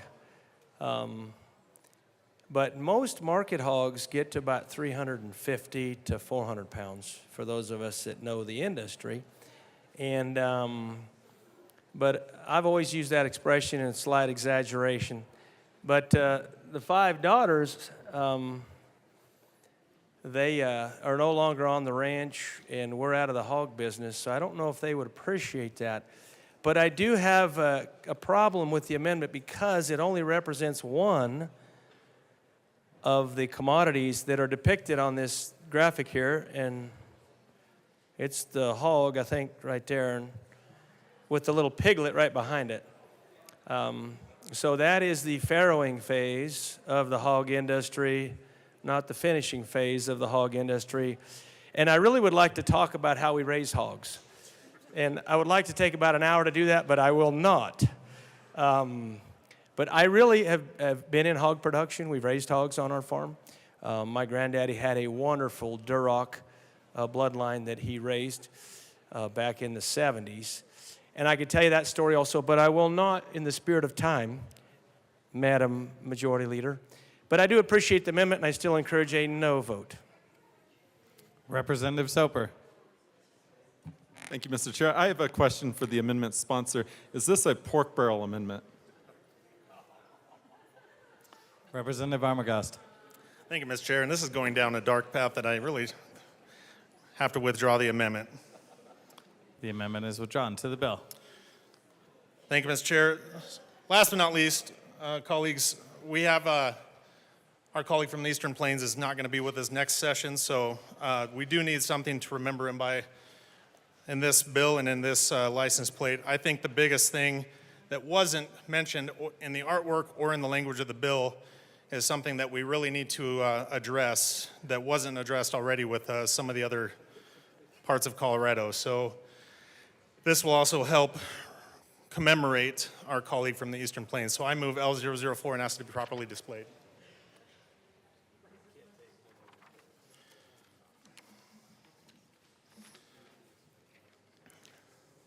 L4 is properly displayed. To the amendment. Thank you, Ms. Chair. So in funding, of all the different things that this would be funding in the agricultural realm, one thing we need to insert in there for our colleague from the Eastern Plains is the devil's lettuce. We got to fund the devil's lettuce in the agriculture community. I don't know how that was forgotten, but I think that's an important thing to keep in there. Representative Holtorf.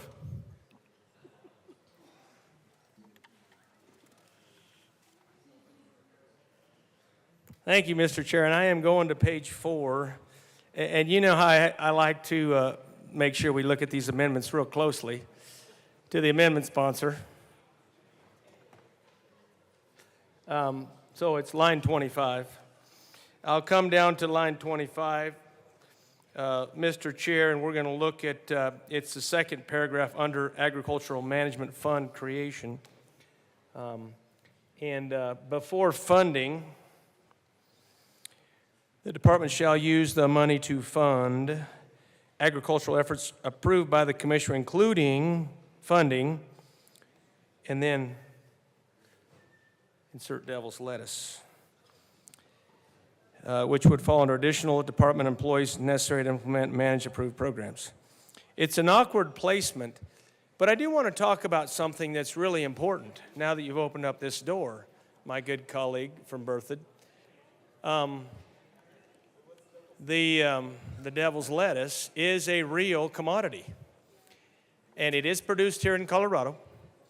There are marijuana farms and hemp farms that actually raise the devil's lettuce, and a distant cousin to the devil's lettuce, which I will call the special spinach. The special spinach is not Satan's spinach. It's a cousin to Satan's spinach, and it is closely related to the devil's lettuce. But it is a crop. It is an agricultural crop. There is a production cycle, and it's a cash crop. And it is actually an important part of agriculture with respect to what we raise in Colorado. Now, most of you don't remember, but I am the only failed hemp farmer in this chamber. No, not in the state. There's a lot of them. To my good representative from Denver, there's a lot of failed hemp farmers in the state because hemp never took off. The production price, when you would sell the hemp, the sale price would not meet the cost of production. And unfortunately, the industry never took off. But let's get back to this very important point, because I think, and I'm sure that the good representative for Denver will talk more about the devil's lettuce, which I appreciate, and bring it home. But let me just say that any agricultural crop is important. Anything that we can raise in God's green earth that's a cash crop, that's legal to raise, I think is important to agriculture. And I represented 9 counties in House District 64, most of you remember, before redistricting. And those crops in Crowley County and Las Animas County were important crops, and there's an important industry. And these growers wanted to be represented. Now, I feel like I've failed because I don't really have that in the license plate, but that isn't a Northeast Colorado crop that the Logan County cattlewomen would actually put on this graphic. But I'll yield the floor to someone else to talk more about this particular amendment. But I still encourage a no vote from the floor. Representative Herod. Thank you, Mr. Chair. You know, I'm not sure where I stand on this amendment, but I do want to say that Denver is clearly not represented in this license plate, and I think Boulder is actually left out as well, and that is because there's no representation of the devil's lettuce, the funny cigarettes, the whatever you want to call it on this plate. Considering it is one of the biggest agricultural crops from Denver, I think it should be mentioned on the plate. And so to my colleague who brought this amendment forward, I would hope that you would not withdraw it, and instead we get it drawn on this license plate so that more Coloradans could see themselves reflected in this lovely plate. And maybe perhaps we can even add a little more reference to the 420 of this state on this nice ag plate. Actually, I'm going to ask for an aye vote on this amendment. Thank you for representing our city. Representative Soper. To the devil's lettuce. Thank you, Mr. Chair. I was sitting here listening to the debate, and all of a sudden it dawned on me, devil's lettuce is also called marijuana. And in realizing this, marijuana or cannabis, if you're cool, is not actually an agricultural product under Colorado tax law. And because of that, I have to point out that this would not be appropriate. Hemp is, but cannabis is not.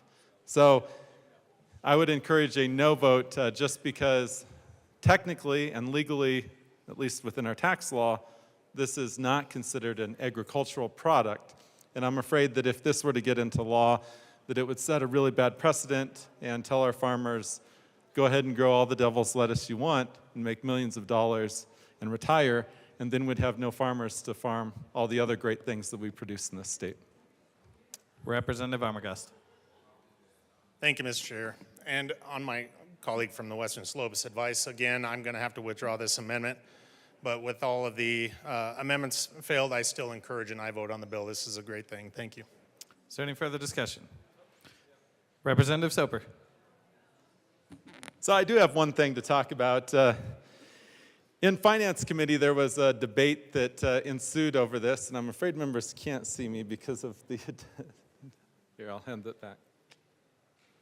So if you can see past the Holtorf face, there's actually a cow on this license plate. And my good colleague from the Eastern Plains made a statement that corn-fed Eastern Plains beef is better than West Slope beef. That caused me to rethink whether or not I could even support the bill in finance, which I did. But because it's the Western Slope, we have high elevation, which you don't have on the Eastern Plains. Grass-fed beef, which you also don't really have, not our kind of grass. We also have wildflowers that just creates a taste in beef that you don't get anywhere else in the world. I mean, people come from around the globe just to sample Western Slope beef. I mean, we like to call it the Wagyu of Colorado. And someone on the Finance Committee, Representative Kipp, I believe, volunteered to be the judge, and that caused all sorts of other members, like Representative Garcia, to also volunteer themselves to be judges on who has the best beef. It's the Finance Committee. I would also like to be a judge. Representative Holtorf. So thank you, Representative Soper. For my colleagues from the urban corridor, when we say grass-fed beef, don't get confused. It's not that kind of grass. But I will challenge and have accepted the challenge. I believe at the approval of the finance chair, Representative Snyder, and the majority leader, Representative Durant, a contest where the finance committee will judge under a blind test 2 cuts of beef. Now, my colleague from Delta said they sample grass-fed beef. They do the sampling because they're like, oh man, let me go back to eastern Colorado and go to Texas Roadhouse. But he claims that grass-fed beef is better than corn-fed beef, and I'm like, oh no, hail no. Now, please don't gavel me because I spell hail H-A-I-L, so just for the record. But when we do the end of session House chamber party, and the majority leader will announce when that's going to occur, I have acquired some delicious corn-fed beef for every member of this chamber. And for those of you that don't like to eat beef, I want you to invite one of your family members who does so they can enjoy the delicious product that cattlemen raise in Colorado. Seeing no further discussion, the question before us is the passage of House Bill 1369. All those in favor say aye. All those opposed say no. House Bill 1369 passes. Mr. Shebo, please read the title of House Bill 1316. House Bill 1316 by Representatives Lindstedt and Lindsay, also Senator Bridges, concerning the creation of a pilot program for a middle-income housing income tax credit. Representative Lindstedt. Thank you, Mr. Chair. I am happy to be able to move us along. I move House Bill 1316 and the committee report. This is very tall. To the committee report. Thank you, Mr. Chair. In the Finance Committee, we added several reporting requirements to the bill so that the annual report was in aggregate and included many metrics that were not in the introduced version. I ask for an aye vote. Representative Lindstedt, I have a Health and Human Services Committee report, not a finance one. Okay. We have a typo. So, any further discussion on the Finance Committee report? Seeing none, the question before us is the adoption of the Finance Committee report. All those in favor say aye. Aye. All those opposed say no. The Finance Committee report is adopted. To the bill. Representative Lindstedt. Thank you, Mr. Chair. I move Amendment L003 and ask it to be displayed. That is displayed to the amendment. Thank you, Mr. Chair. This amendment clarifies the role of the Middle Income Housing Authority in the implementation of this bill with CHAFA. I ask for an aye vote. Is there any further discussion on Amendment L003? All those in favor say aye. Aye. All those opposed say no. Amendment L3 is adopted. To the bill. Representative Lindstedt.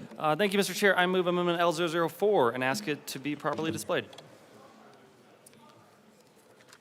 That is properly displayed. To the amendment. This amendment clarifies the credit authorization rules for the projects between the Middle Income Housing Authority and CHAFA. I ask for an aye vote.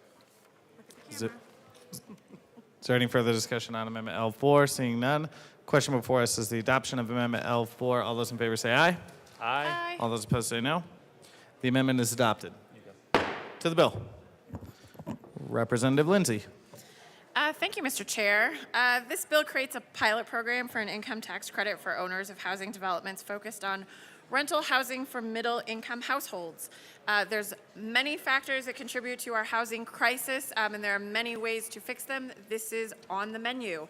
You know, I'm a big advocate of low-income and affordable housing. Here is another piece of the puzzle that will make it easier for example, teachers to have affordable housing, and I urge an aye vote. Representative Lindstedt. Thank you, Mr. Chair. I just want to add that I think all of our districts gave us a clear mandate to support workers who work in communities to be able to live in those communities. This is a really great tool to move that mission forward. So I urge an aye vote. Seeing no further discussion, the question before us is the adoption of House Bill 1316. All those in favor say aye. Aye. All those opposed say no. House Bill 1316 is adopted. I think.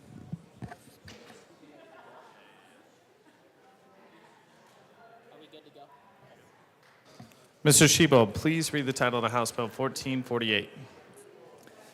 House Bill 1448 by Representatives McCluskey and Bacon, also Senators Mr. Lundin and Shebo, Zenzinger. the committee will stand in a brief recess.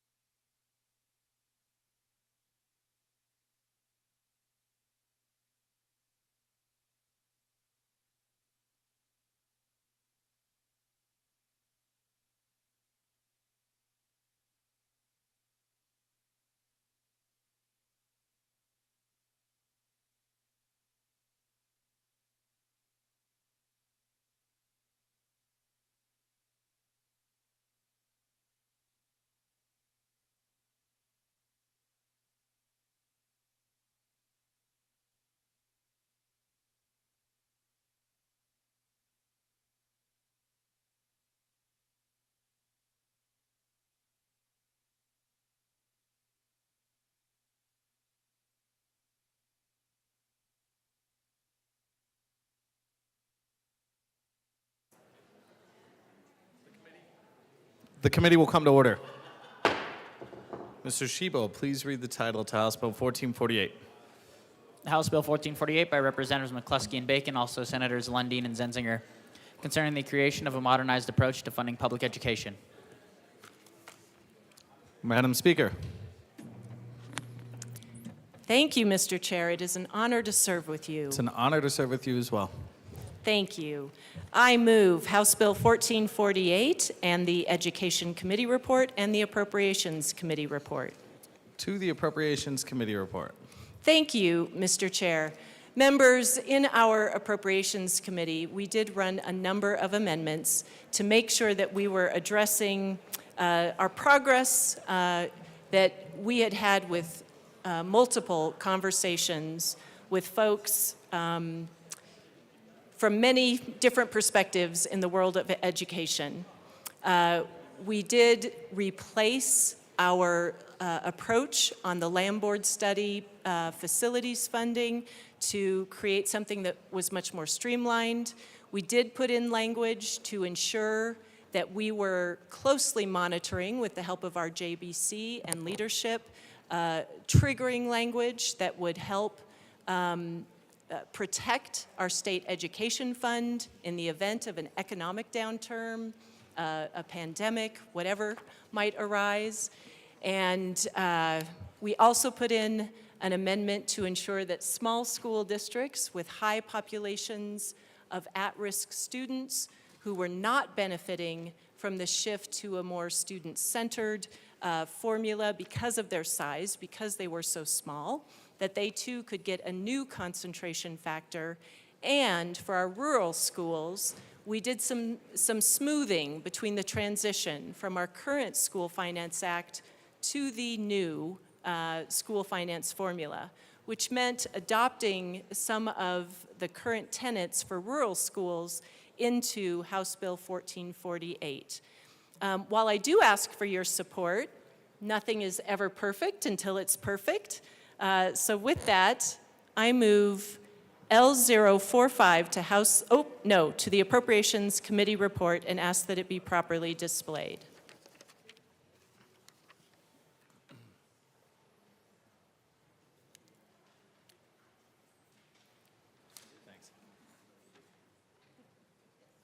That is displayed to the amendment. Madam Speaker. Thank you, Mr. Chair. There has been a lot of conversation about the sustainability of this proposal. So I want to talk for just a moment about that sustainability in the context of this amendment. Currently, our state funds K-12 schools roughly $10 billion every year.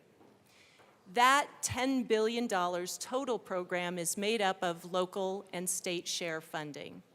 Local funding comes from mill levies that are assessed on property owners, both res and non-res. Local funding certainly is impacted by the fluctuation we see in property values, in property rates in our communities. We, as a state, have an obligation. After local share is identified and comes in, we as a state make up the state share of total program. And so there is a bucket of money that comes from locals and a bucket of money that comes from the state, and that's how we fund our local school districts. This particular amendment strengthens language, again, that if there is an economic downturn, if there is a concern about the state continuing to put more dollars into the state share of the program, that we will pause the future implementation until dollars are available to us again. That may be based on an economic forecast, that may be based on real-time events, again, like a pandemic. This particular amendment will ensure that our JBC, at their mid-year evaluation of the budget, pauses to look at our state ed fund balance, to ensure that there are enough dollars in the state ed fund to continue to fully support and ensure that our schools are funded and that the state share is whole. Is there any further discussion? Seeing none, the question before us is the adoption of Amendment L45 to the Appropriations Committee report. All those in favor say aye. Aye. All those opposed say no. Amendment L45 is adopted. To the Appropriations Committee report. AML Bacon. Thank you. I move Amendment L40 and ask that it be displayed.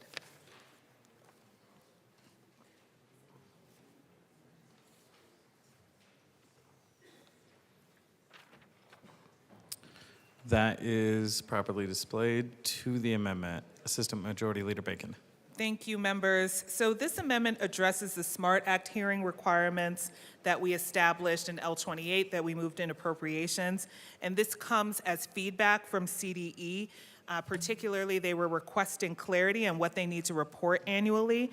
And so CDE will be tasked with reporting trends, particularly around, trends and challenges, particularly around declining enrollment, the influx of new arrival students, and how students move between schools. And with that, we urge an aye vote. Is there any further discussion? Seeing none, the question before us is the adoption of Amendment L40 to the Appropriations Committee report. All those in favor say aye. Aye. All those opposed say no. Amendment L40 is adopted.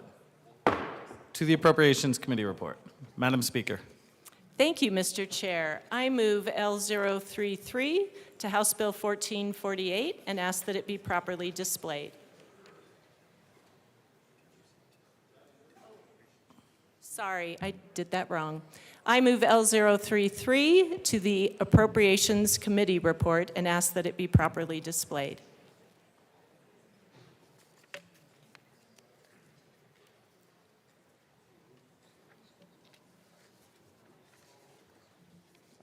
That is properly displayed. To the amendment. Thank you, Mr. Chair. Members, we have been working with some of our larger districts that, because of the shift in the formula, while they will all see an increase in funding, the change for them, the shift for them, because of a cap on the cost of living factor that we currently have in the formula at 23%, they do not realize as much money as they might have if we didn't have the cap. What this language does is allow those districts who have not benefited from a cap on COLA, or who have been impacted, or because of our shift in how we are using the size factor in the new formula, that they may use the mill levy override opportunity with local voters to go ask their local voters to support an increase to make up for that difference. This is a refinement of the language that we had brought in appropriations. I really appreciate the help from Douglas County and Cherry Creek in getting this right. And with that, I ask for an aye vote. Is there any further discussion on Amendment L33? Seeing none, the question before us is the adoption of Amendment L33 to the Appropriations Committee report. All those in favor say aye. Aye. All those opposed say no. Amendment L33 is adopted.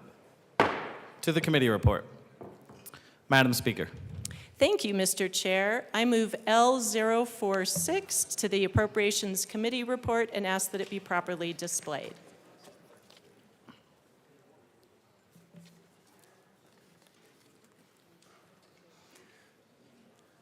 That is properly displayed. To the amendment. Thank you, Mr. Chair. Members, a few years back, we created a mill levy override grant program to help those communities who were successful in passing a mill levy override but had lower property wealth or lower average median incomes to benefit by implementing a grant program that would supplement what they were not gaining locally to bring up that mill levy override. The program first started in 22-23, and we created a task force to look at this grant program and the inequities between mill levy overrides in this state. We've put that into the bill, did that in appropriations. This language will ensure that we do not continue to use that grant program for the 24-25 year until the task force completes their work and makes a recommendation on next steps with that funding. I also want to lift up that we're continuing to discuss both the MLO task force and the grant program as we are better understanding and learning how this is working well for some districts and may not be achieving the goals we set out with initially. So I look forward to this task force getting to work and making future recommendations. This particular amendment we are doing at the request of Adams 12 and really appreciate their partnership in this work. Is there any further discussion? Seeing none, the question before us is the adoption of Amendment L46 to the Appropriations Committee report. All those in favor say aye. Aye. All those opposed say no. Amendment L46 passes. To the Appropriations Committee report. Representative Hernandez.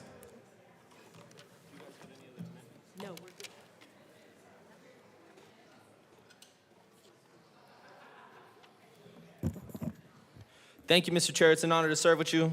It's an honor to serve with you as well. Members, I rise today because to offer an amendment, I want to first and foremost thank the bill sponsors. In case you don't know, being the first member of Gen Z in the Colorado State House means that I never got a fully funded day of education ever. So if you don't like my opinions, you can blame the state's educational funding. But I also... I want to deeply ground today in why I rise with an amendment. You know, the bill sponsors are doing the right thing.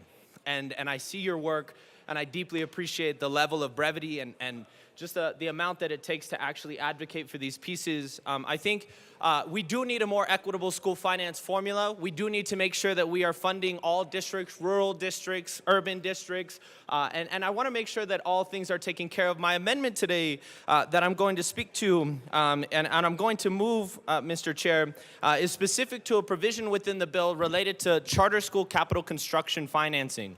And I want to make sure that we can have a very disciplined conversation about what that looks like, especially considering the context of our current underfunded public school systems and the crumbling buildings that teachers like me and students like mine are in right now. So with that, Mr. Chair, I move L43 to House Bill 1448 and ask that it be properly displayed.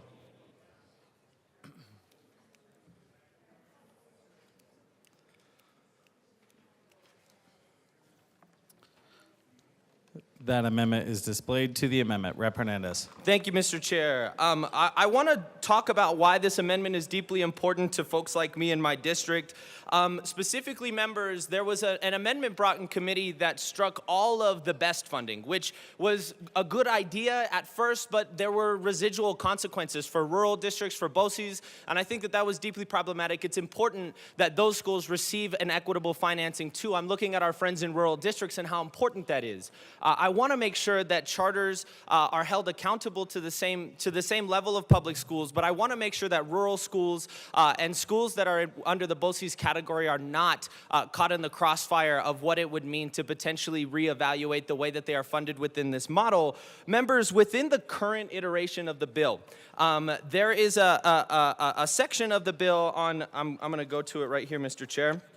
On page 61 that reads, in addition to the credit made to the charter school facilities assistant account pursuant to subsection 2DI of this section, the state treasurer shall credit so this is in addition to what they already received for construction, the state treasurer shall credit the following amounts to the charter school assistant account from the public school capital construction assistance fund. So we are taking from the public school capital construction assistance fund and giving to the charter school facilities assistance account in the amounts of, in July 2024, $11 million, in July 2025, $12 million, in 2026, $13 million, in 2027, $14 million, and ultimately in 2028, and for each state fiscal year after, $15 million a year.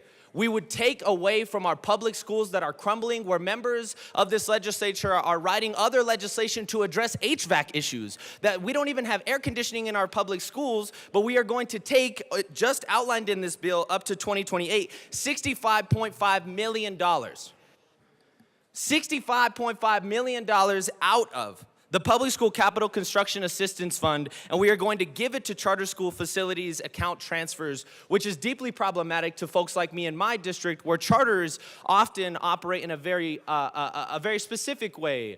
Look, I'm a public school teacher. I believe in strong public schools, but it's really hard to have a strong public school if you don't have a properly funded building. if you don't have the actual material conditions to have an environment where teachers and students can have a safe and equitable educational experience, what happens in my district is as all kinds of different other factors influence, and I'm going to speak directly to this bill, Mr. Chair, all kinds of other policy outcomes influence who can live in our neighborhood, the wealth disparities within our neighborhood. Our public schools receive less money. And because of that, our buildings are older, and because of that, ultimately, families don't feel comfortable sending their students to those schools. And so what pops up are large network charter schools that say, hey, send your kids to our school, and we actually have a brand new building with air conditioning and all of these other pieces, which is important. But I want to ground us because Denver Public Schools, where I represent and where I taught, they just released a very important report called the La Raza Report. It's the first report of its kind. It is a comprehensive study of students, faculty, teachers, parents, and administration of the Latino students, faculties, parents, and what it means for brown families to participate. And the number one conclusion of the report they presented to the Latino caucus last week was they presented and they found that there is no material difference. There's no material difference in the educational experience of a Latino student who attends a public school or a Latino student who attends a charter school. And so what that means is that I think we need to be very intentional about pulling resources from a fund that exists to protect our public schools, to invest in their infrastructure so that we can have the radical idea of air conditioning in our schools, and be very wary about how we pour over $65.5 million into charter school facilities that will throw up new buildings and ultimately recruit students in a way that will destabilize public schools. And so I rise today, I ask for an aye vote on L43. Is there any further discussion on Amendment L43? Well, I'm first seeing if there's further discussion. Madam Speaker. Thank you, Mr. Chair. First, to my colleague from Denver, I certainly appreciate his deep commitment to the students of our state. I know we all share in the student success, the wonderful learning outcomes that we want for every child. I do want to speak a little bit to this portion of the bill to help you all understand where this facilities and best funding approach came from. Several years ago, we started talking on the School Interim Finance Committee that we needed to look at the state lands and how the state lands through the permanent fund were supporting our schools. We wanted to maximize, we wanted to leverage the investments from our state lands to ensure that those dollars were going to our schools, our facilities in this state to certainly support the best possible opportunities for kids to learn in safe spaces, to learn in schools with the highest, I think HVAC I heard, air conditioning, that is a big need, but also technology, so many concerns, and we want the state-of-the-art facilities for all of our students. A group had come together over the last 2 years to talk about how we might do this, and they talked about, these were groups like the Colorado Association of School Executives, the Colorado Association of School Boards, our Rural School Alliance, our League of Charter Schools, and they talked about how we might better leverage these funds. The proposal that you see in the bill today, after some streamlining and efficiencies, delivers funding for all students across the state in the facilities that they may be using.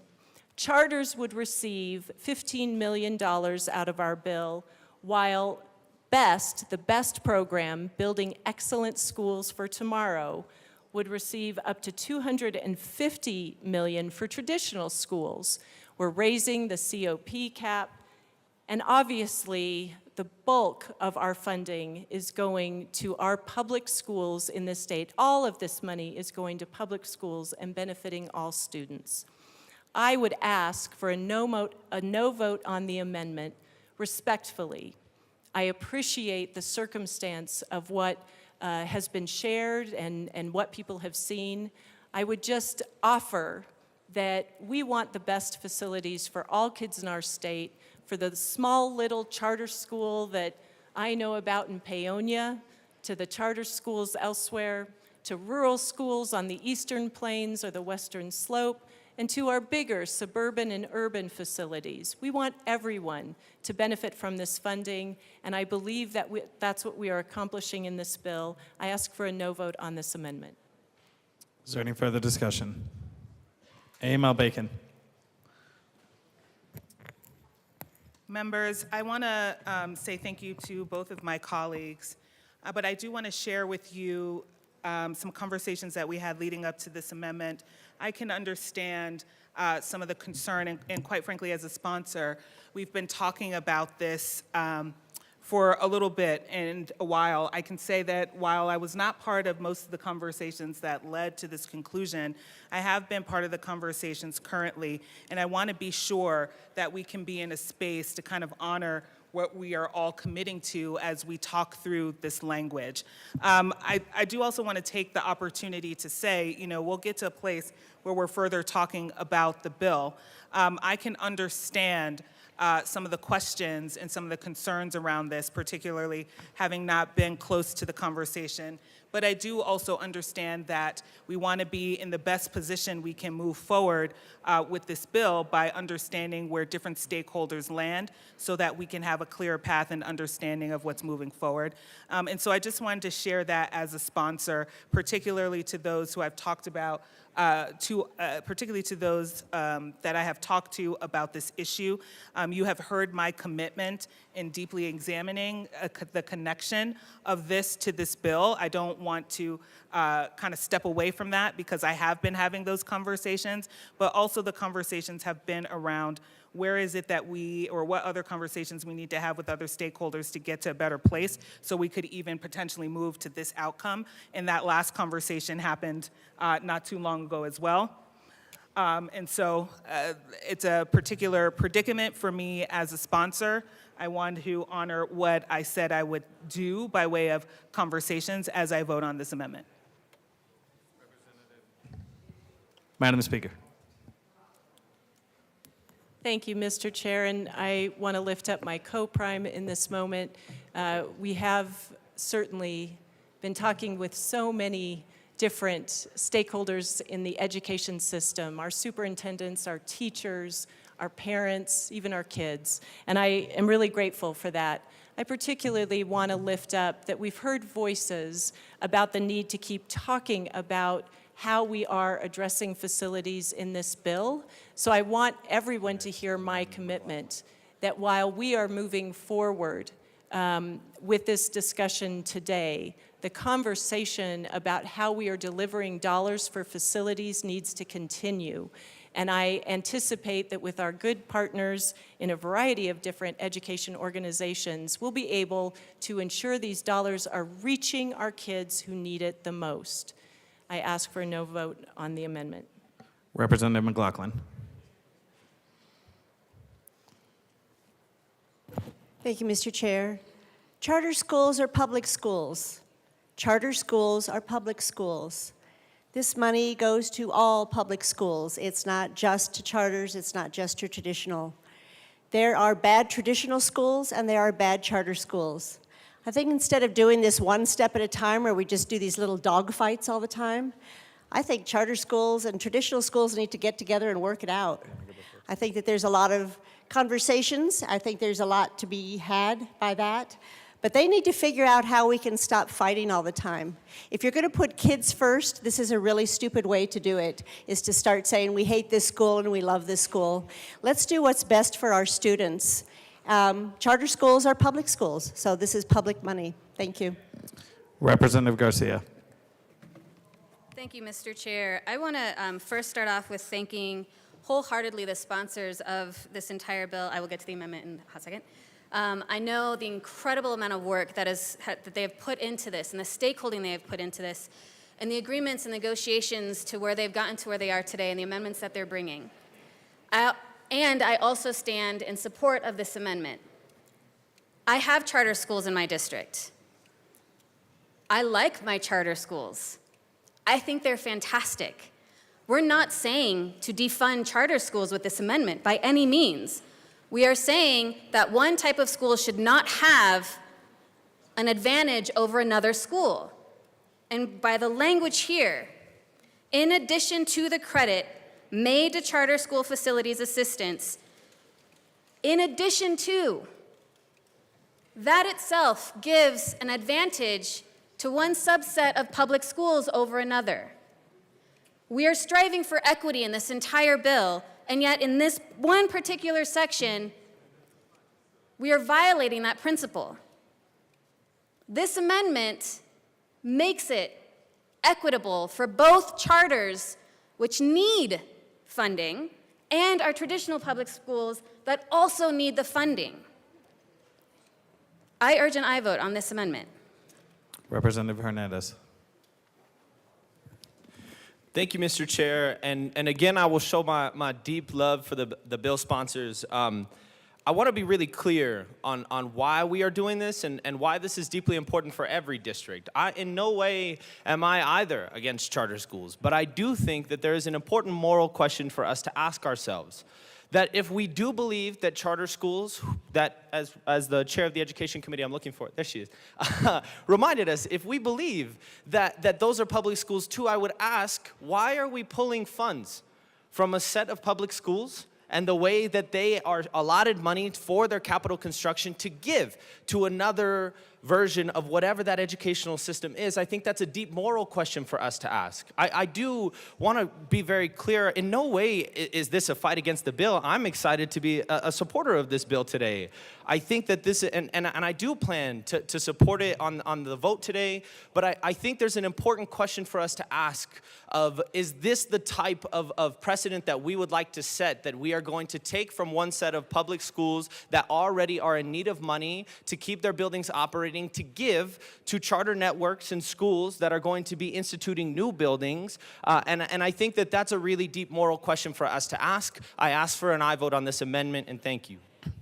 Is there any further discussion? Representative Martinez. Thank you, Mr. Chair. I want to talk on this amendment and really how it impacts the rural areas. I absolutely respect my colleagues from Denver and up here about how this really impacts their area and it impacts their network. And so I want to lend some insight into how this impacts the rural districts.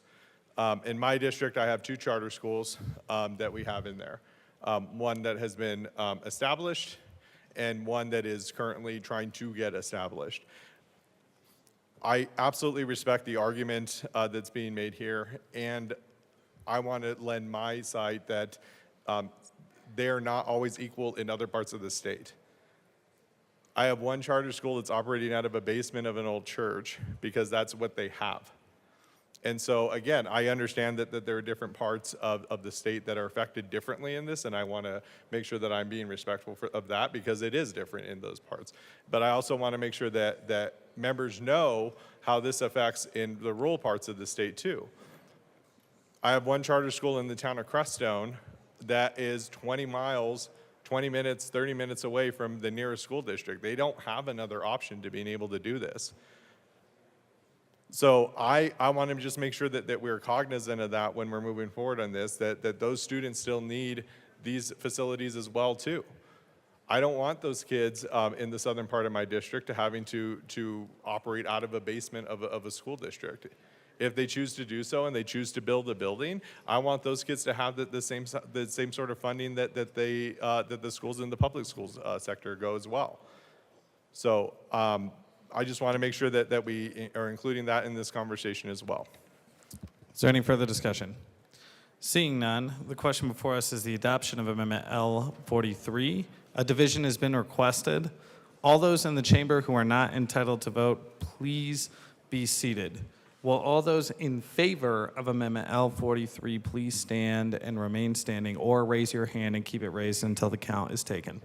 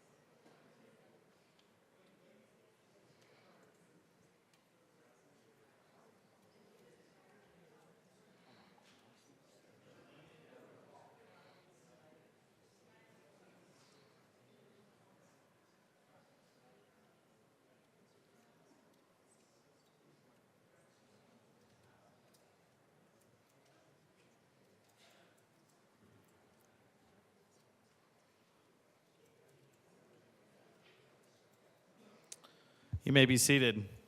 All those opposed, please stand or raise your hand and remain standing in one place until the count is taken.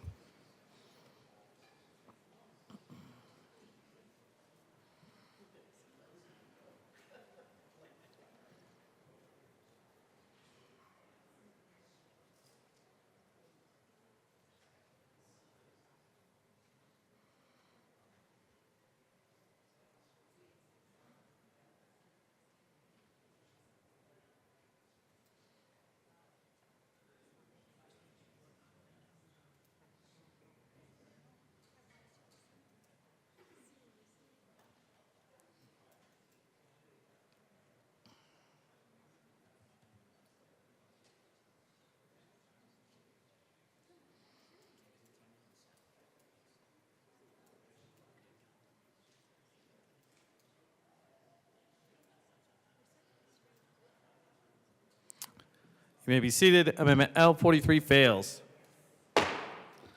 To the Appropriations Committee report. Is there any further discussion on the Appropriations Committee report?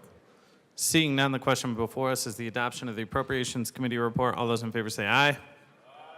All those opposed say no. The Appropriations Committee report is adopted. To the Education Committee report. Seeing no further discussion on the Education Committee report, the question before us is the adoption of the Education Committee report. All those in favor say aye. All those opposed say no. The Education Committee report is adopted. To the bill, Representative Martinez. Thank you, Mr. Chair. It's an honor to serve with you. It's an honor to serve with you as well. Members, I'm going to fill you in on a piece that I said in Education Committee when this was heard. When I went through the public school system in the Valley, I won't say what year I graduated, but I was under this current formula that we have now. My little brother was born when I was a senior in high school, and he recently graduated last year. He's probably going to get mad that I'm talking about him, but that's okay. He went through the same funding formula that I did. So for 30 years, we've been under this formula. And in places like mine, in the San Luis Valley, we have been disproportionately affected by the funds and the funding formula that have occurred for the last 30 years. I understand that change is difficult.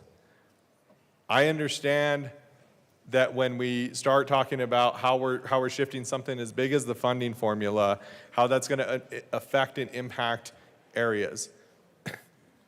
But I want to say this. So for 30 years, places like in the 6 counties in the San Luis Valley have been disproportionately affected by this. For 30 years, all of those students that have gone through a number of these school districts have been disproportionately affected by this. That includes myself, my brother, most of my family that have gone to school there in the Valley. For 30 years, we have not addressed this. We talk about this all the time.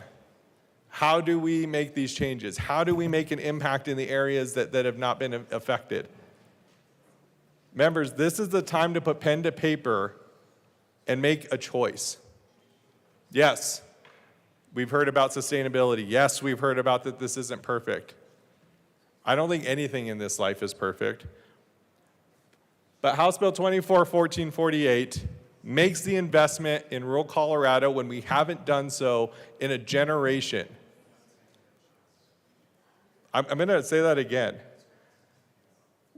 House Bill 1448 makes an investment for the first time in 30 years, a generation's worth of students that have been disproportionately affected by a funding formula that has not benefited those that need it the most.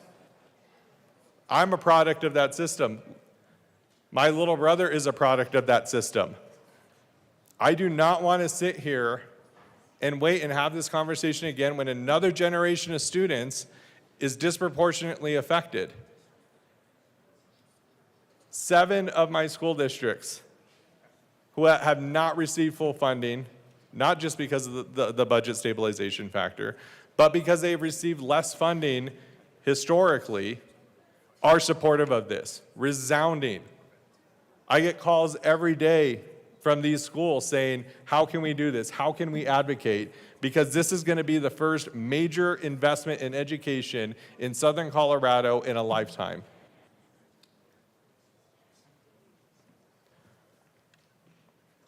Those of you that have been here know that I don't come down all that often to the well to speak on legislation, but I feel that this is impactful. I do not want to see another generation go through with this formula. I want to make the investment. I'm willing to sign my pen, my name to this, to making sure that others can benefit that have not benefited in 30 years. I urge an aye vote. Representative Hamrick.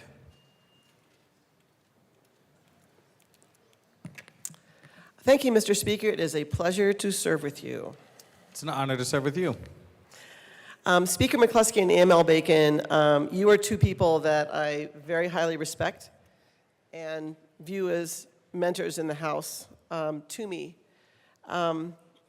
However, I'm a teacher first and a legislator second. I was elected to be a champion for public education. Let me tell you about the high school that I spent 32 years of my life at. I always say I graduated recently, having spent 32 years at the high school. It's been called the most diverse high school in the state for decades, with 66 languages spoken and over 110 countries represented. Its student population is 75% free and reduced lunch, 40% English language learners, with hundreds of newcomers, and just under 20% are SPED students, with many students being classified as all three. The vast majority of the student body is classified as at risk.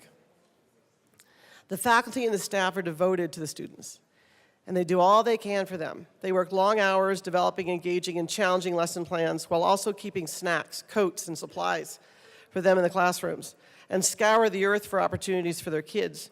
Indeed, you were introduced to some of my school's students last week. They were first-generation Americans, and most were from Africa and the Middle East, who had earned the John L. Lewis Award from the Center for Civic Education, which is awarded to one high school in the country to help get them to Washington, D.C., sort of one lower-income high school. My school is one of only 5 schools to ever represent Colorado at the We the People Nationals final in its 35-year history. I'm very proud of that. My school made national news years ago in 2014. When one of their women's soccer players was banned from playing a rival team by the referee because she was wearing a hijab, which was declared not an official part of the uniform. The next game, our entire women's team showed up in hijabs, in solidarity with their teammate. It was now an official part of the team's uniform. And I'm proud to call Iman Judah my beloved student. That's who's at this high school that I'm talking about. I taught many different subjects over the decades, including AP US History, which made me a very popular college letter of recommendation writer. It was doing these letters where I learned just how special the students at my school were. Students had stories of refugee camps, homelessness, despair, violence, poverty, discrimination, but also hope, resilience, determination, grit. The students are truly inspiring. They inspire us every day. These are at-risk students, and I don't believe that anyone in this chamber is opposed to giving them greater funding and support, including the bill sponsors. However, there continue to be concerns with 1448. I stand with over 38,000 teachers and the people who represent them who are concerned with the continued walk towards privatization through legislation. I stand with over 185 union affiliates who are also concerned about the dismantling of our public education system and lack of funding. Everything we do here has major ripples into the classroom. We must be very deliberate with each piece of legislation that we bring forth. As this bill winds through this very lobbied building, each of you needs to phone home.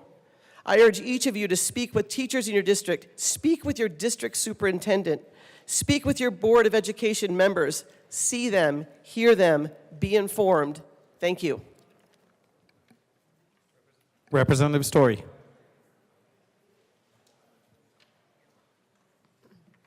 Thank you, Mr. Chair, and it's an honor to serve with you. It's an honor to serve with you, Representative Sori.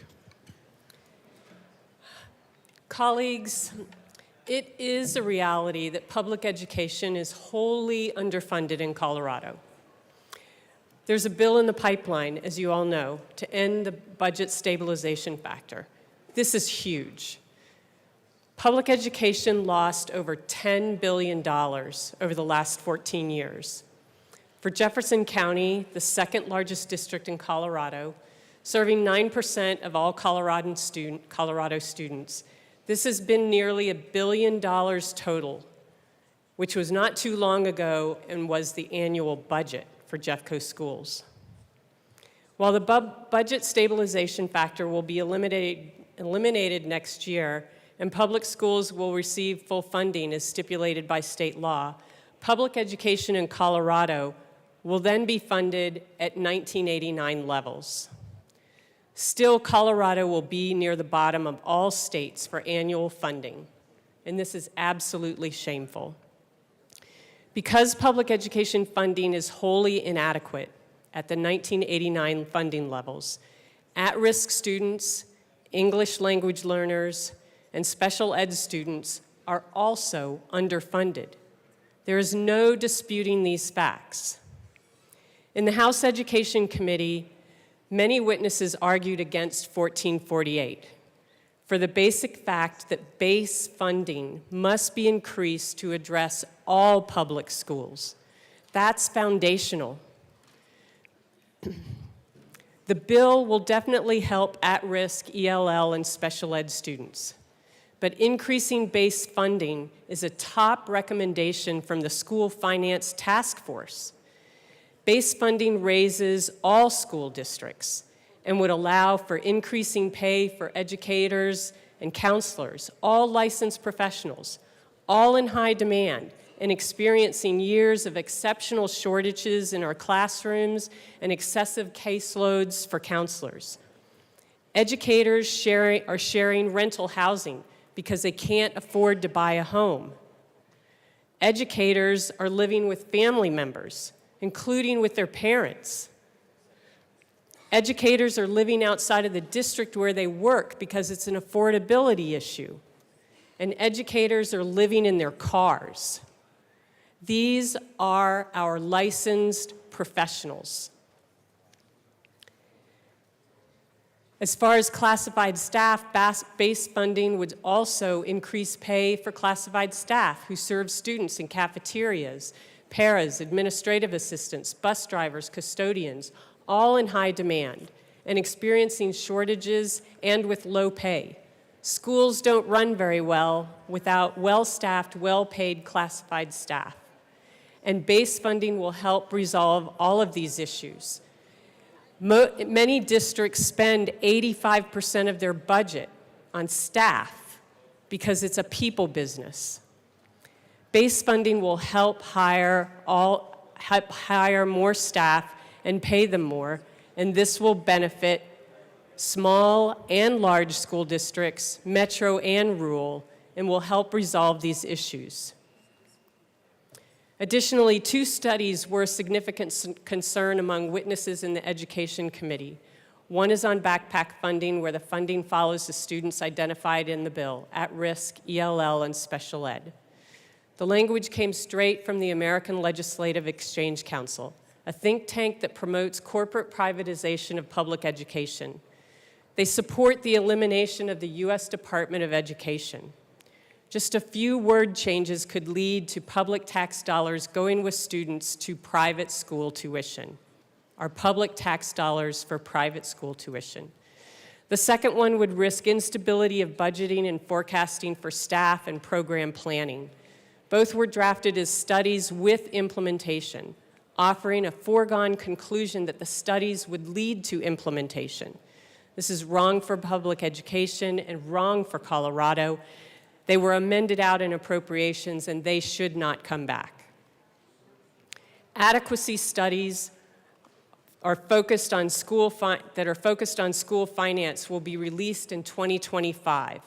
These adequacy studies were in a bill and paid for by the state at about $2 million. These studies could provide important information for directing school finance in a way that is currently unknown. Why should we commit this enormous act of funding from the State Education Fund that's in 1448 without waiting for the adequacy studies to be released in less than a year? We need to wait for that information before we make such a dramatic change to how we fund schools. Then the mill levy override component is also problematic. School districts currently can have mill levy overrides equal to 25% over their budget programming level of funding. Currently, the mill levy override capacity is unequal and not equitable across the state.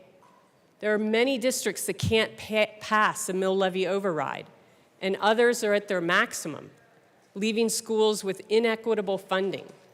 This disparity is immense, as described by my colleague a few minutes ago from the San Luis Valley. The bill allows school districts to extend their mill levy override to make up for any loss of funding through the cost of living allowance reduction.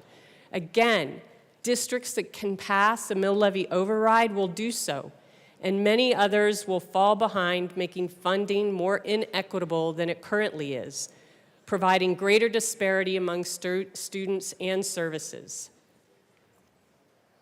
Additionally, there's pass-through funding to some schools that is not equitable for all. In the bill, a school district will receive additional funding for at-risk ELL and special ed students based on a percentage of students that fall into these categories within the district. As an example, let's say 30% of students fall into these categories within a district. The district will disperse the funding to the schools based on how many students are in each school and direct the funding to be used to serve these students. However, by current statute, all charter schools in each district will get the average that is identified. And in the case that I just gave an example, that would be 30%. So no matter how many at-risk special ed and ELL students a charter school may have, they would get 30% additional funding. So if they have 2% of their students that are at risk, ELL or special ed, they still get an additional 30% of funding. And if they happen to have 50% of their students who fall into these categories, they simply would still receive 30% funding. And this is not equitable. The State Education Fund is the primary factor driving the funding for this bill. Sure, $10.5 billion is a significant amount in the State Education Fund. There have been efforts in the last 14 years to use the State Education Fund to address the budget stabilization factor, but it was rejected. Colorado suffered over and over and over due to lack of funding during the years of the budget stabilization factor, increasing to over $1 billion at one point. But no support came from the State Education Fund. But now it's okay to use the State Education Fund annually to address the wants in this bill as a priority over better funding all school districts that are still suffering from the lack of base funding. Currently, $230 to $250 million of state education funding is utilized for annual property tax changes. 1448 will require annual funding of $600 million annually. Of the $1.5 billion, only $800 to $900 million is replenished annually. $250 million for annual property tax plus $600 million for 1448 means $850 million annually out of the State Education Fund. Any more drawn down means that the additional dollars are one-time dollars and can't be sustained. What happens if a tax proposal to place a cap on property tax passes? That's on the ballot this year, and it reduces school funding. What happens if the economy runs into financial challenging circumstances? This bill does not contemplate enough of the economic challenges that could be ahead. It is silent on that. This is a horrible, idealistic approach to economic policy. If you had a handful of children all starving, no food or water, no home or shelter, would you invest in language studies, OT, PT, and mental health services if you were granted money?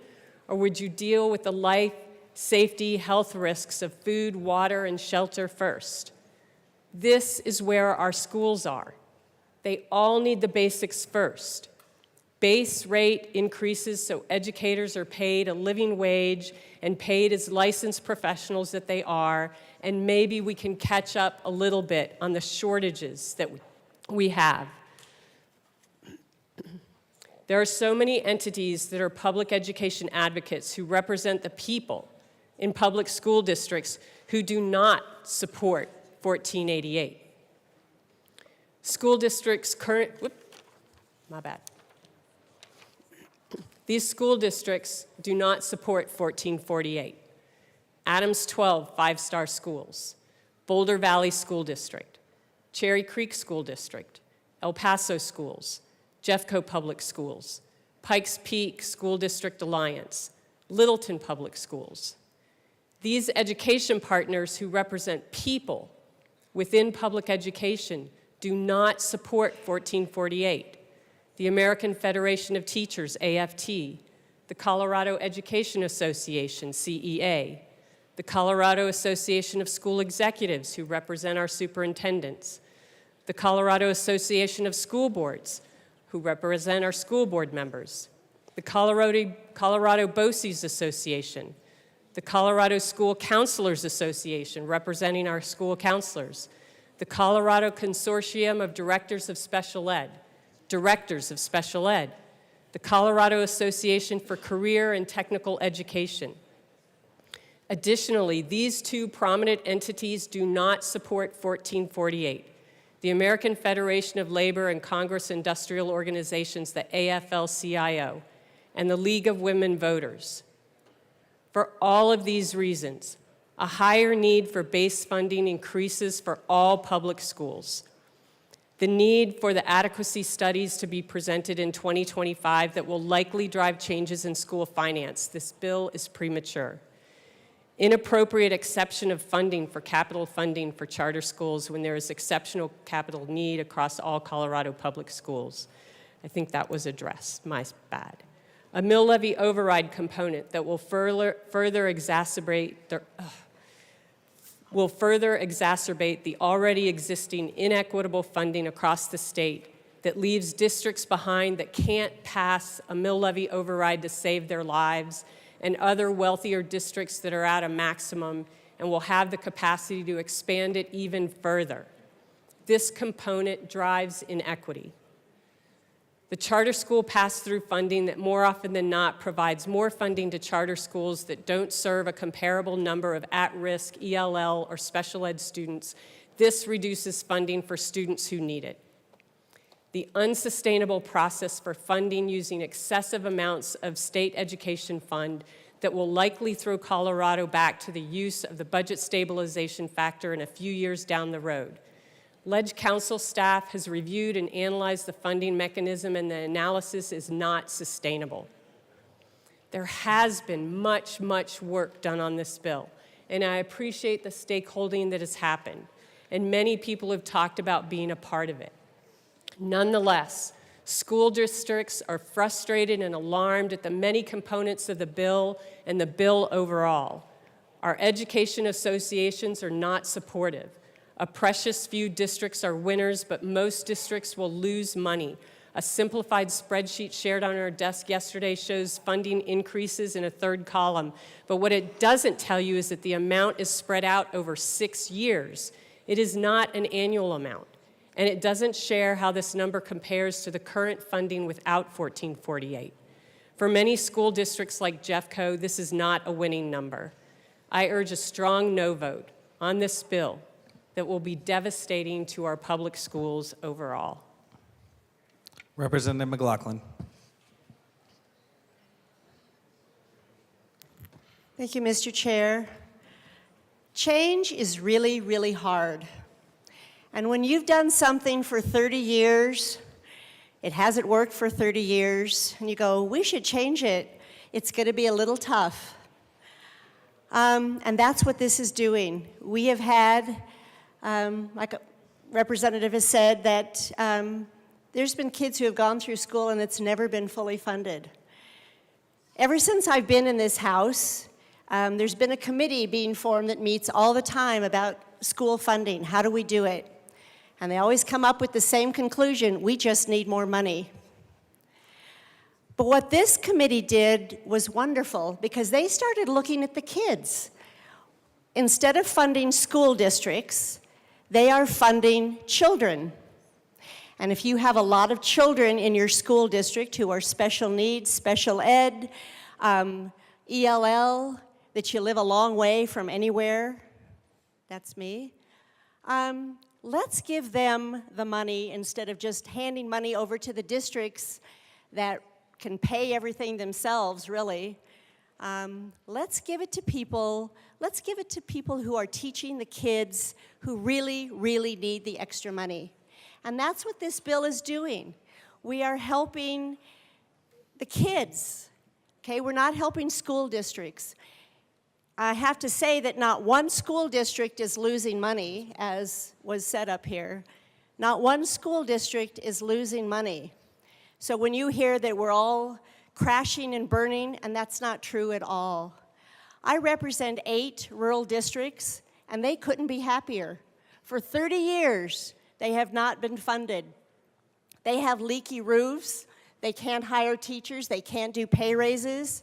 They've had to close down all kinds of, our auto shops closed. Our really great programs have closed because nobody had any money for them.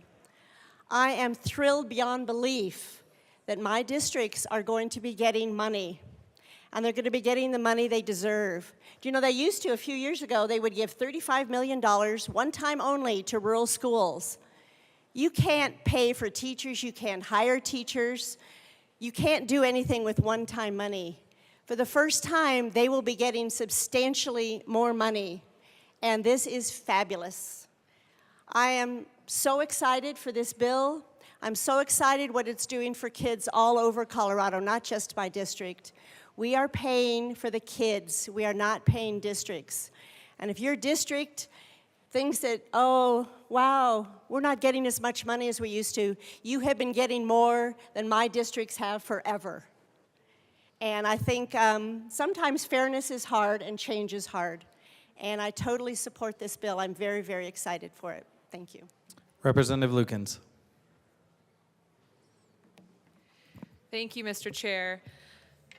Colleagues, we heard this bill in Education Committee, and I'm so proud to sit on the Education Committee as a current social studies teacher at Steamboat Mountain School, and before this I was a teacher at Steamboat Springs High School. Our current funding formula that we currently have, if this bill doesn't pass, our current formula is older than I am.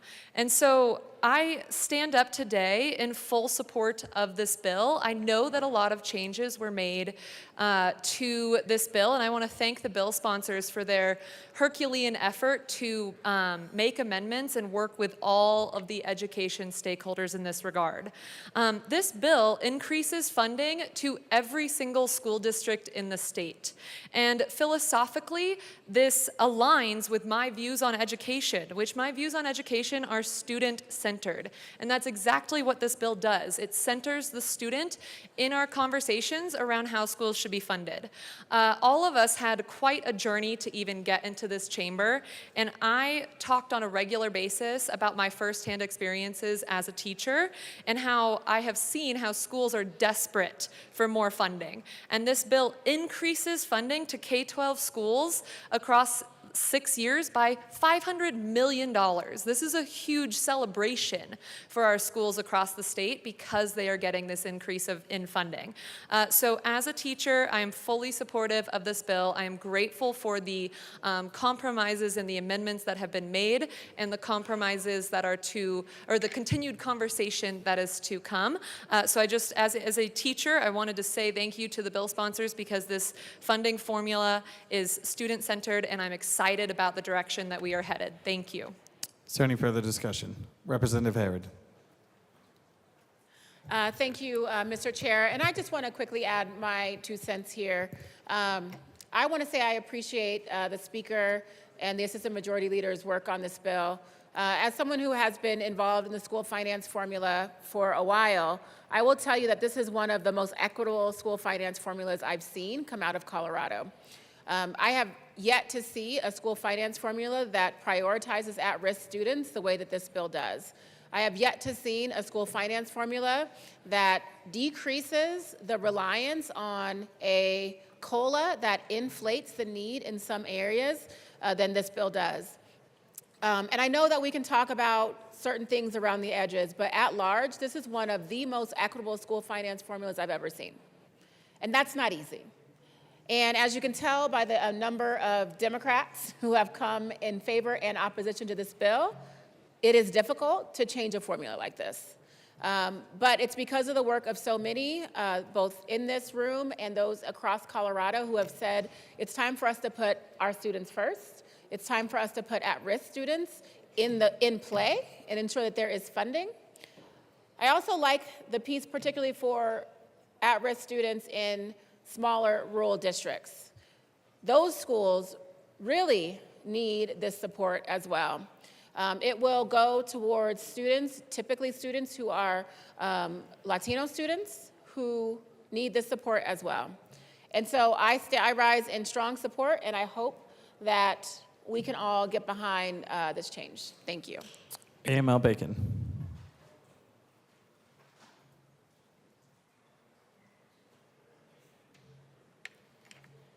Thank you, members. I want to thank my colleagues for the conversations you've had. And the speaker is going to come up here and tell you a little bit more about the technical pieces. And so for anyone who has the opportunity to listen right now, I'd ask you a little bit for your grace, because I want to share with you why I've come to this bill, but also what the experience has been in working on this bill. And I feel like this is the last time we'll be able to have some debate.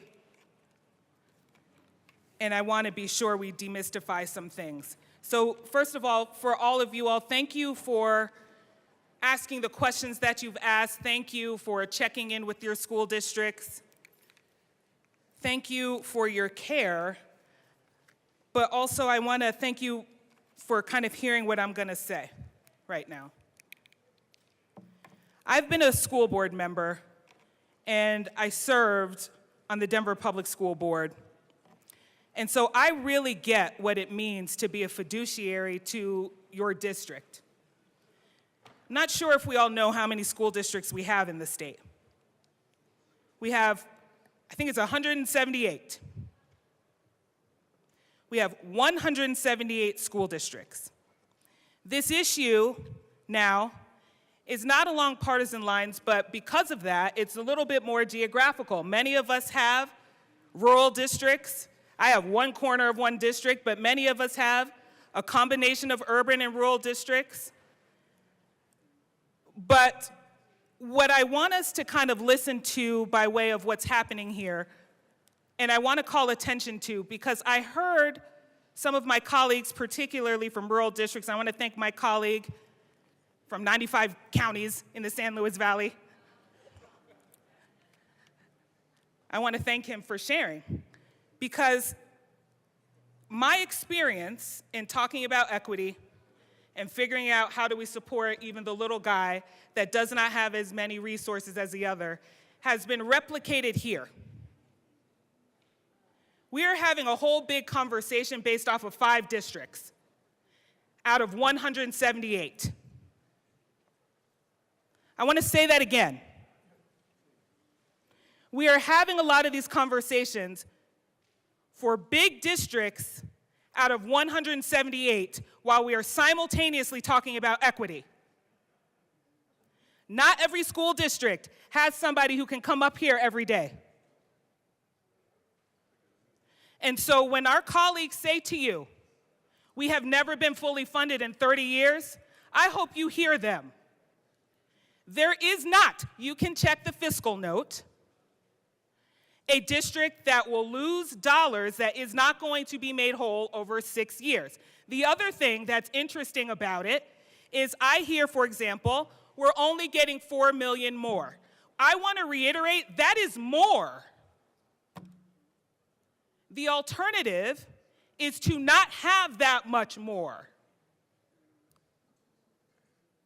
And so the argument has kind of turned a little bit into what are our self-interests, which is okay, maybe not seeing the forest for the trees, but we as a House have to make a decision on behalf of the state of Colorado. And I can appreciate that, again, having been a fiduciary to the state's largest district that serves 10% of the students in this whole state. The truth of the matter is, when you look at the fiscal note, and I do want to point to Jeffco, our fiscal note said $4 million increase in the first year, not over 6, which is 24. More, not less. Because this formula is putting more money into the education system like we have all been talking about for 30 years. So what we are fighting for is all kids. I care as the state legislature when we put our state share that we prioritize kids and not cost of living. That is how this formula is shifting. Right now, it prioritizes cost of living over number of kids in these categories. And so we are flipping that. It is up to local communities to figure out how to deal with their own cost of living to which they impact, unlike the state. And so if the state is going to take the state's money to invest, it should invest in kids who are special education, English language learners, or at risk. But the argument about mill levy overrides and not being able to compete is not one that is assigned to this formula. That problem has existed way before this. But to have a superintendent say, because this is what happened, that no one else should be able to get money if I can't right now is a problem. I want to be clear on the mill levy conversation. There is a mill levy override grant fund, because it is true that some communities do not have the property wealth or the income wealth to match neighboring districts. But to tell a neighboring district where rent is 3 times higher that they can't raise a mill levy because the next door district can't, that is not fair to that school district. But to be clear, an ask was, since we cannot get what we need out of this formula, we're going to ask that you not issue the dollars to every other district who would get money out of that formula. So that ask around the mill levy override grant matching formula would say the following districts would not get any money: Arapahoe, Byers; Baca, Walsh; Harrison, District 2. The ask that we had to pause this for one district would cost $3.7 million to Harrison District, $3.4 million to Fountain, $196,000 to Stratton, 132 District to Bethune, $31,000 to Canyon City. That was an ask. That is not standing up to what we all committed to as a legislature outside of the local level. We have tried to meet every district where they are at, to hold harmless the districts that would lose funding. And again, the districts that would have a shift are the districts that don't have the students that we are trying to highlight. I love my colleagues on the Education Committee. The high school I heard also exists in Commerce City. There is also a high school that's 90% ELL in Cortez. There is also a high school in Aurora. And to say that they can't get the funds because one district is struggling is not what we are about. This formula came about in the 90s. It is so 21st century.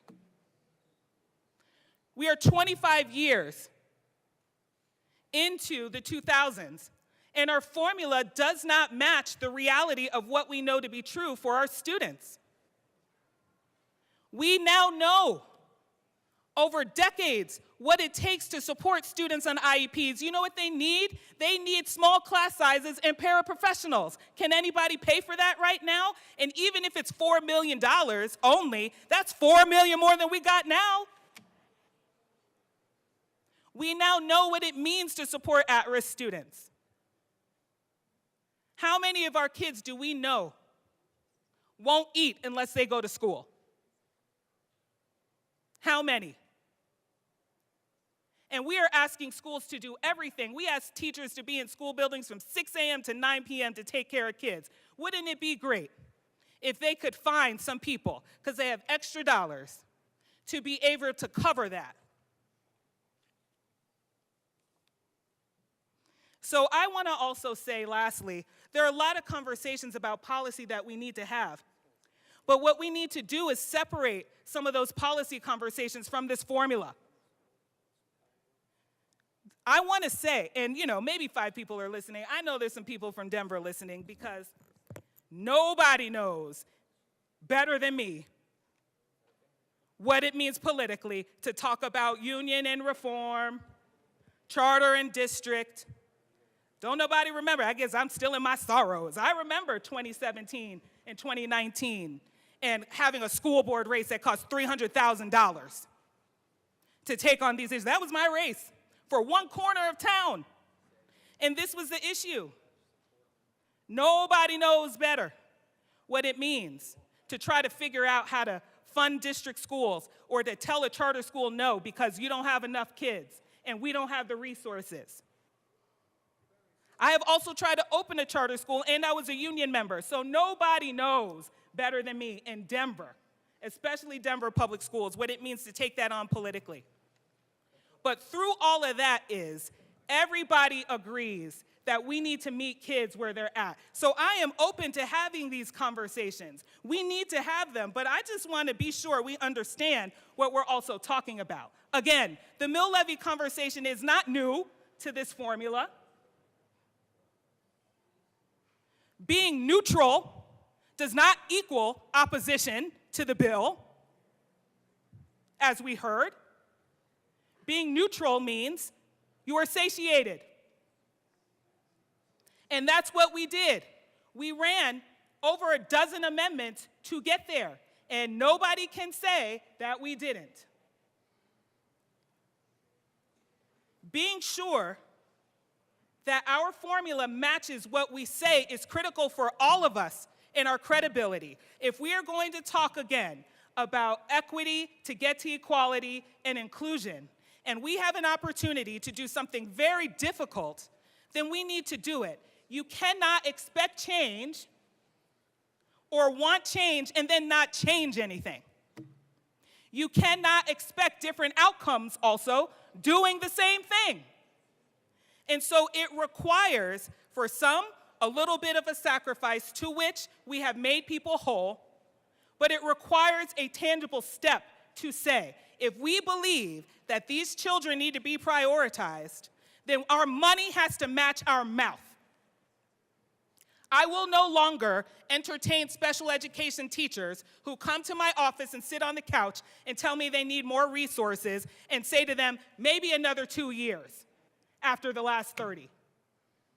Because when?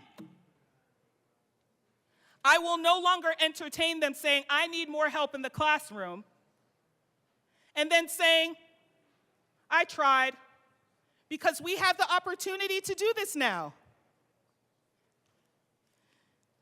And so I know, again, that we are in a position where we need to figure out how to support our communities. But I want to end with, any Colorado community is our community. Any Colorado community is our community. If you have a high school that has those needs, I bet you can find it in another one of those 178 school districts. And on behalf of those districts that don't have that capacity, David versus Goliath, I am willing to give you some Denver dollars so a Holyoke kid can learn how to be an engineer. I am willing to believe, as was pointed out in committee, that the cure to cancer isn't in a Pfizer lab, it's in a second grade classroom, and that child might speak another language. And that's what it is that we are asking for today. I can say definitively, we have heard the requests, and we have made every effort. And I can also say definitively, to have those efforts changed 24 hours before is also disingenuous, and it makes it more difficult. And I am concerned that at some point we need a collective eye on the prize, not a singular one. But if we can't do it after 30 years, then when? Adequacy will tell us we need more money in the system. It doesn't tell us what the formula needs to be. And we are willing to make that change then too. But this is the opportunity to care for all kids and to support our districts through that transition, which I assure you, every request has been met. So in the David and Goliath, I'm speaking on behalf of Big Bad Denver.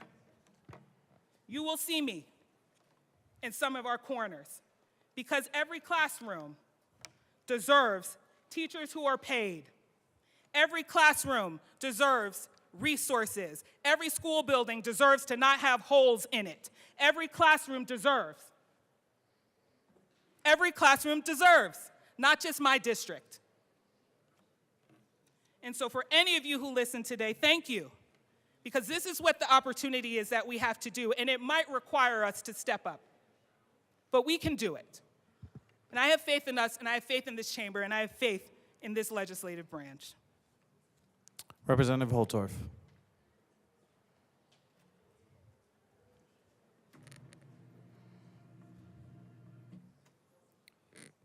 Thank you, Mr.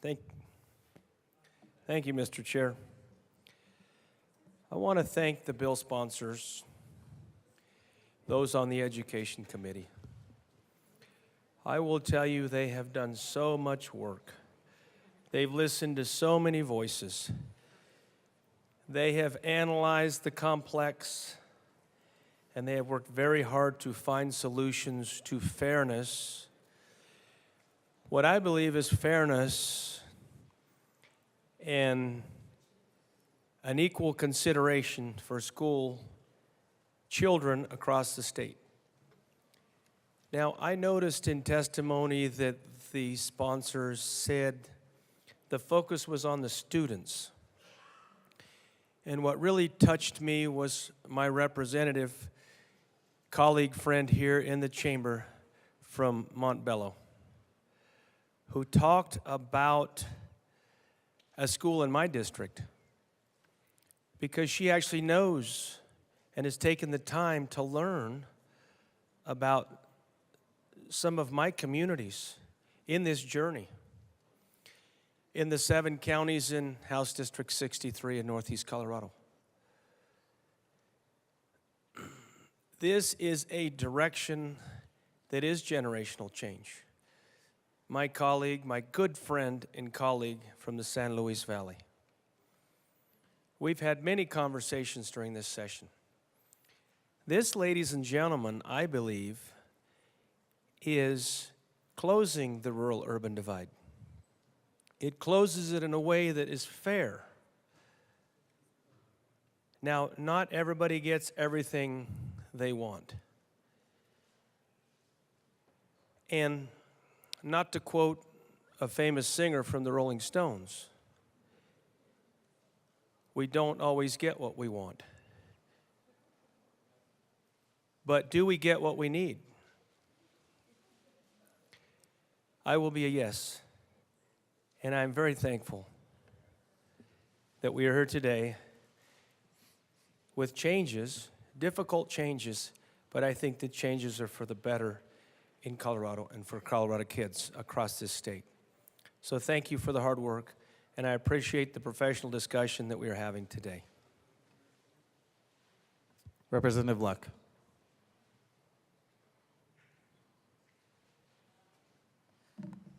Thank you, Mr. Chair. I'm looking at a report.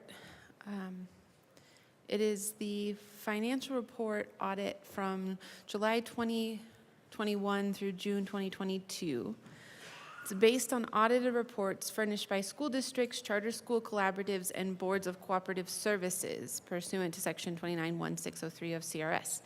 I'm looking at this report, and on page 96 in it, it states that the per funded pupil count, total revenue from all sources, is $18,286. So if I'm understanding this report correctly, the current pupil in Colorado, on average, I guess, is funded at that amount. So my question is, am I reading this report correctly? And if so, what under this bill will that be, if the bill sponsors know that, so that I understand kind of where some metric to know and compare to, if we have that information.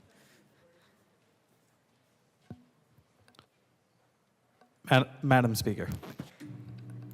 Thank you, Mr. Chair. And I want to offer my colleague, if you can give me a few minutes, I can certainly pull numbers specifically to PPR and follow up on your request.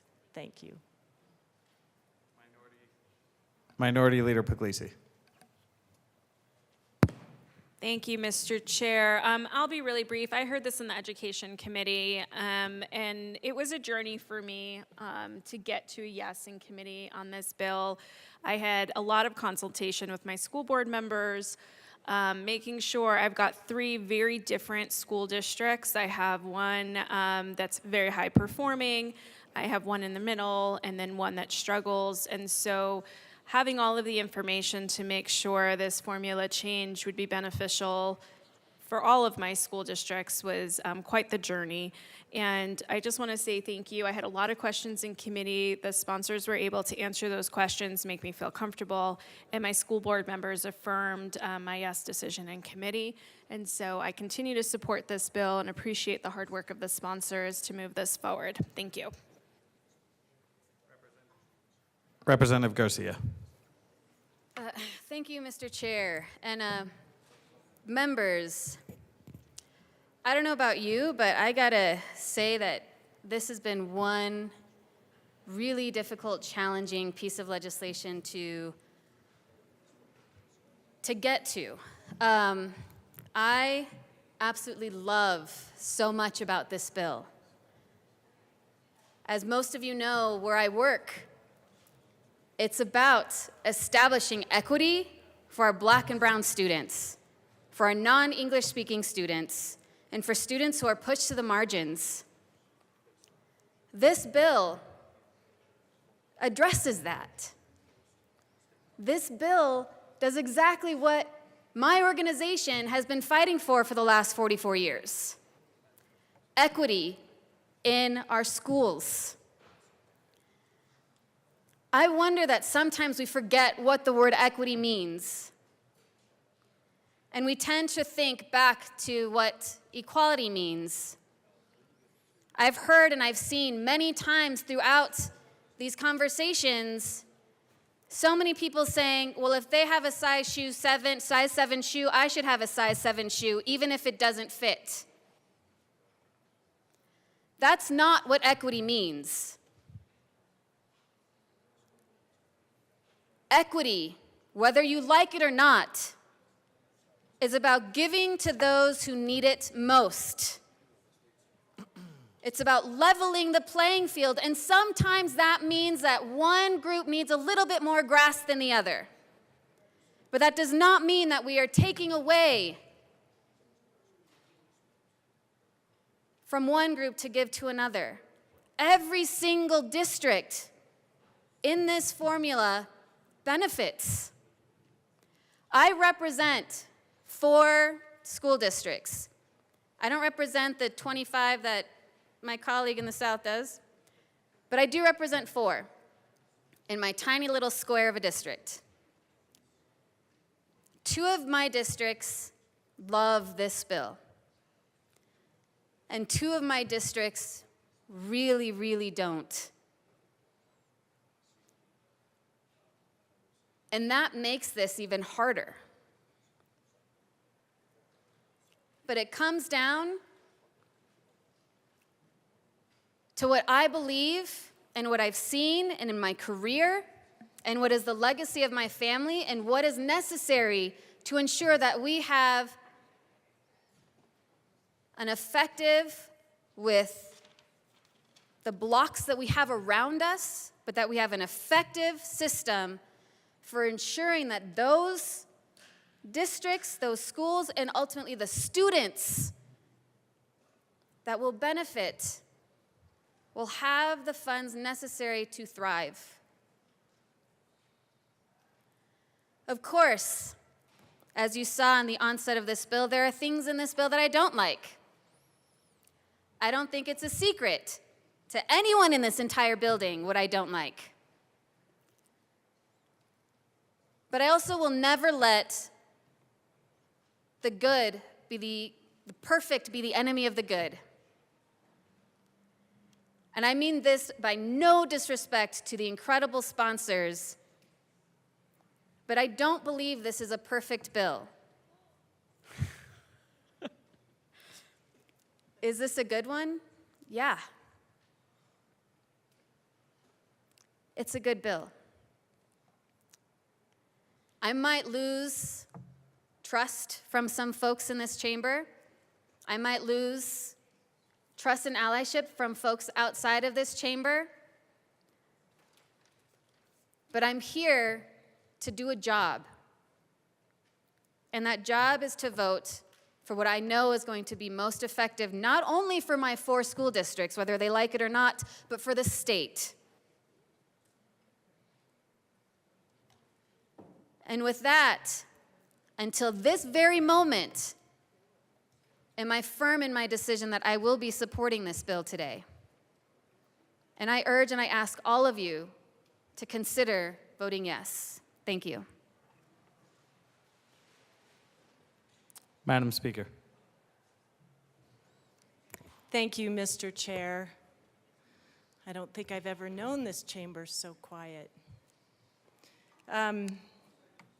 I want to start with gratitude for the many individuals that I have worked with in my time working in a school district, for the time that I have been here working as a member of our education committee, working as a part of our public school finance interim committee, working as a part of our joint budget committee. I want to thank the many voices that have talked over the years about our need to drive more equity into public school funding. I first came to public schools in 2004. I worked in English language acquisition with a wonderful group of second graders. I learned probably more from them than they learned from me. And that was simply the start of a journey in understanding in Summit County how schools work. I worked in a school, I worked in our central administration office. I came down here for a while and worked with the Department of Education, the Department of Higher Education. I worked on early childhood education issues, and I traveled the state. And it was during that time that I traveled to the San Luis Valley and visited Center.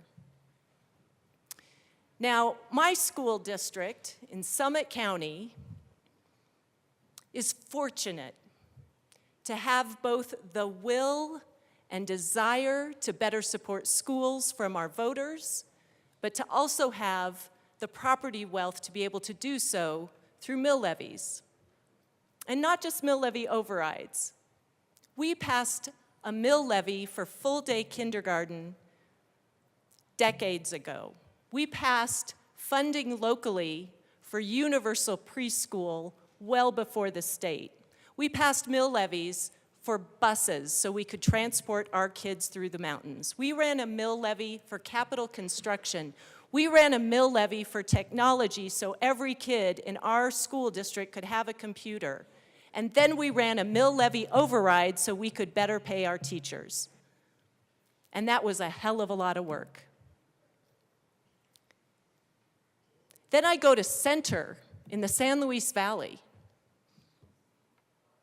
And frankly, I was appalled. They had just been able to acquire a BEST grant and build a brand new school, a school that was the very heart of their community. The superintendent at the time said, you know, I don't complain about the dollars I don't have because I've got to use the ones I have here now to the best of my ability and make a difference for these kids. We talked about their challenges, recruiting teachers, updating curriculum. They had old, tattered textbooks, books in their library. They lacked technology, things that I had fought for in my district and had been able to bring. And yes, those local differences matter to the funding we have in our schools. But as we sit here as state representatives, we have an obligation, we have a responsibility to think about all four corners of this state. Our decisions need to be to equitably share state resources so that every single kid gets a fair shot. We have children that show up in classrooms in Denver, in Pueblo, in Fort Collins, in Sterling, in Grand Junction, who have more needs. They're coming from a background of poverty. They are coming not knowing English as a language. They are showing up with special education needs, and every one of those kids deserves the exact same opportunity to succeed. But it takes additional resources. It takes interventions. It takes maybe additional staff with different qualifications. It might take different curriculum. It might take different technology. But those kids deserve the exact same opportunity. For as long as I have been in education, I have been told we can't make changes to the formula until we have more money. I was told you don't dare change that formula until the budget stabilization factor is paid off. I have worked my entire career to pay off the budget stabilization factor, and we have done it. This year, we have done it. We have delivered. Is it enough money for our schools? No. I'll be the first one to stand in line for the ballot measure that comes next. We need more money for public schools. But it is time we make a commitment to equity. It is time that we put that first. I want to address sustainability briefly. A lot of concerns that we can't do this, that we are going to end up with a budget stabilization factor again that takes money from our schools. Nothing would devastate me more than doing that. So let me tell you what we have done to ensure sustainability of this formula. It is a $500 million increase for our schools, and if I could deliver that this next year, I would. That would be irresponsible. I'm going to take that $500 million, and we are going to put it into this bill over a 6-year period, roughly $90 million annually. So in 6 increments, our districts will receive the total of the formula change. For any of you looking at the fiscal note, if you go and you look at your district, that is for year 1. They will get 6 times that amount if all things go well and forecast change and all that stuff. But as an estimate, 6 times that amount when we have fully implemented the formula. Right now, we have $1.5 billion sitting in the state education fund. We have built that fund up. Because of the pandemic, we had made dramatic cuts.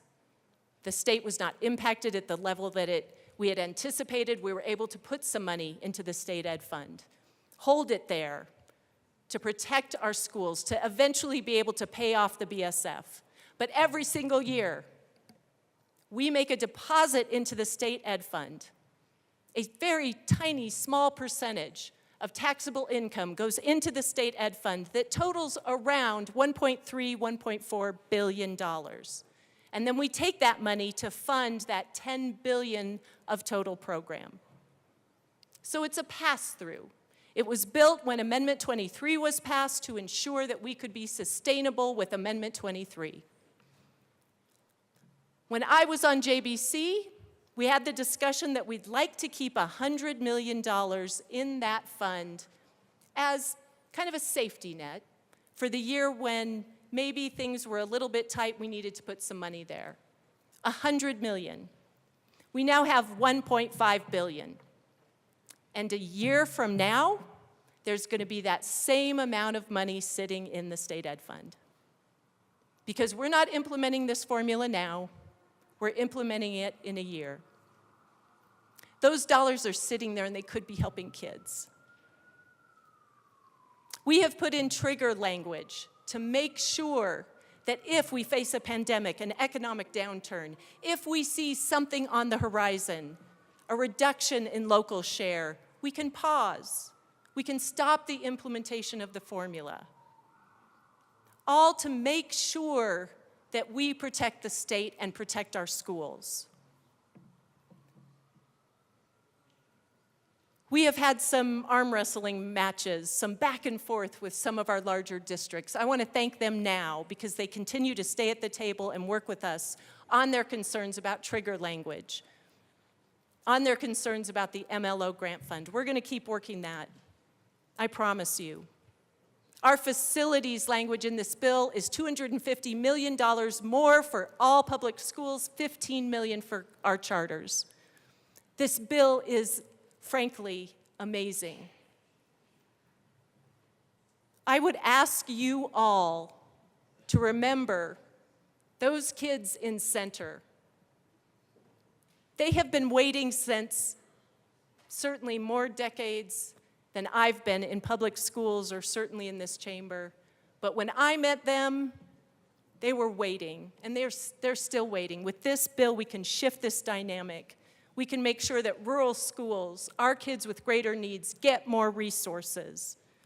And if it is not now, you tell me when.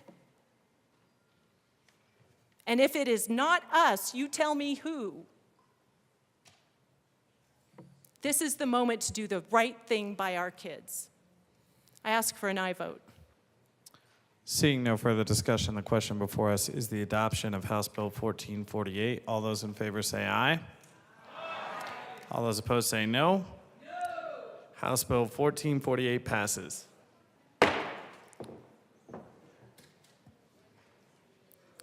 Madam Majority Leader.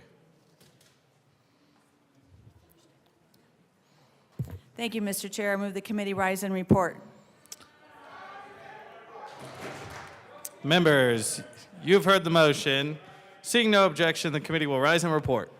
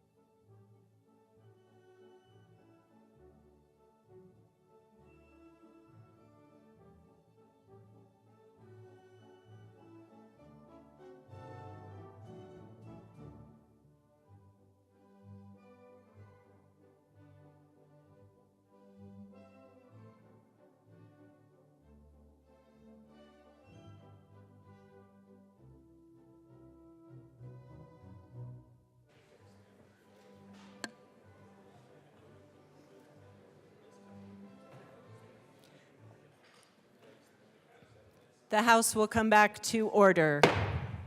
Mr. Shebel, please read the report of the Committee of the Whole. Madam Speaker, your Committee of the Whole begs leave to report as under consideration the following attached bills, being the second reading thereof and making the following recommendations thereon. House Bills 1004 as amended, 1134 as amended, 1164 as amended, 1237 as amended, 1240 as amended, 1282 as amended, 1311 as amended, 1316 as amended, 1369 as amended, 1376 as amended, 1434 as amended, 1439 as amended, 1444 is amended, 1448 is amended, passes second reading, order and gross placed on the calendar for third and final passage. Senate Bills 86 is amended, 121, 173 is amended, and 215 is amended, passed on second reading, order revised and placed on the calendar for third reading and final passage. Representative Mabry. Members, you have heard the motion. We do have an amendment at the desk. Mr. Shebel, please read the Soper amendment to the Committee of the Whole report. Representative Soper moved to amend the report of the Committee of the Whole to reverse the action taken by the committee in not adopting the following Soper Amendment L8 to House Bill 1311 to show that said amendment passed, that House Bill 1311 is amended passed. Representative Soper. Thank you, Madam Speaker. I move the Soper Amendment to the Committee of the Whole report and ask that it be properly displayed. It is properly displayed. Please proceed. Thank you, Madam Speaker. This is a non-substantive change to the bill, which just defines another reason for why Colorado's become expensive, and I ask for a yes vote. Thank you. Representative Wilford. Thank you, Madam Speaker. We ask for a no vote on this, colleagues. Seeing no further discussion, the motion before us is the adoption of the Soper Amendment to the Committee of the Whole report. Mr. Shebel, please open the machine and members proceed to vote.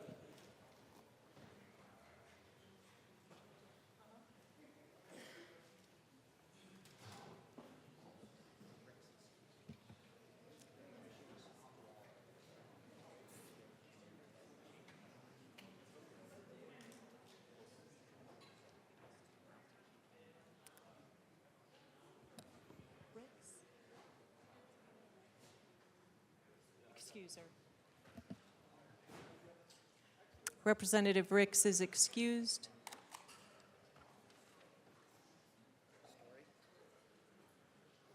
Representative Story is excused. Please close the machine.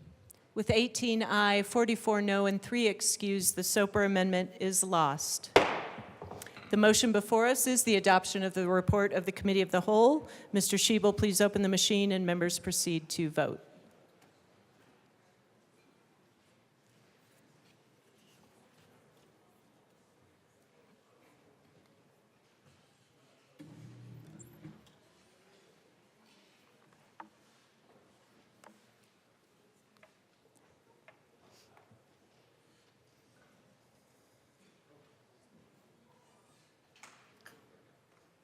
Bottoms.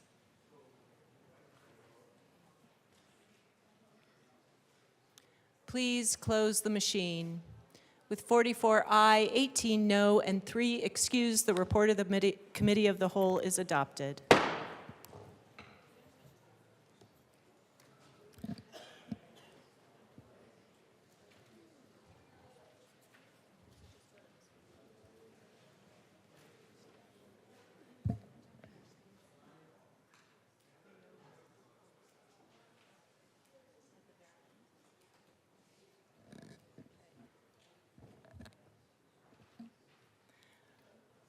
Madam Majority Leader.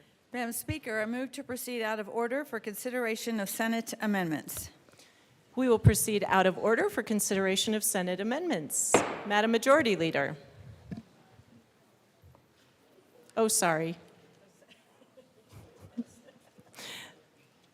Mr. Shebel, please read the title to House Bill 1266. House Bill 1266 by Representatives Hamrick and Frizzell, also Senator Zenzinger, concerning the relocation of utility facilities in a local government right-of-way. Representative Frizzell. Thank you, Madam Speaker. Members, there were a number of amendments that were added in the Senate that were negotiated between CCI, Xcel Energy, CML, and the Association of Engineers, and these amendments clarified a few aspects of the bill. First, they added a section to the legislative declaration regarding the overriding transportation priority of right-of-ways. Next, modified the time frame required for notification of a utility by a local government. And last, made some changes to the notification requirement for a utility when the infrastructure relocation is complete, and some minor changes to the dispute resolution process. Very exciting things, I know. Representative Hamrick. Thank you. The amendments also provided an opt-out in case a county or a small non-franchise agreement municipality cannot abide by the terms of the clearance letter, allowing them to negotiate a separate arrangement with the utility. As we discussed before, this bill provides a model agreement template that guarantees accountability from the investor-owned utility, but there are some trade-offs in the bill, and local governments are expected to agree to a few requirements as a condition of the negotiated agreement. If there is a local government out there that is not comfortable with the terms, the opt-out allows them to negotiate outside this framework with the utility to reach mutually agreeable terms. Sadly, after much soul-searching and prayer, we agree that the House should concur with the Senate amendments.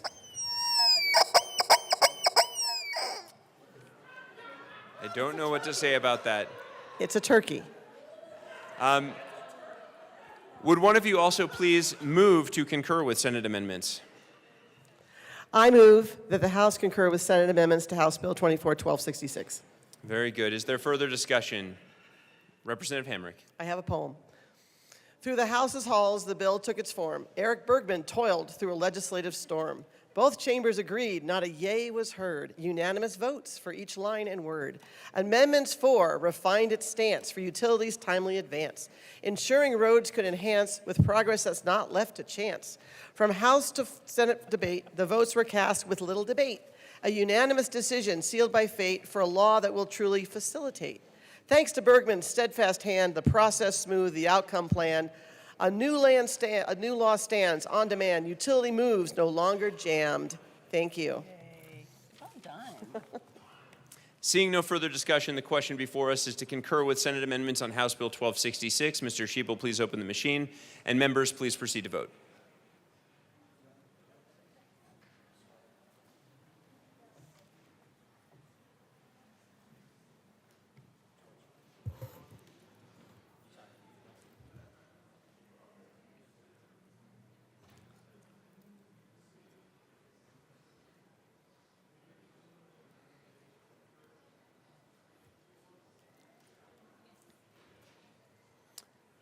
The speaker is excused.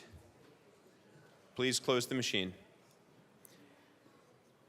With 60 aye votes, 1 no vote, and 4 excused, the motion is passed. Majority Leader Duran. Mr. Speaker Pro Tem, I move for the repassage of House Bill 1266 as amended. Seeing no further discussion, the question before us is the repassage of House Bill 1266 as amended. Mr. Schiebel, please open the machine, and members, please proceed to vote.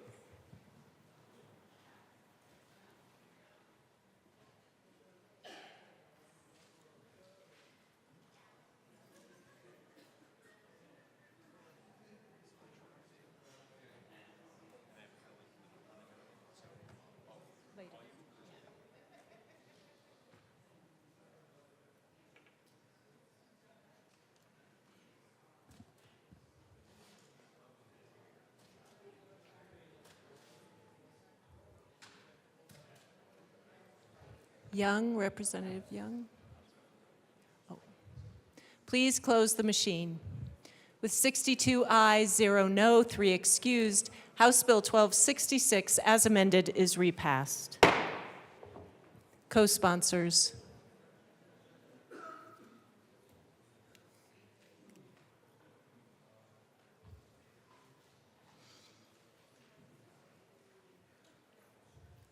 Please close the machine. Mr. Schiebel, please read the title to House Bill 1276. House Bill 1276 by Representatives Young and Bradfield, also Senators Zenzinger and Lundin, concerning the continuation of the Colorado Commission for the Deaf, Hard of Hearing, and Deafblind, and in connection therewith, implementing the recommendations contained in the 2023 Sunset Report by the Department of Regulatory Agencies. Representative Young. Madam Speaker, in Hall of Senate, words take flight. An amendment born of reasoned spite. Oh, I didn't mean that. An amendment born of reasoned light. State auxiliary once in the fray, now lifted from this bill's array. a declaration non-statutory, urges agencies to forge a story.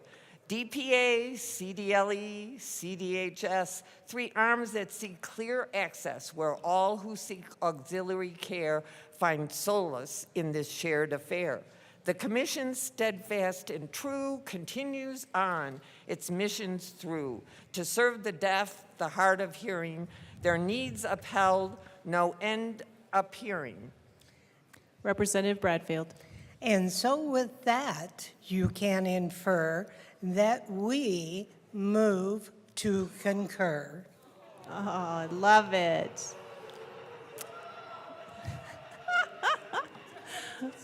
I do want one of you to specifically make the motion. That was brilliant, brilliant. Representative Young. I move that we concur with the Senate on House Bill 24-1276. That'll do. Members, the question before us is to concur with Senate amendments to House Bill 1276. Mr. Shebel, please open the machine and members proceed to vote.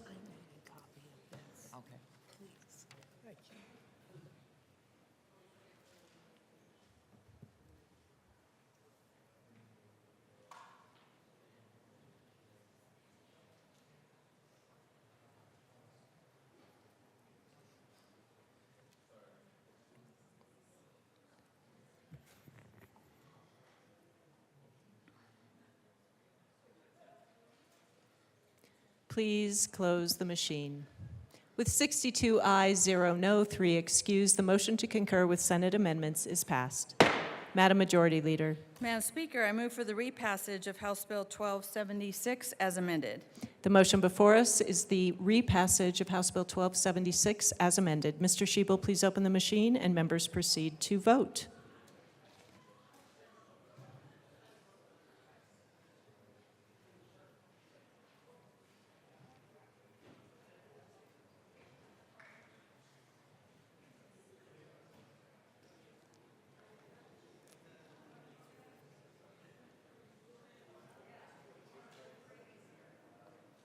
Please close the machine. With 61 aye, 1 no, 3 excused, House Bill 1276 as amended is repassed. Co-sponsors.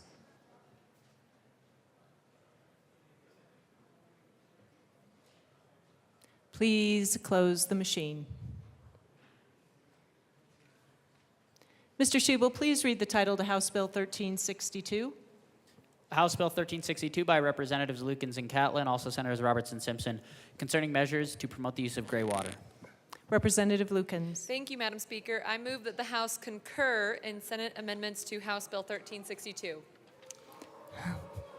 Gobble, gobble, please proceed. Thank you, Madam Speaker. The Senate added an amendment regarding the disclosure of water rights information, and we ask for a yes vote. Seeing no further discussion, the motion before us is to concur with Senate amendments to House Bill 1362. Mr. Shebel, please open the machine and members proceed to vote.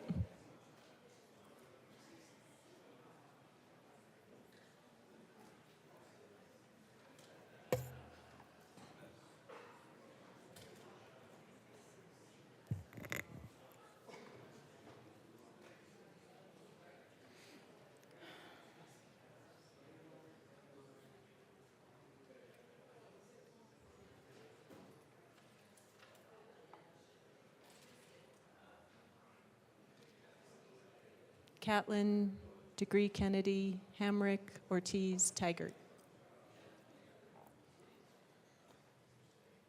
Please close the machine. With 60 aye, 2 no, 3 excused, motion to concur with Senate amendments to House Bill 1362 is adopted. Madam Majority Leader. Madam Speaker, I move for the repassage of House Bill 1362 as amended. The motion before us is the repassage of House Bill 1362 as amended. Mr. Shebel, please open. Oh, I'm sorry.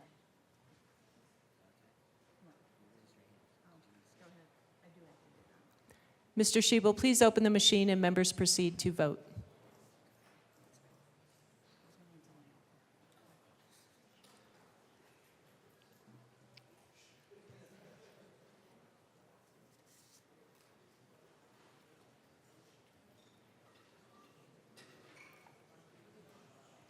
Judah and Marvin. Please close the machine. With 62 ayes, 0 no, 3 excused, House Bill 1362 as amended is repassed. Co-sponsors.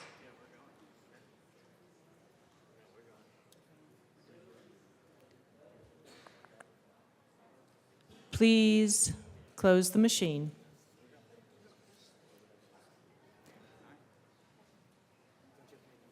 Wait, don't you have to move? You gotta do.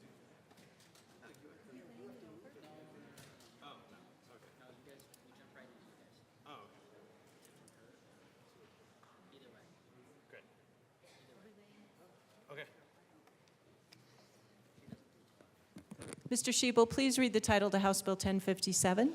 House Bill 1057 by Representatives Woodrow and Mabry, also Senators Gonzalez and Henriksen, concerning prohibiting the use of an algorithmic device by a landlord for the purpose of determining the amount of rent to charge a residential tenant and in connection therewith declaring that such use is an unfair or deceptive trade practice under the Colorado Consumer Protection Act. Representative Mabry. Thank you, Madam Speaker. Members, we move to adhere to the House position on House Bill 1057.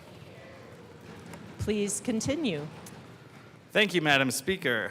Members, we are asking you to adhere today because the Senate put an amendment on this legislation that was requested by one of the very companies that are trying to price fix in the housing market. A company that is currently under criminal investigation by the United States Department of Justice for what we are trying to stop them from doing here in our state. The amendment that they proposed enshrines their ability to do these unfair business practices in Colorado, and it undermines our efforts to undo the harm that they have caused to Colorado renters. This company has been crystal clear that their aim is to help landlords drive rents higher, bragging to their potential clients that they can help landlords outperform the market by up to 7%. Many of our colleagues in the Senate, when they vote against tenant protection bills, say over and over again that their main concern is that policies that we are bringing might increase prices, that increased rents is what they care about most. But RealPage, this company, is designed to do just that. In their own words, never before have we seen increases like this. By design, this product artificially raises rents through illegal price fixing, which is why the United States Department of Justice has started a criminal investigation into this company. And so, as we adhere, I ask my colleagues in the Senate, do we care about the rising cost of rents, or do we want to protect Colorado consumers? And with that, I ask that we adhere to the House position. Representative Woodrow. Thank you, Madam Speaker. Thank you to my co-prime, and thank you, colleagues. I really want to just express my appreciation to everyone for engaging with us on this. We have started a very important conversation this year. Unfortunately, I don't think we're going to be able to get it done. So, roses are red, the Senate is weird. Their changes aren't going to get us there. We ask to adhere. I hope somebody is putting together a volume of poetry. It is so good. Members, the motion before us is to adhere to House Bill 1077. Please open the 1057. I misspoke. To House Bill 1057. Mr. Shebel, please open the machine and members proceed to vote.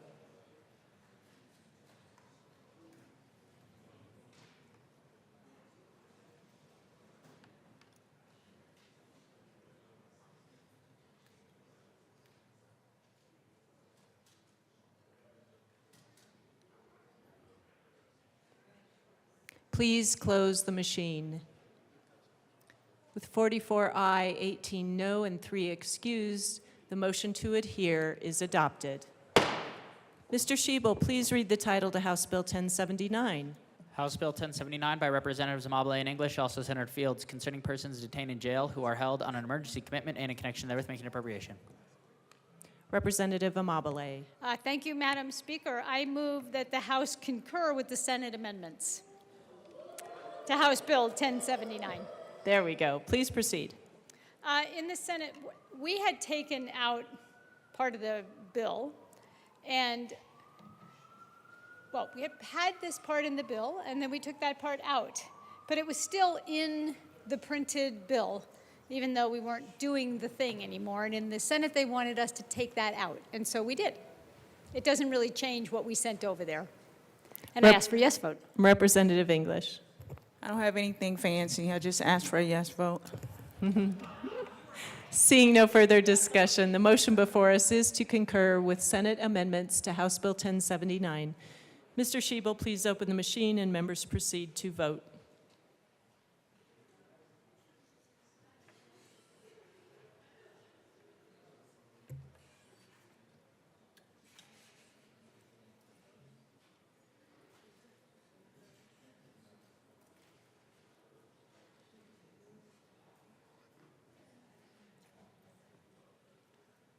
Bradfield, Brown, Luck.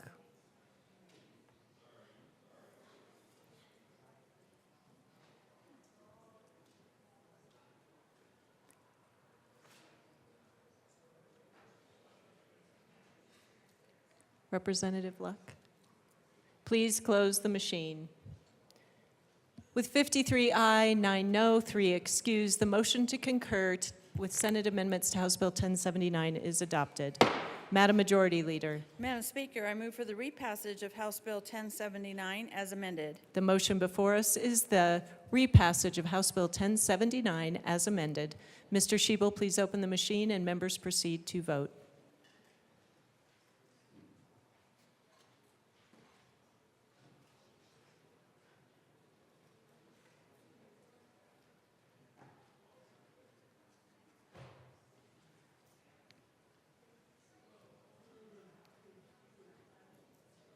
Please close the machine. With 44 aye, 18 no, and 3 excused, House Bill 1079 as amended is repassed. Co-sponsors.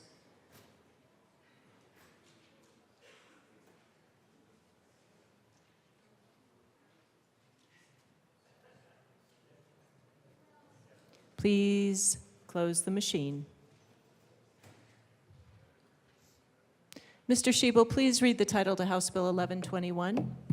House Bill 1121 by Representatives Titone and Woodrow, also Senators Bridges and Hendrickson, concerning a requirement that a manufacturer of digital electronic equipment facilitate the repair of its equipment by providing certain other persons with the resources needed to repair the manufacturer's digital electronic equipment. Representative Titone. Madam Speaker, I move that the House concur with Senate amendments to House Bill 1121. Please proceed. In the chambers filled with fervent debate sway, the House and Senate in discourse they weigh. Amendments danced in the legislative air on the right to repair a vital affair. Through the corridors of power they trod, crafting a bill that honors the nod. Consent and dissent in quorum's glare, as voices unite, a concord they share. With an amendment, a mosaic's grace, inscribed in the annals of time's embrace, concurring spirits in purpose aware, a chorus resounds for the right to repair. Representative Woodrow. Thank you, Madam Speaker. ChatGPT having all the fun. Colleagues. That is true. That's true. It's true. That was true. Roses are red, 8 more days as it were. I will spare you a sonnet. We move to concur. Well done. The motion before us is to concur with Senate amendments to House Bill 1121. Mr. Shebel, please open the machine and members proceed to vote.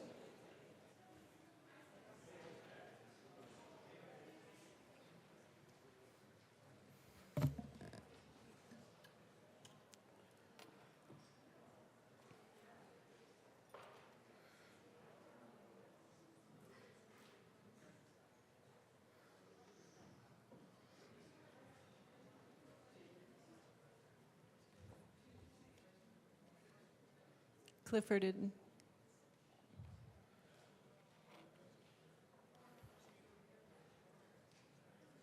please close the machine.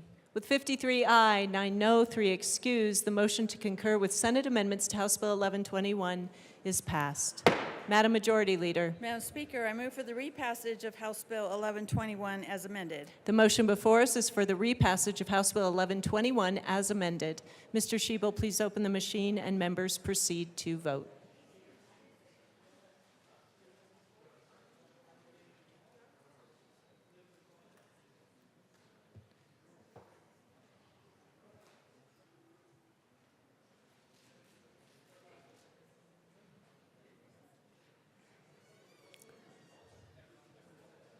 Please close the machine.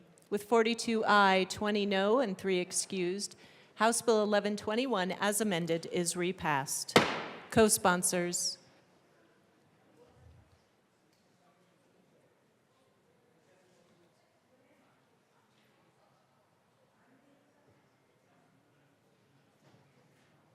Please close the machine. Mr. Shebo, please read the title to House Bill 1147. House Bill 1147 by Representatives Joseph and Titone, also Senators Hansen and Buckner, concerning the use of a deepfake in communication related to a candidate for elective office and in connection therewith, requiring disclosure, providing for enforcement, and creating a private cause of action for candidates. Representative Titone. Thank you, Madam Chair. I move that we concur with Senate amendments on 1147. Please proceed. Representative Joseph. Thank you, Madam Speaker. The amendments and from the Senate were some cleanup language in the ledge deck on page 4, and on page 6, some language were added to strengthen the time and restrictions of when a deepfake can and cannot be used, and it further clarified the disclaimer on page 7, and then on page 8, there was some amendments from the broadcasters, and then on page 9, broadcasters and technology providers amendment, and then we had some cleanup amendment on page 10, and then on page 11, we had additional language that further explain liabilities if a deepfake were to be used and some of the limitations, and we ask for a yes vote. Seeing no further discussion, the motion before us is to concur with Senate amendments to House Bill 1147. Mr. Shebo, please open the machine and members proceed to vote.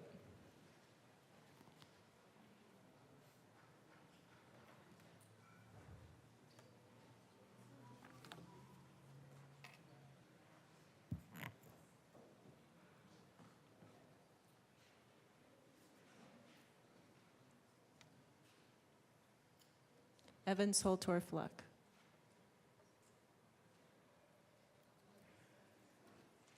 Please close the machine. With 44 aye, 18 no, and 3 excused, the motion to concur with Senate amendments to House Bill 1147 is adopted. Madam Majority Leader. Madam Speaker, I move for the repassage of House Bill 1147 as amended. The motion before us is for the repassage of House Bill 1147 as amended. Mr. Shebo, please open the machine and members proceed to vote.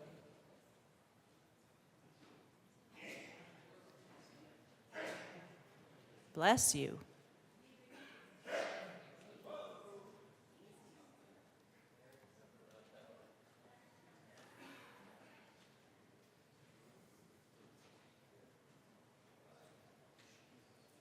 Please close the machine.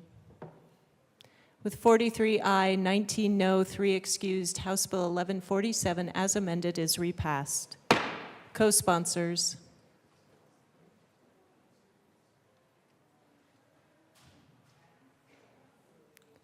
Please close the machine. Mr. Shebo, please read the title to House Bill 1233.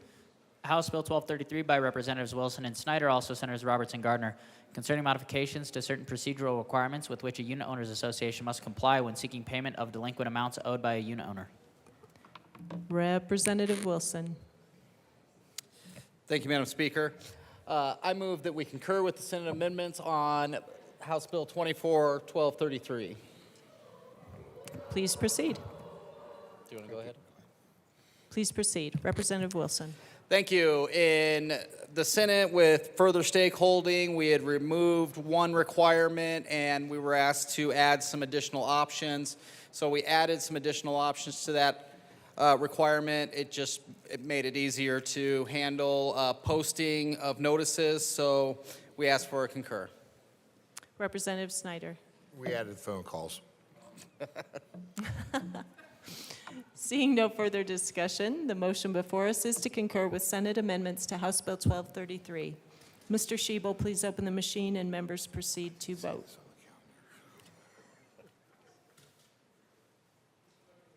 Thanks.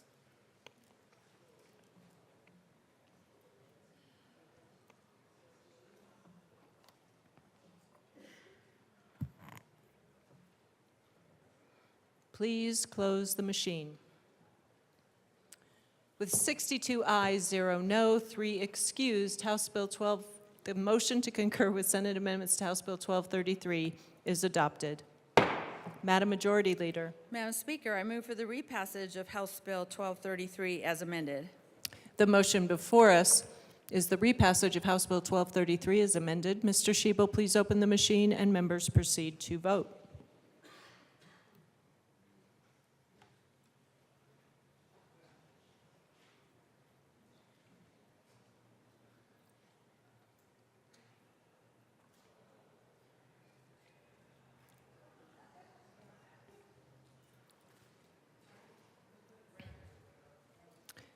Frizzell, Hernandez, Holtorf, Sirota. Please close the machine. With 52 aye, 10 no, 3 excused, the motion to repass House Bill 1233, wait. Forgive me. House Bill 1233 as amended is repassed. Co-sponsors.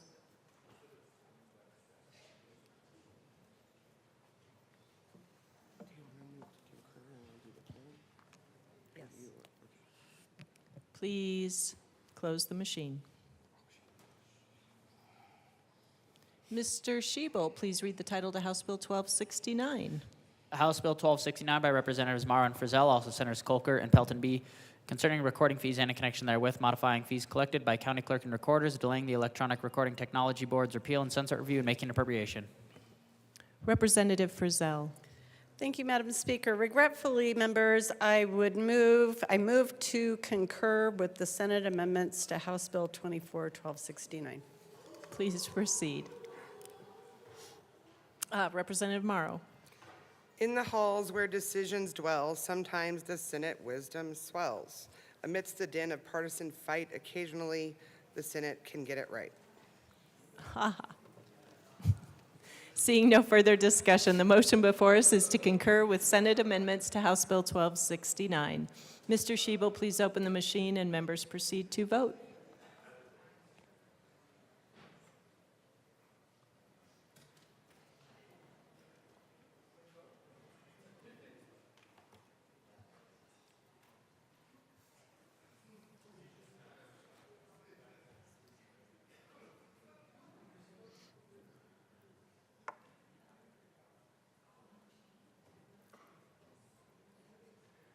Rep. Hernandez.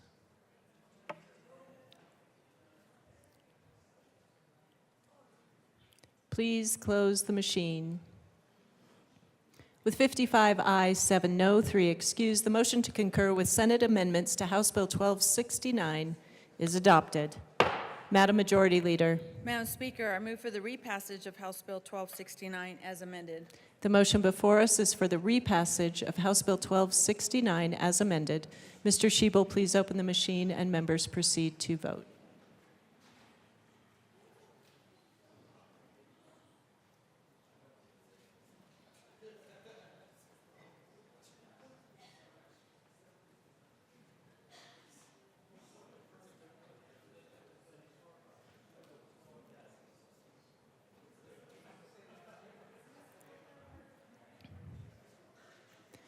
Hernandez, Parenti, Winter.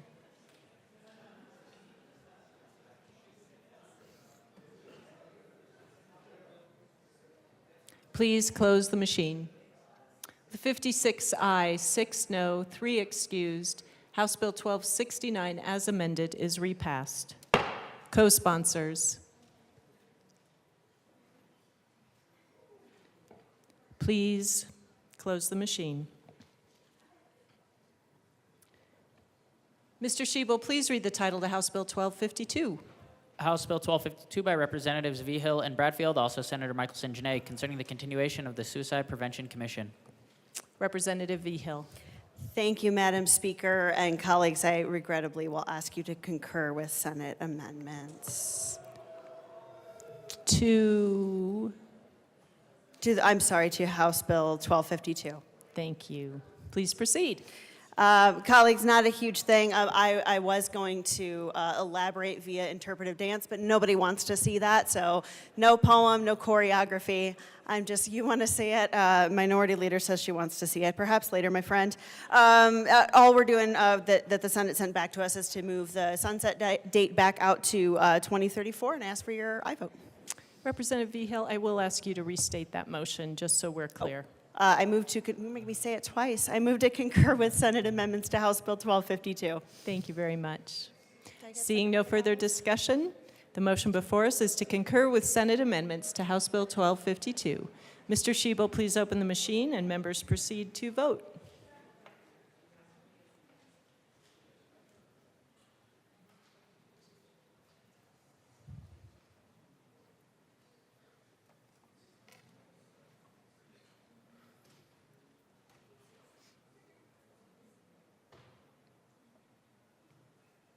Lynch. Please close the machine. With 49 aye, 13 no, and 3 excused, the motion to concur with Senate amendments is adopted. Madam Majority Leader. Madam Speaker, I move for the repassage of House Bill 1252 as amended. The motion before us is the repassage of House Bill 1252 as amended. Mr. Schiebel, please open the machine and members proceed to vote.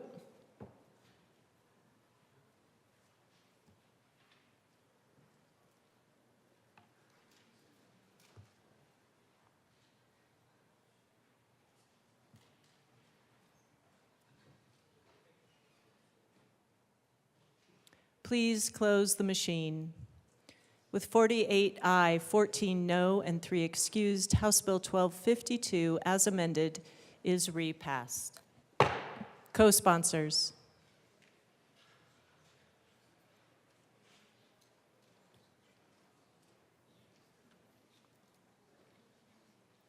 Please close the machine. Mr. Schiebel, please read the title to House Bill 1176. House Bill 1176 by Representatives Hamrick and Judah, also Senators Buckner and Fields, concerning expanding the Behavioral Health Care Continuum Gap Grant Program to include a community investment grant for a new capital construction program and in connection therewith making appropriation. Representative Hamrick. It is a pleasure to serve with you, Speaker, and Pikachu also. It is a pleasure to serve with you. We move that the House concur with Senate amendments to House Bill 1176. Oh. Majority Leader, did you approve that prop? No props. Ah. Please proceed. Once again? No, you have to explain it. Oh, Representative Hamrick. Sorry, thank you. The amendment basically cut our fiscal note in half, which everyone is a big fan of.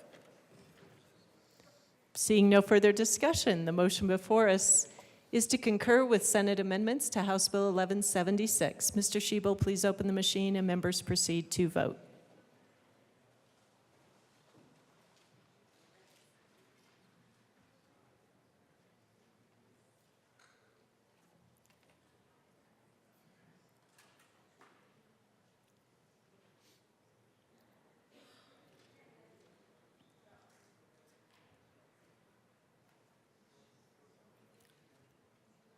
Rep. Judah Wilson. Please close the machine. With 56 ayes, 6 no, 3 excused, the motion to concur with Senate amendments to House Bill 1176 is adopted. Madam Majority Leader. Madam Speaker, I move for the repassage of House Bill 1176 as amended. The motion before us is for the repassage of House Bill 1176 as amended. Mr. Schiebel, please open the machine and members proceed to vote.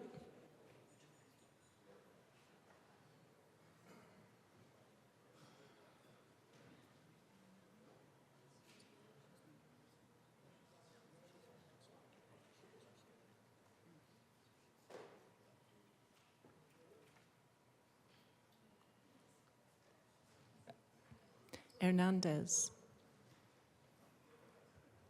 Please close the machine. With 44 aye, 18 no, and 3 excused, House Bill 1176, as amended, is repassed. Co-sponsors.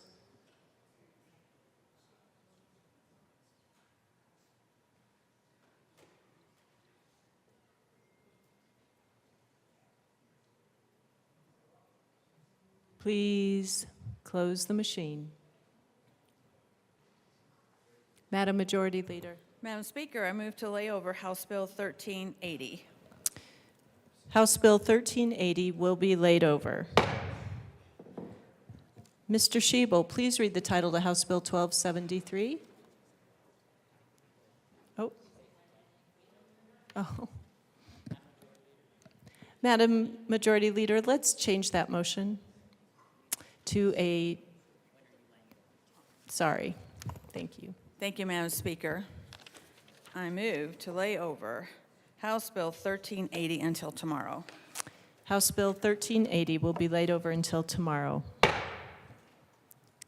Mr. Schiebel, please read the title to House Bill 1273. House Bill 1273 by Representative Parenti, also Senators Henriksen and Pelton B., concerning the continuation of the Veterans Assistant Grant Program and in connection therewith, implementing the recommendation in the 2023 Sunset Report by the Department of Regulatory Agencies. Representative Parenti. Thank you, Madam Speaker. I move that the House not concur with Senate amendments to House Bill 24-1273 and request a conference committee be appointed. Please proceed. Members, we sent a strong message with amendments. The House cares about underserved veterans. They stripped it in the Senate, but we are not done yet, and I ask that you send us to conference. Representative Armagost. Thank you, Madam Speaker. So when this went to the Senate saw fit to keep the Veteran Assistant Grant Program as is, to apply to all veterans, not to break it down into categories of what veterans need to be given what. So the Senate thought it would be the best option to keep the grant program as is, and that's what we in the Veteran Caucus saw being fit as the best way to move the grant program forward.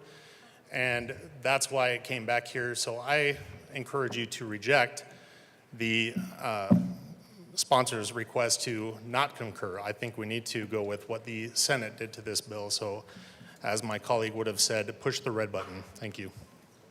Representative Ortiz. Thank you, Madam Speaker, and I rise in support of my colleague that asked to go to conference committee. Bottom line is when we do serve, yes, it does not matter where we come from. It doesn't matter what religion you are. It doesn't matter what ethnicity you are. It doesn't matter what gender you are. When you look to the left and right of you, that's family. But the bottom line, too, is that when we leave service, we experience a world that is not built like the military. All that matters is your rank and your time in service. You make the same pay. When veterans are transitioning out, there are certain veterans that are being disproportionately negatively impacted by the way that services are being awarded and granted out. And as someone that loves my sibling veterans, including rural veterans, because they also are an underserved population, I want to make sure that we're doing the work to serve those that are being negatively disproportionately impacted. Send us to conference committee so we can hash that out together with the Senate. It's probably not going to look the same that it left the House. It's definitely not going to look the same that it left the Senate, but let us work on this together to get something that's going to truly serve all veterans in an equitable and proportionate way that is needed. Seeing no further discussion, the motion before us is to not concur with Senate amendments to House Bill 1273 and appoint a conference committee. Mr. Schiebel, please open the machine and members proceed to vote.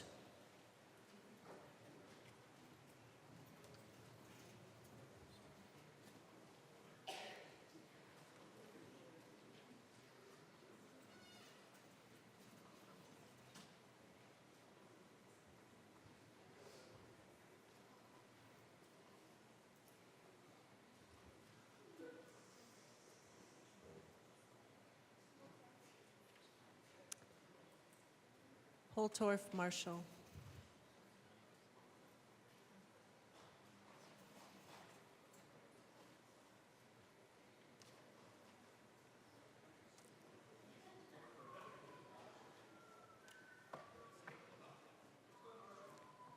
Members, please vote. Please close the machine. With 44 aye, 18 no, and 3 excused, the motion to not concur with Senate amendments to 1273 and appoint a conference committee is adopted. Representatives Parenti as chair, Ortiz and Armagost are appointed to the conference committee.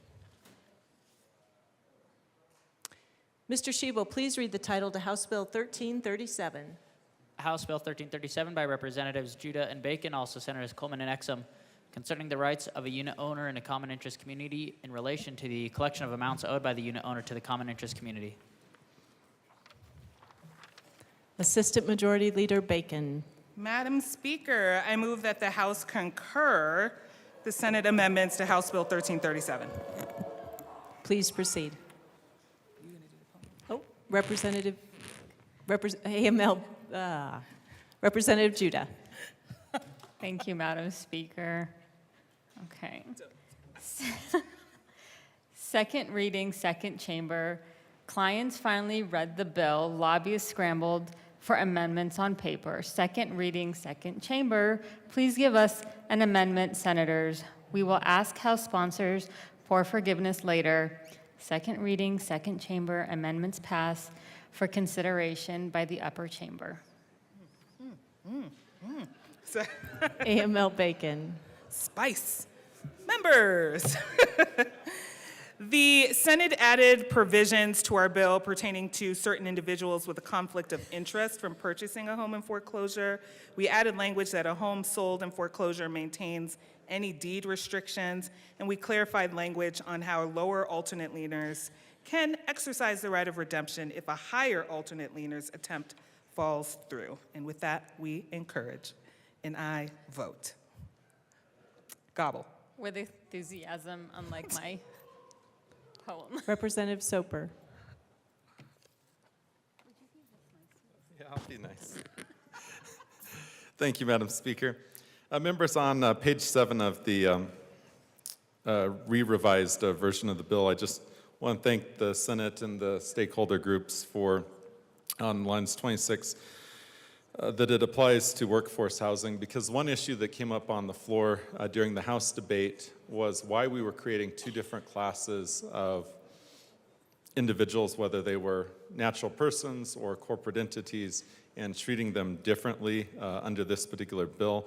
I raised an issue when it came to, for example, a hospital that did own workforce housing, how this would impact them and other workforce housing.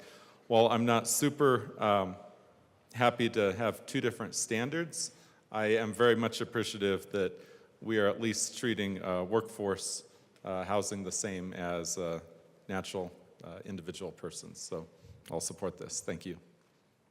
Seeing no further discussion, the motion before us is to concur with Senate amendments to House Bill 1337. Mr. Schiebel, please open the machine, and members proceed to vote.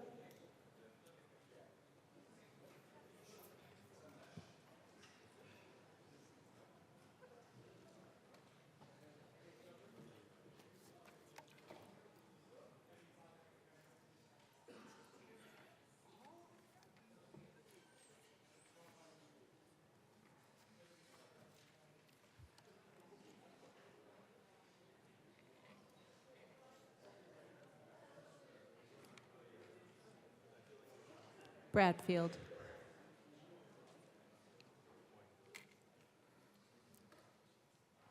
Please close the machine. With 55 ayes, 7 no, 3 excused, the motion to concur is adopted. Madam Majority Leader. Madam Speaker, I move for the repassage of House Bill 1337 as amended. The motion before us is the repassage of House Bill 1337 as amended. Mr. Schiebel, please open the machine, and members proceed to vote.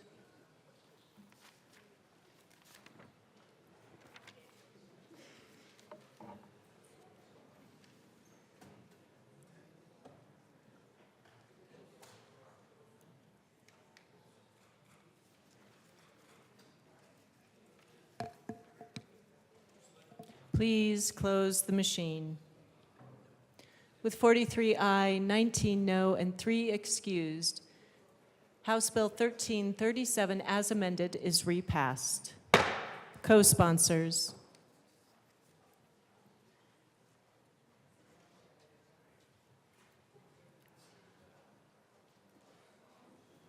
Please close the machine.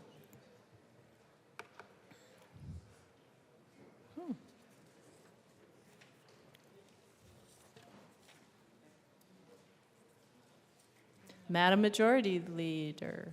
Madam Majority Leader. Thank you, Madam Speaker. I move to lay over the balance of the calendar to Wednesday, May 1st, 2024. Seeing no objection, the balance of the calendar will be laid over until Wednesday, May 1st, 2024. Any announcements? Representative Sirota. Thank you, Madam Speaker. Members, tomorrow morning, House Appropriations will meet in the Old State Library at 8:15 a.m. to hear House Bill 1223, House Bill 1245, Senate Bill 65, Senate Bill 69, Senate Bill 72, Senate Bill 117, Senate Bill 143, Senate Bill 171, Senate Bill 199, Senate Bill 8, House Bill 1132, Senate Bill 37, Senate Bill 70, Senate Bill 217, and any others that may have been referred to appropriations. Representative Hernandez. Thank you, Madam Speaker. Colleagues, I just wanted to remind folks, the Claro, if you have a Claro intern or a Claro fellow in your office, you probably got the invitation, but it's open to the entire legislature. On Thursday morning is the Claro breakfast. It'll be hosted at 8 a.m., celebrating the graduation of the fellows, folks who came here and spent their legislative session with us. So I just wanted to invite you to support some young brown faces. Thank you. Representative Froelich. Thank you, Madam Speaker. The Transportation, Housing, and Local Government Committee will meet in room 112, not LSBA, to hear 1447 first, and then for the 4 bills that are on the calendar. Representative Snyder. No. Representative Snyder. Thank you, Madam Speaker. Just a reminder, House Finance will meet upon adjournment tomorrow to hear 3 Senate bills, 76, 146, and 207. Thank you. Representative Titone. Thank you, Madam Speaker. And it's going to be May 1st, tomorrow, and you're invited to Concrete Day, which is going to be a barbecue. So come down to the barbecue on the east lawn of the Capitol grounds and have a solid barbecue from the Concrete folks in recognition of the hard work of the Colorado legislators, their staff, and the whole Capitol building employees. They're hosting this, so go visit the Concrete folks at the barbecue tomorrow from 11 to 1. Representative McLaughlin. Thank you, Madam Speaker. Education Committee, it's our last one of the year. Senate Bill 78, 34, 162, and 158 in room 107 at adjournment, whenever that may be. Thank you. Madam Majority Leader. Thank you, Madam Speaker. I move that the House stand in recess until later today. The House will stand in recess until later today.